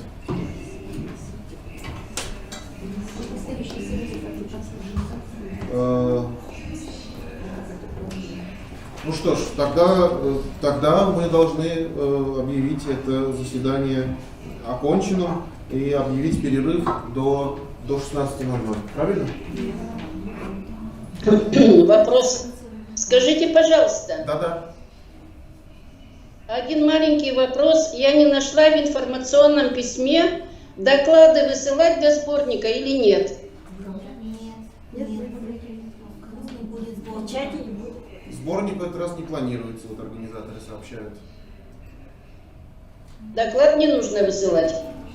Нет, сборник не планируется. Вы можете прислать статью, у нас есть журнал «Языки и фольклор народов Сибири», туда можно присылать статьи. Хорошо, спасибо. Дина, а давайте всем участникам конференции отправим приглашение в наш журнал. Хорошо. Давайте скажем. Да. Дорогие коллеги, мы всех приглашаем прислать статьи в журнал «Языки и фольклор коренных народов Сибири». Мы отправим информационное письмо, и там будут указаны все требования к оформлению статей, там, сроки предоставления и так далее. Присылайте, пожалуйста, мы будем очень рады, если мы сможем опубликовать ваши работы.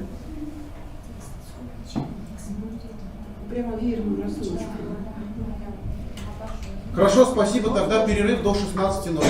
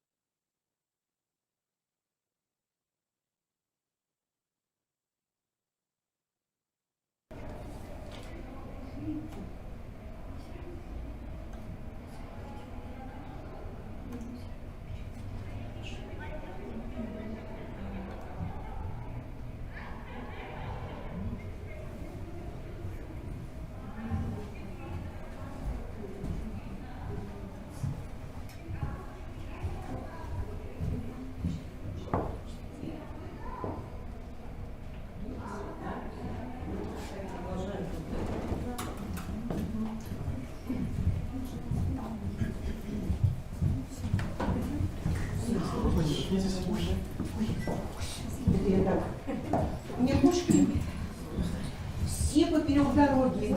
И я в темноте же не вижу. Одни мне говорят, я тебя вижу, я тебя вижу. Ну, а мне не больно лежат поперек дороги.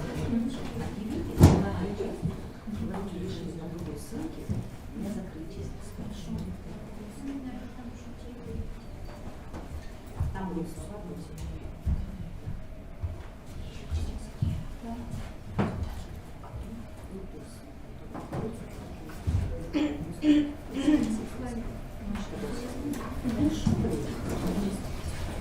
Так, ну что, уважаемые коллеги, давайте начнем работу нашей конференции. Онлайн-участники, вы нас хорошо слышите? Хорошо, замечательно. Слышим хорошо.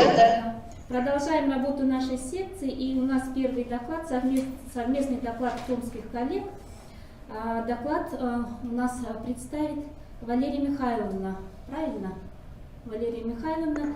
Значит, терминология открытых природных пресных водных пространств в тюркских языках Южной Сибири Z-группы, данные исследовательских корпусов. Пожалуйста, Валерия Михайловна. Екатерина, вы будете? Здравствуйте. У меня проблема с звуком, по-моему. Здравствуйте, не слышно? Слышно. Но не видно вас. Что-что? Так, у нас... Кто? Один момент, прошу прощения, просто техническая неполадка.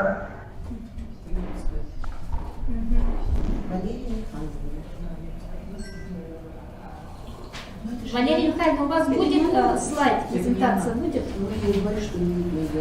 Или неполадки? А голос Мы вас слышим, но ничего не видим. Или это она? Нет, не она же блондинка. У вас микрофон включите? Микрофон включите. У нас не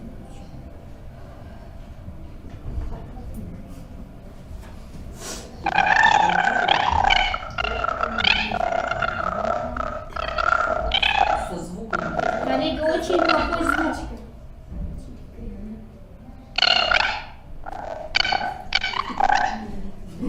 Сейчас очень плохо слышно. Не слышно. Там писк глаз идет какой-то. Может вам как бы включить и выключить, то есть выключить и включить заново микрофон? Потому что вместо речи у вас просто писк идет. Перезагрузку сделать.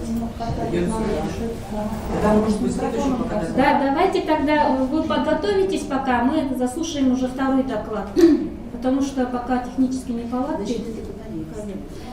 Значит, следующий доклад у нас представит Диана Егоровна Тахтобина, представитель Международной научно-исследовательской лаборатории «Лингвистическая экология Арктики» Северо-Восточного федерального университета имени Амосова, город Иркутск. Пожалуйста, Яна Егоровна. Можно, пожалуйста, включить презентацию? Там Тахтобина. Яна Егоровна.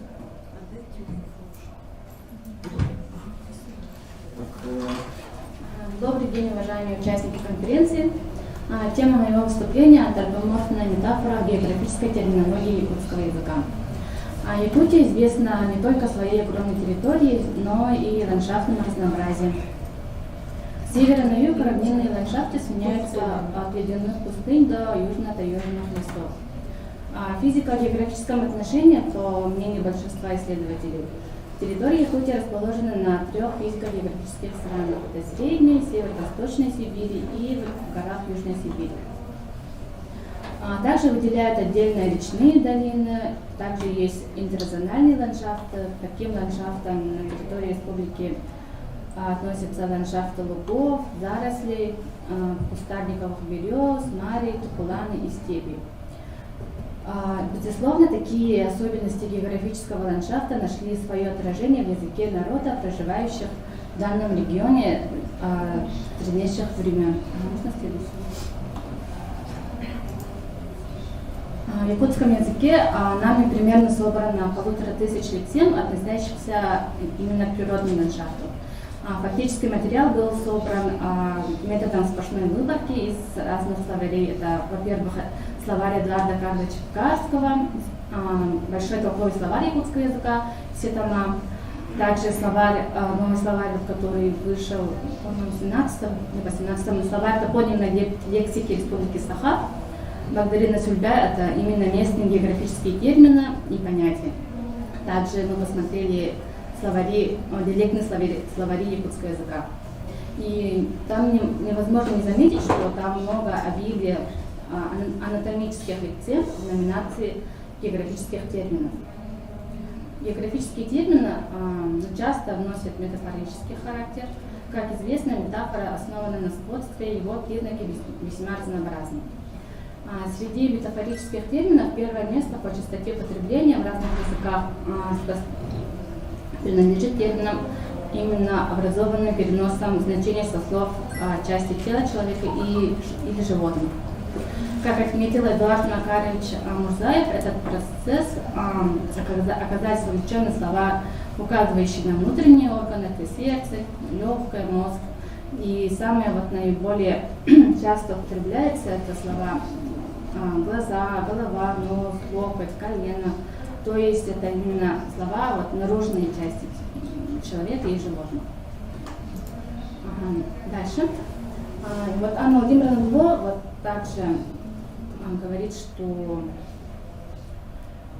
при этом нужно обратить внимание на перенос названий частей человека или животного. Также нужно что следует обратить внимание именно на горные или водные ландшафты. Именно употребление частей тела. И по отношению к водному ландшафту достаточно единообразно по всем тюркским языкам. Например, употребляется ухо, бровь, глаз. Гора интерпретируется как нечто сходное с живым существом, но как человеческое лицо, там лоб, бровь, века, либо как тело лежащего человека. Животного, то есть там морда, перешеек, спина, ребро и так далее. Дальше. И в якутском языке именно обнаружено 82 слов анатомической лексики, которые используются в качестве географических терминов. Как видно, самое большое количество употреблено голова, то, что верхняя части туловища 16, конечности 15 и внутренние органы 12. И из 12 две лексины именно используются только для внутренних органов жвачных животных. Дальше. И я хотела показать некоторые примеры.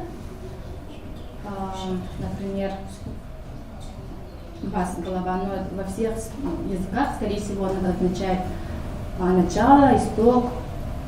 И в якутском языке появилась отдельная такой термин бугу бас, то есть это буквально спелая голова, от глагола бус поспевать, и оно означает именно почку, а не столько основу. Дальше. Дальше, когда это затылок, в основном сам термин «китар» используется как задняя часть, задняя сторона какого-то географического объекта, и оно в диалектной лексике встречается, есть такой новый термин, как «тык-китара», то есть затылок собаки, это именно мясистый качкатник. И как раз Кабяйский район, Сунтарский, там как раз ландшафт, там распространено такое много местностей. Дальше. Сирей, это лицевая именно сторона. Также в ибеконском диалекте есть такая сирейхая, то есть это гора с южным каким-то лицом. Хотела показать, что именно первая фотография, это называется, местность называется Харамахаята, и там можно увидеть лицо девушки. Видно, да? Да. И я думаю, что именно горные местности, они скорее всего, они носят человеческие, да, потому что есть такие названия гор Кигиля. Скорее всего, слышали, да? Это есть в Аймяконском районе, вот это вторая фотография. И вот самые знаменитые горы у нас это Кигиля Каягат, вот Кигиля это человек. Это есть в Верхоянском районе, вот самое сакральное место, куда вот сейчас ходят туристы, но в основном вот местные жители туда не ходят. Это такое самое священное, сакральное место. Дальше. Ага. Ая-хорот это устье, тоже во всех языках, скорее всего, употребляется. И от него есть вот сирям аяга. То есть сирям это трубчатая трава, вид травы, и от него вот тоже диалект верхоянского, это углубление, образовавшееся в результате подводочного пожара. Дальше. Хара тоже вот самое распространенное, и от него вот именно образовано такое слово, как сирхарага, буквально это глаз земли, то есть это именно название вот именно озера, вид, как бы вида озера, да, а не омута. Обычно глаз это как омут обычно употребляется, или вместо водоема. Дальше.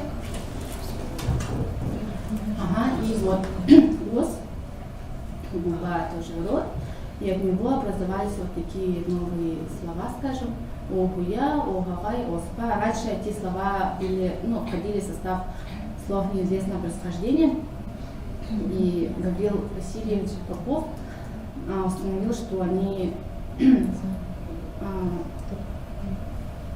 образованы слово ос с путем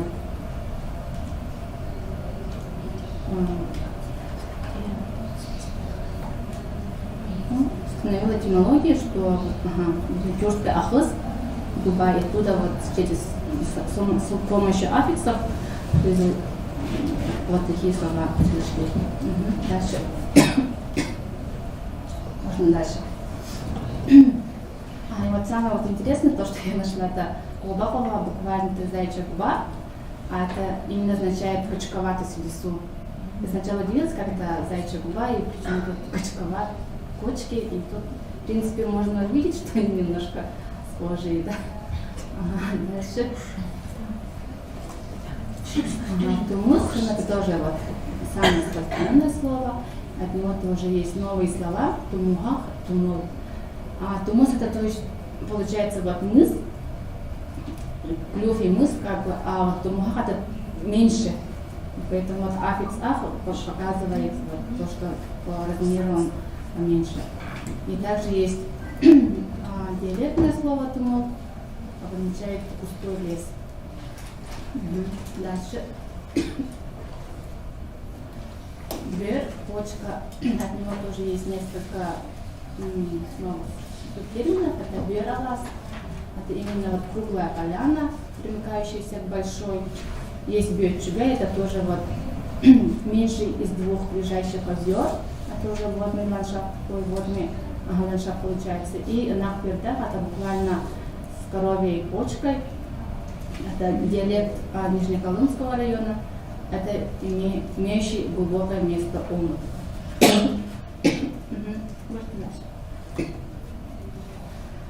Бэр, печень, от него так есть два термина, бэрдабут и бэрдия. Бэрдабут значит принявшийся в какую-то другую местность, а бэрдия это именно уступ горы, то есть горный ландшафт употребляется. Вот последний слайд. Хабах это мочевой пузырь. В основном это уступ горы, и от него производная хану хабага. Это вот самая чистая ровная часть поля. Это диалект Усалтанского района. Как известно, вот, в этом районе самые такие большие, самые аласы. И, скорее всего, так, хая хабага. Это устье ручья Карельской местности. Так. И таким образом разнообразие ландшафта Республики Саха способствовала образованию языке якутов специфической географической терминологии, часть которой основана на категоризации в едином числе тела человека и животного. Спасибо за внимание. Уважаемые коллеги, вопросы? Спасибо. Я готова за интересный доклад. Можно тогда спросить? А вот еще антропоморфные лексемы, там спина или бок, подножие, пазуха. Да, все тоже же, как во всех тюркских да, языках. во всех тюркских языках. Например, тюркского происхождения именно 63. Но это не топонимы, а просто лексика. Да, лексика, да, которая употребляется как термин. Ну, второе значение получается. А там легкие были. Да, легкие были. Ты просто включил, потому что вот легкие тоже употребляются в других языках, а в якутском языке нет. Внутренние органы это почки, да. Ага. И есть вот там кычак, это именно внутренность животного, скорее всего, это жвачное животное. Там кычак есть. А это на пещерах внутренность, что ли? Сейчас скажу. Там целая система. Ничего, все кажется, как будто в якутском тоже всего, да? Нету, кажется.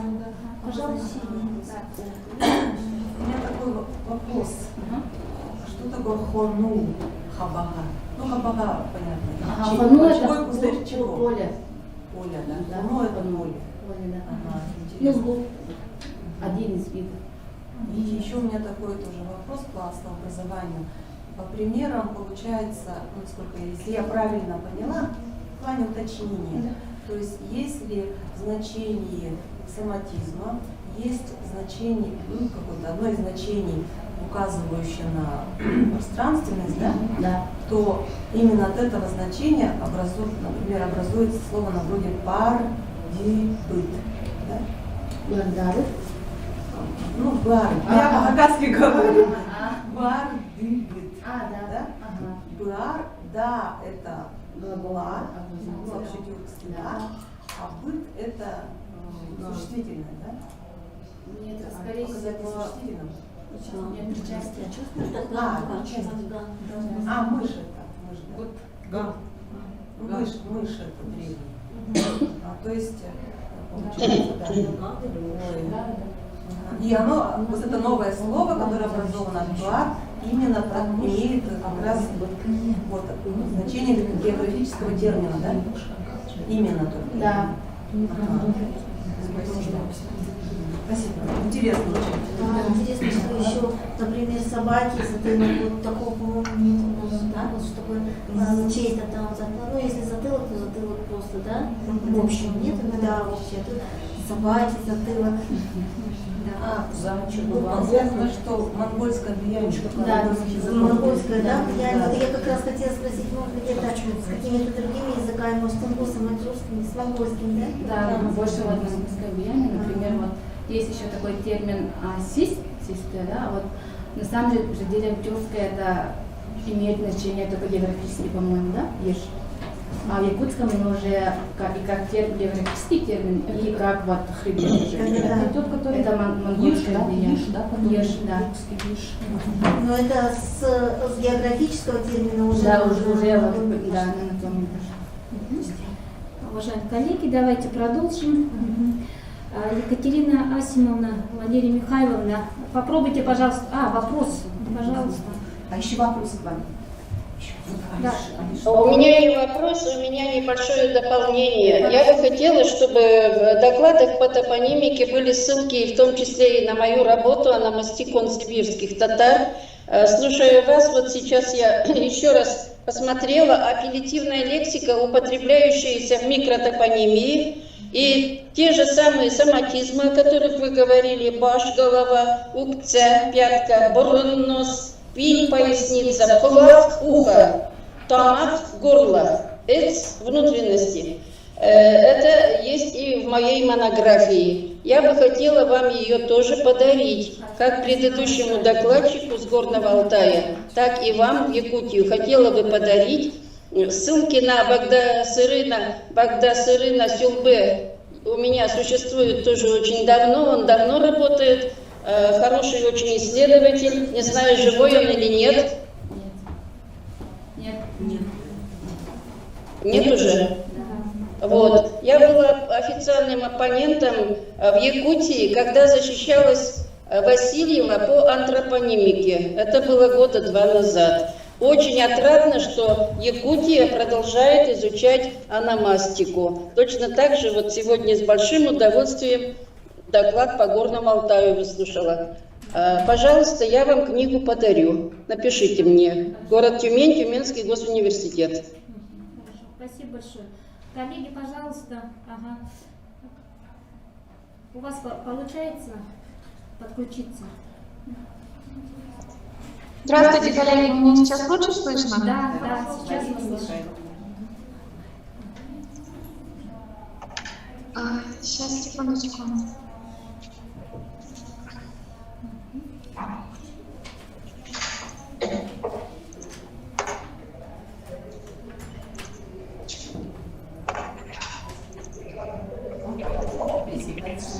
Презентацию. Скажите, пожалуйста, видно презентацию? Да, видно. Да, видно, хорошо. Наш доклад «Терминология открытых природных пресных водных пространств в тюркских языках Южной Сибири Z-группы. Данные исследовательских корпусов». Исследование и описание исчезающих языков народов Сибири являются приоритетным направлением в деятельности федеральных и международных программ по документации и сохранению языкового и культурного разнообразия. Тюркские языки и диалекты Южной Сибири Z-группы – это среднечулымский диалект чулымско-тюркского языка и мразский диалект шорского языка в сопоставлении с диалектами хакасского языка относятся к наименее изучаемым и находятся под угрозой скорого исчезновения.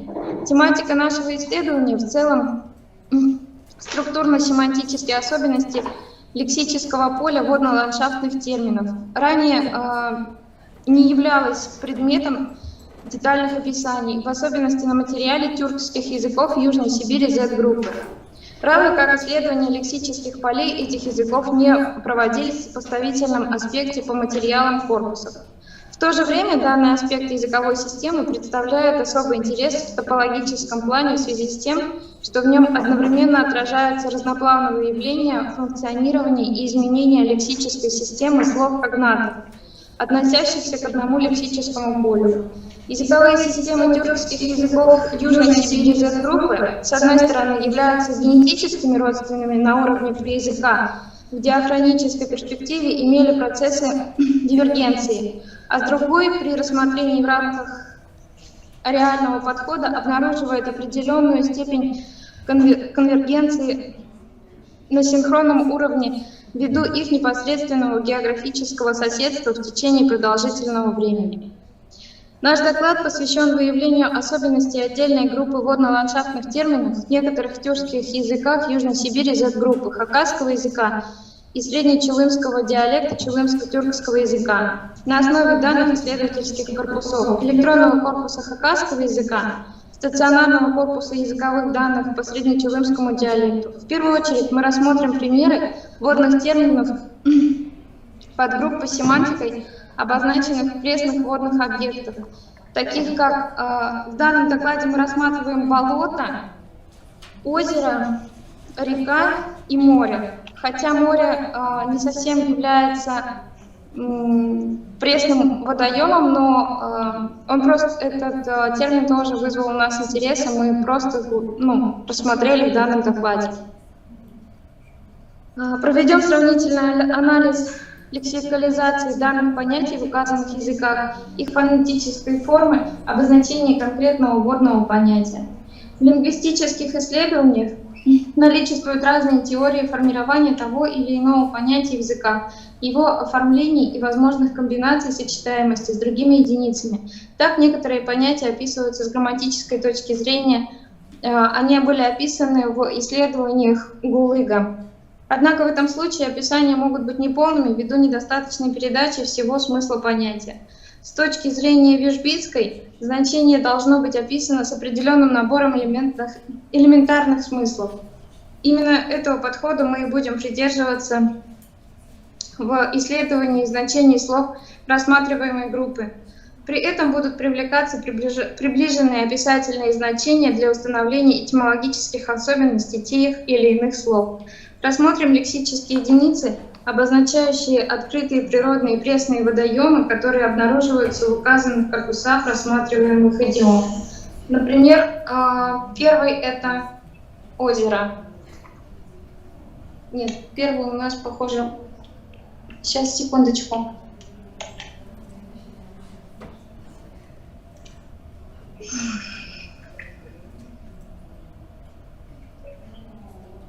Первое будет море.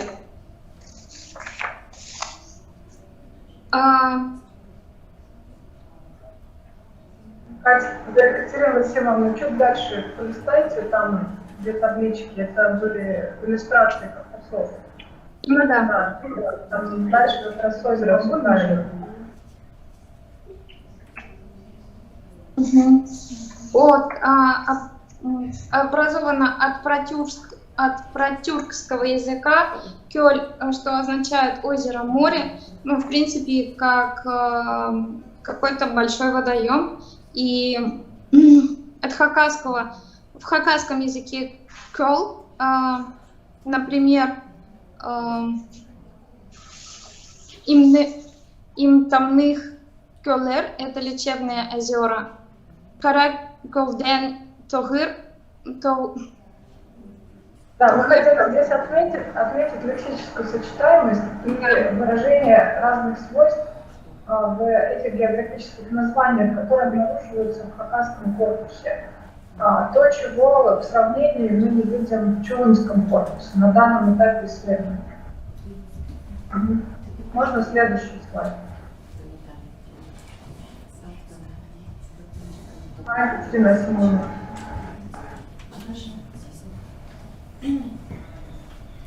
Связь сегодня такая проблема.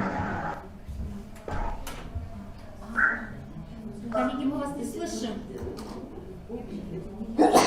Я не уверена, слышно ли меня. Так, Екатерина Семеновна, вы нас слышите?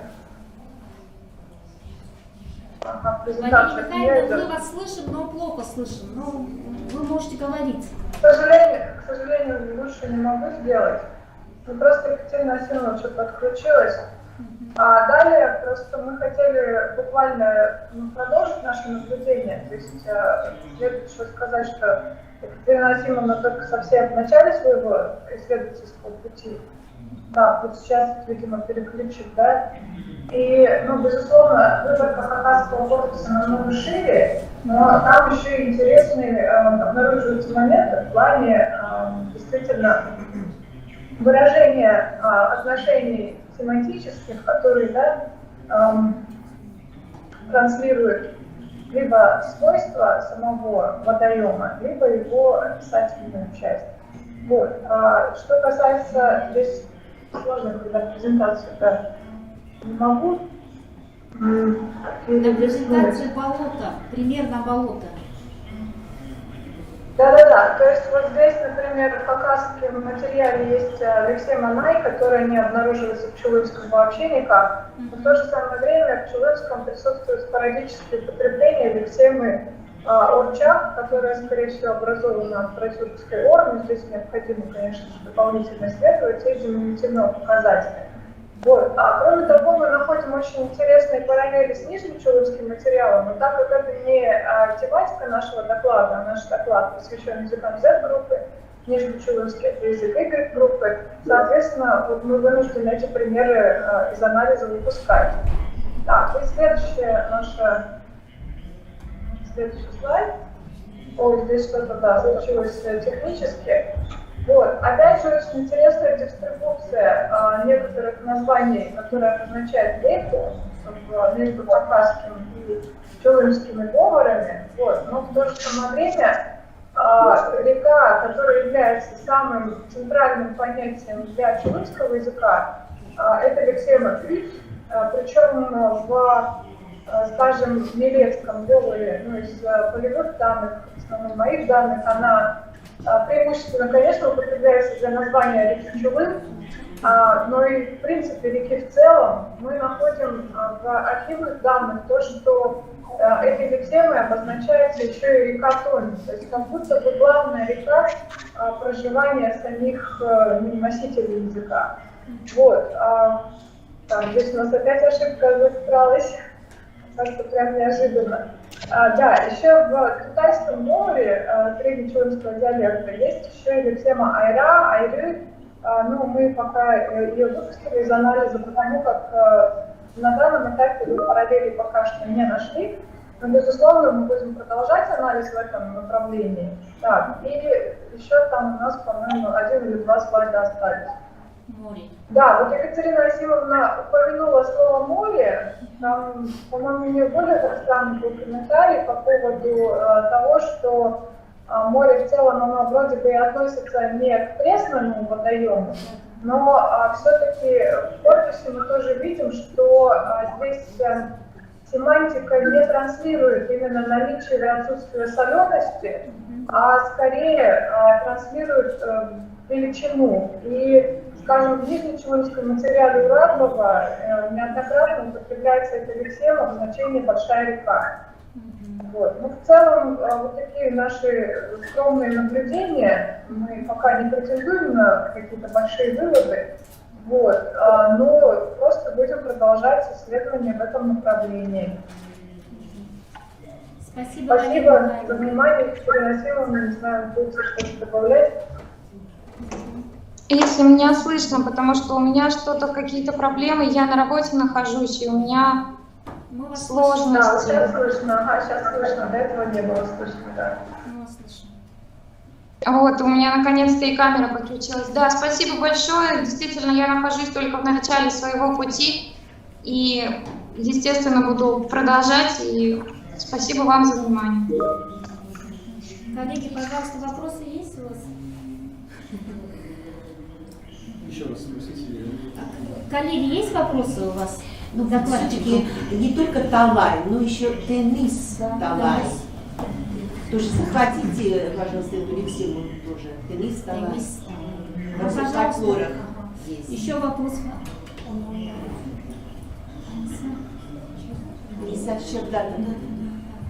Задавайте вопрос. Да, спасибо большое. Спасибо за возможность задать вопрос. Вообще тема мне очень интересна, она меня очень волнует. И я знакома заочно с Валерией Лемской, с Денисом Токмашовым по соцсетям Facebook. Потому что вы там вели уроки по чулымскому языку. И я с интересом читала, наблюдала за вашими уроками. Отрадно то, что вы продолжаете исследования, начатые Бирюкович, Риммой Махмутовной по чулымскому языку. И моя руководитель Тумашева Диляра Гарифовна, она считала, что чулымские тюрки – это те самые сибирские татары, которые из-под Тобольска когда-то бежали от Ермака, и вот они очутились на реке Чулым. Ну, не знаю, насколько верна эта гипотеза, но по вашим материалам вы сейчас сказали, что у вас есть лексема айра-айры, но пока вы до конца не исследовали. Я очень рада услышать этот пример. Сейчас у нас защитился в Казани, стал доктором филологических наук Олег Ришатович Хизамов. Он эту территорию тоже изучил ее в течение 20 лет, потому что 20 лет назад первая докторская диссертация была моя по номастикону сибирских татар, а кандидатскую, как вы знаете, ваша коллега из Томского университета Камаледдинова Зульфия защитила и издала монографию под редакцией Анны Владимировны Дыбо. Вот. Эта лексема тоже в материалах Олега Ришатовича Хисамова есть, айра-айры. Отзыв написала Дыбо Анна Владимировна, и она придерживается точки зрения, что эта лексема произошла, имеет начальную форму айр, которая вам понятна.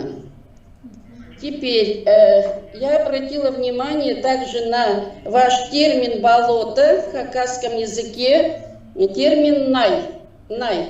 Пока вы не можете объяснить, но в моих материалах «най» — это «ныл» обозначает берег водоема, и даже мною записан пример Катанова-ныл.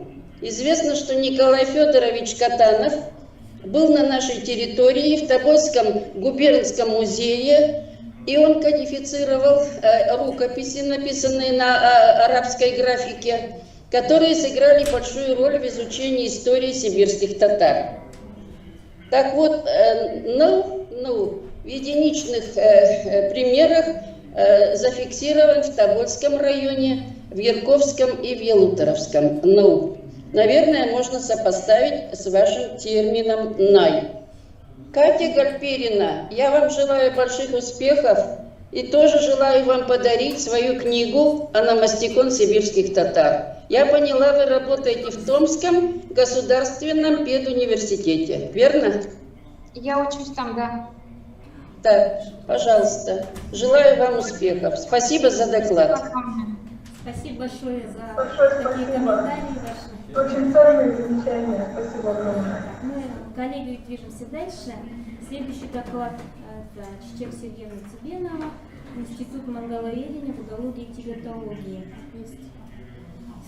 Сейчас мы включим презентацию.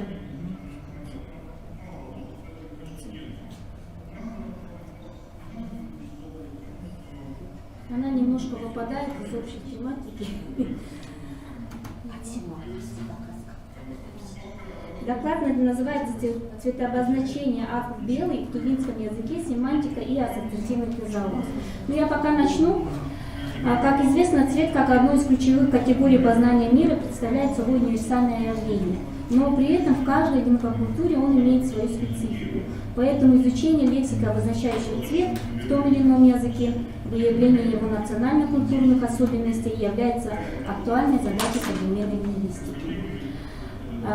Цветообозначение сегодня у нас изучается в рамках различных исследовательских аспектов. Это этнолингвистика, лингвокультурология. В аспекте фольклора у нас очень много исследований. Ну и, конечно же, психолингвистических.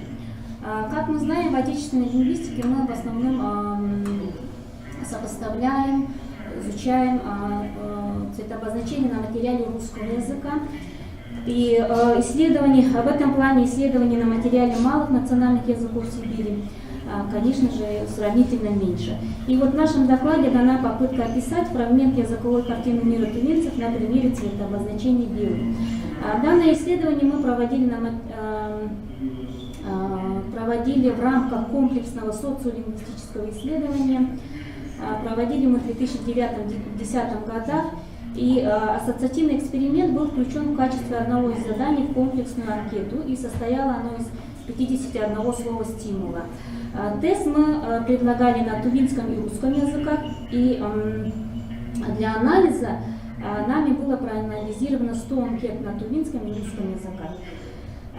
В итоге в общей сложности мы получили 3664 разных реакций. На тувинском языке 1510, на русском 2154. И результаты отдельных ассоциативных полей частично проанализированы и отражены в некоторых наших публикациях. В данном исследовании мы представляем результаты только тувинской части, мы рассматриваем. И в плане изученности лингвоцветовая картина мира тувинцев рассматривалась в основном на материале фольклорных произведений. И вот вы на слайде видите, его изучали Байс, Клан, как эпитет прилагательное было выявлено, что оно имеет значение также роскошный, добрый, богатый. Белый цвет также имеет разные оттенки в тувинском языке. Манганах, то есть белый-белый, синий-белый, желто-белый и так далее. Белый цвет также обладает магической очистительной силой, и ему отдавали предпочтение в торжественных случаях. То есть вот эти все исследования они проведены в аспекте фольклора. Также семантику цветообозначения в тюркских языках на основе лексикографических источников подробно рассматривал академик Кононов. И, конечно же, большинство указанных им значений типичны для тюркского языка. Следующий слайд, пожалуйста. Так, и если по степени изученности мы рассматриваем вопрос, ак также представляет собой часто употребляющийся топоформат. И вот видите, более новые исследования наших лингвистов, это Суванди, на материале топонимов. Также вот, да, академика Кононова работа, и вот эти все значения, которые вы видите на слайде, они есть и в тувинском языке. Так, следующий, пожалуйста. Для кочевых культур наиболее ярким в плане отражения национальной особенности, по мнению многих исследователей, считается белый цвет. Значит, по мнению Денисламовой, исследование фольклора образцов устного народного творчества показывает, что белый цвет ассоциируется с днем, снегом, светом, жизнью, добром, верхним миром и неразрывно связан с понятием светлый. В тибетском языке также можно встретить множество пословиц и поговорок, благопожеланий, связанных с данным цветообозначением. И вот мы на слайде видим некоторые примеры.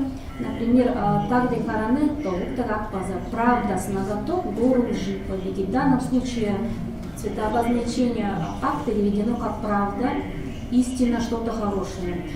Также данный цветообраз отражен и в тувинском устном народном творчестве.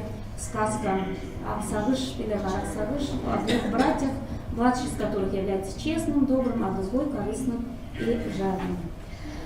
Большинство исследователей приходит к выводу, что обозначение белого цвета относится к этнически релевантным, то есть особенно важным для этноязыкового сознания цветообозначения.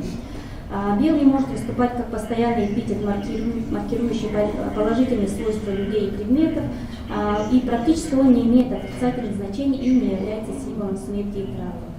Следующий слайд. И следующий, пожалуйста, слайд. И вот в этой таблице мы видим ассоциативное поле, полученное на данный стимул, и мы видим, что оно также символизирует благополучие, удачу, здоровье и изобилие. Реакция показывает связь с различными объектами окружающего мира. Это и эмаль, и зубы, и шерсть, и платок, и дорога, и бумага, и так далее. В данных ассоциациях реализована синтагматическая связь. Самой частотной, как мы видим, оказалась реакция, связанная с молоком. Молоко входит в разряд белой пищи, которая имеет большое сакральное значение. Молочная пища особо почитаемой, считается праздничной, обрядовой. Провожая путников в дальний путь, тувинцы говорят «рулар сюттегакпозу», тем самым желая белой дороги, как молоко, дороги без происшествий и хлопот. И здесь мы хотели бы привести пример, полученный исследователем Тернером от африканского племени Мдембу. Некоторые параллели, они как бы перекликаются и с нашим материалом. Изучая проблему цветовой классификации примитивных культурах, он отмечает, что по представлениям Мдембу белое является символом воспитания, который имеет такие материальные проявления, как грудное молоко, семя и каша из касава. То есть белое символизирует верную преемственность между поколениями и связано с радостями еды, зачатия и скармливания. Ну и вот как мы видим, в тувинской культуре белый цвет также связан с молоком и едой. Как известно, основой хозяйственно-культурного типа тюрко-монгольских народов являлось кочевое скотоводство. У тувинцев существует понятие 5 видов скота, поэтому у кочевых народов белый, несомненно, символизирует молоко, употребляемое в пищу, используемое в ритуальных целях. Ритуальный смысл имеет и ассоциативная пара ак-кадак, белая шелковая лента. Кадак — это сложенная узкая шелковая ткань, которую подносит в знак почтения и добрых пожеланий. Белый цвет показывает почтение, уважение, благодарность духам местности, предкам, а также получение благословения от высших сил. Вероятно, ритуальность, сакральность белого цвета объясняется его характеристикой как базового ахроматического цвета. цвета, его архетипичностью, связанной с коллективным или сознательным. И во многих культурах он связан именно с ритуалами и традициями. И также вот в вышеупомянутой культуре Ндембу белый демонстрирует отношение господства и подчинения, символизирует щедрость и доминирующую в то же время благодарность подчиненным. И как пишет Тёрнер в его примерах, племя Ндембу верит, что создав белый цикл, они обеспечивают для себя материальное благополучие. Или же общеизвестный для всех белый цвет, используемый в ритуалах погребения в Японии. Белый цвет свадебного наряда невесты во многих культурах как символ физической и духовной чистоты. Тувинцы также вешают белые, желательно светлого оттенка узкие ленточки, чалама на сакральные места. И говоря о ритуальности белого цвета, отметим, что ни в ассоциативном тезаурусе, ни в лексикографических источниках тувинского языка мы не находим связи белого цвета с негативными эмоциями, со смертью. При этом в ритуальном контексте он используется повсеместно, используется он и при похоронных обрядах. Например, по сведениям этнографов, у тувинцев, выходцев из Мюнгут-тайги, это район Западной Тувы, было принято умершего класть на белый войлок или материал. Аксалар, буквально подложить, ложить белый. При наземном погребении также частое место погребения отмечали белым войлоком. В настоящее время по погребальной практике тувинцев белый цвет до сих пор присутствует. Отмечается, что местами население придерживается буддийских традиций и хоронят без одежды умершего, завернув полотнище белой ткани, настилают белый войлок. По сведениям нашего информанта, также у тувинцев место погребения окропляют забеленной молоком, водой или водкой. Делается это для того, чтобы дух местности, черейзы, дал свое разрешение на погребение. И таким образом повсеместно продолжает бытовать кормление духов и души усопшего. Оно выражается в окроплении молоком или соленым молочным чаем пути похоронного поезда и места погребения. Почему мы не видим ни в словарях, ни в ассоциативном тезаурусе? Очевидно, в повседневной жизни тема смерти, ухода из жизни табуирована, в связи с чем в этом контексте белый не отражается в каких-либо источниках.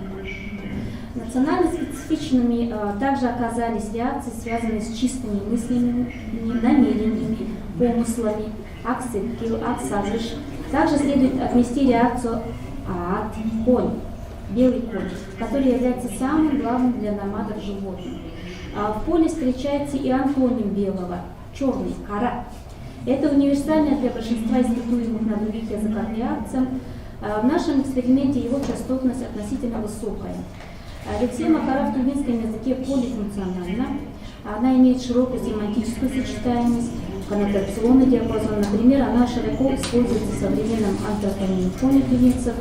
Имена женские, кара, каракас, анайгара, мужские имена, карао, фамилии, карасал, каратунгов и так далее, которые могут иметь не только защитные значения, но и положительные, как красивый, чистый, стойкий, смелый, храбрый. Отметим использование речи и таких обращений. Обычно анайгара, койчунгара, ласковое обращение к мужу, жене, любимой, любимому, которые в основном использовались до советский период, использовались они в мелиоративном значении «дорогая», «любимая». Но в современном языке они тоже используются.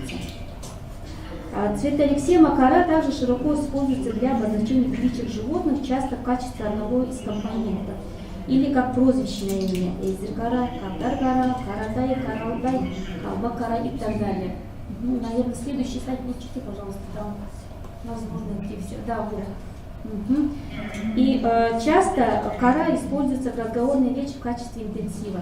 Кара джаскан совсем один, кара кундус ясно днем, кара кайганчик очень удивительно и так далее. В таблице можно отметить также отсутствие тувинцев наиболее эталонной реакции для многих языков России. Это снег. Мы это объясняем следующим образом, что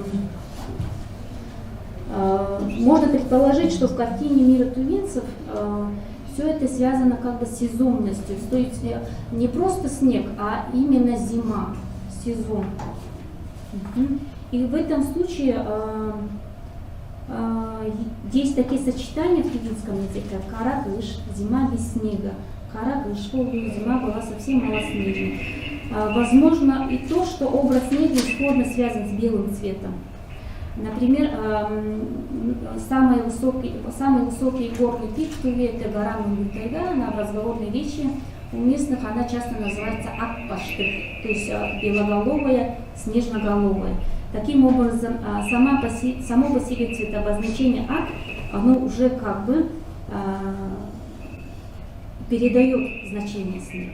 Ну и тут я хотела бы отметить, что на проведение ассоциативного эксперимента, на его результаты влияет такой фактор, как экстралингвистические факторы различные. Например, время года, время проведения эксперимента. Так уж получалось, что мы всегда проводили эксперимент летом. И, скорее всего, летом никто о снеге и не думал.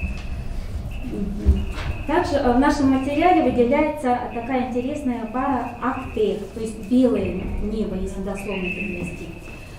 Тут у нас тоже несколько вариантов интерпретации заложенного смысла. Скорее всего, ак в данном случае связан с другим парным цветообозначением ак-кур, голубой. И скорее в условиях эксперимента реализован первый компонент данной парной цветолексемы ак-кур-тер, голубое небо. Также сочетание ак-тер может быть связано с затяжными дождями, когда небо приобретает серый, белесоватый оттенок тера, ак-частайветен, тера, или актайветен, с общим значением затянутое тучами дождливое небо с мелким моросящим дождем. Ну и тут очень такой маловероятный вариант, но все же в таком словаре тувинского языка мы находим словосочетание «актер», которое переводится «сожалеть», «раскаяться». В данном случае «ак» как междометие, выражающее сожаление. А «тер» — это многофункциональный глагол «говорить», «сказать». То есть дословно на русский язык можно перевести как «ахать». Ну, данный вариант мы все-таки считаем, что это очень маловероятно. И еще одна специфика тувинской части в том, что специфика языка играет большую роль. И поэтому в рамках эксперимента, следующий, наверное, слайд, включите, пожалуйста, в материале выделяются топонимы Актуру, белая скала, если дословно переводить, Акхен, а вот это был еще дальше. Все, да? Назад, пожалуйста.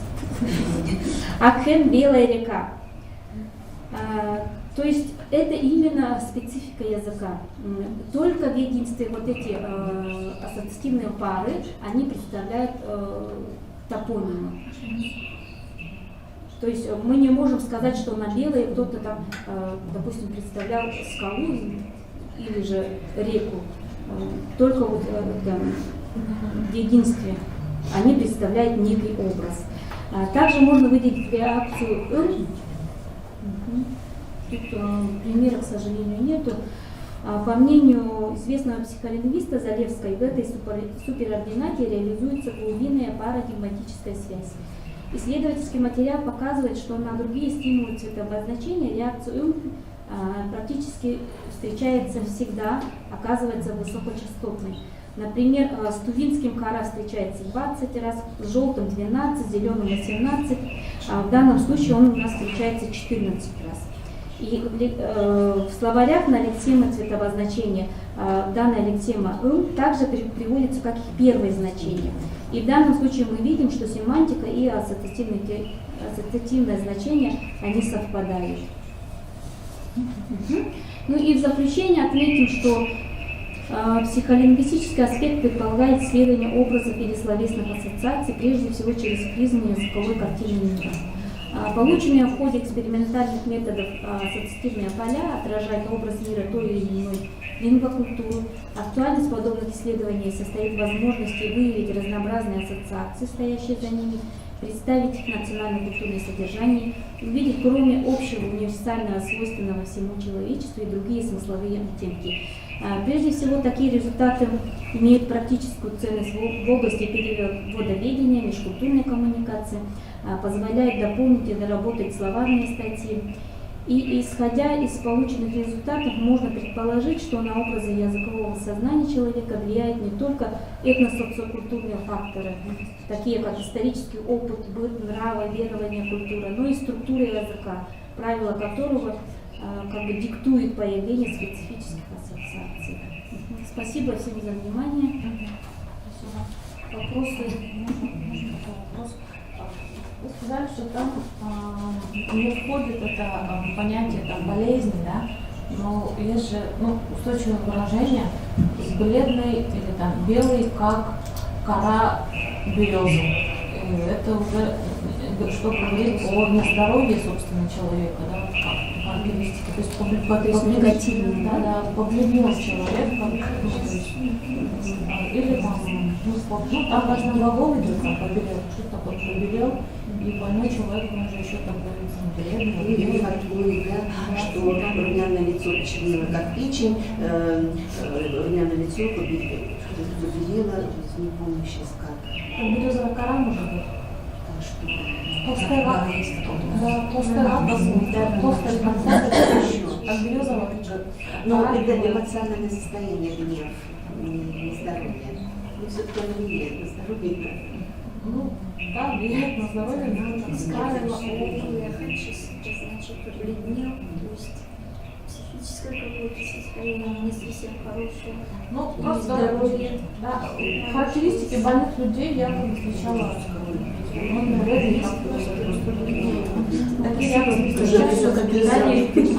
Спасибо за комментарии.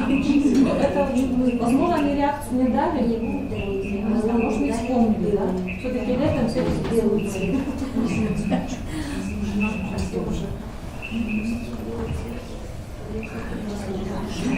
Еще есть вопросы? Нету, да? Ну, тогда продолжаем. У нас следующий доклад Кирилл Намсараевич Стручков. Да, пожалуйста. Таниса Чайдатан, пожалуйста, вы хотели задать вопрос? Я хотела буквально сказать одну реплику. Цыбенова. Очень приятно, что в столице Бурятии изучается тувинский язык. И я хотела спросить, диалекты тувинского языка изучила и защитила докторскую диссертацию Мария Викторовна Баву-Сюрюн из города Кызыл. Ее материалы вы привлекали к своему исследованию по диалектам тувинского языка. Цветообозначение ак белый. Мы пока, как сказать, не углублялись, но будем иметь в виду Миру Викторовну мы знаем, с ней вместе работали. И пока, к сожалению, ассоциативного словаря тувинского языка нету. Вот, так скажем, первые шаги. Вот это направление по тувинскому языку в Хакасском университете под руководством Баргаяковой Тамары Герасимовны аспиранты уже начали первые шаги только. Хорошо, я поняла. Спасибо большое. Спасибо за вопрос. Коллеги, пожалуйста, Кирилл Намсараевич Стручков. Вы нас слышите? Нет, да? Так, тогда, может быть, следующий докладчик. Голубжов Ата Анамурадович. Доклад о некоторых антропонимических компонентах в туркменском языке. Сейчас у нас 3 доклада из Ашхабада, туркменских коллег. Мы пока их почему-то онлайн не видим. Нету, да? Вот, нет? Нет.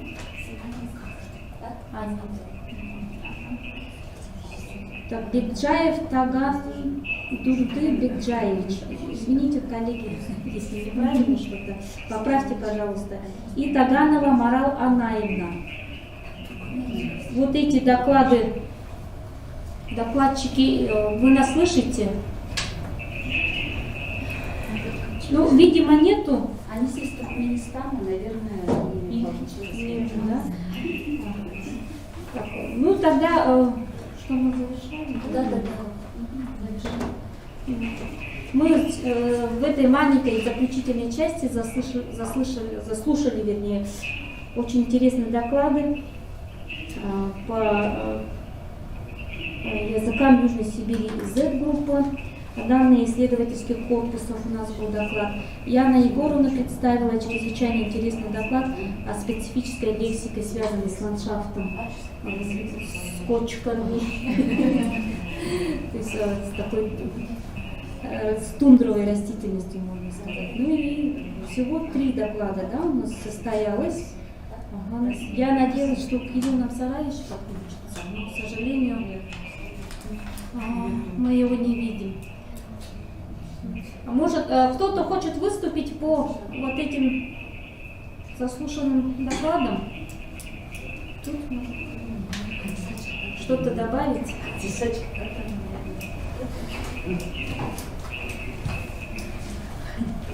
Да, спасибо большое. Я уже, наверное, тоже устала, но я хотела вот сейчас Светлане Нимкеновне в листу написать, что прекрасные доклады, отличная конференция. Она очень хотела приехать и говорила, что Силютина Ираида Яковлевна ждет нас в Новосибирске, но в этот раз не получилось. Зато мы в формате онлайн приняли активное участие. Я получила ответы на все свои вопросы. Мне было очень интересно с вами работать, потому что в этом зале и на этой конференции собрались мои коллеги, тюркологи. И я еще раз выражаю благодарность именно ученым Института филологии. Жалко, что я не увидела Уртегешева Николая Семеновича. Хотя он рекламировал и просил в соцсетях написать, но поздно я получила от него ссылку. Очень рада познакомиться с молодыми учеными, аспирантами. Довольна тем, что услышала голоса Кати Гальпериной, Валерии Лемской. Прекрасные были ваши сообщения, доклады и всех остальных. Спасибо вам большое за ваш труд. Спасибо большое.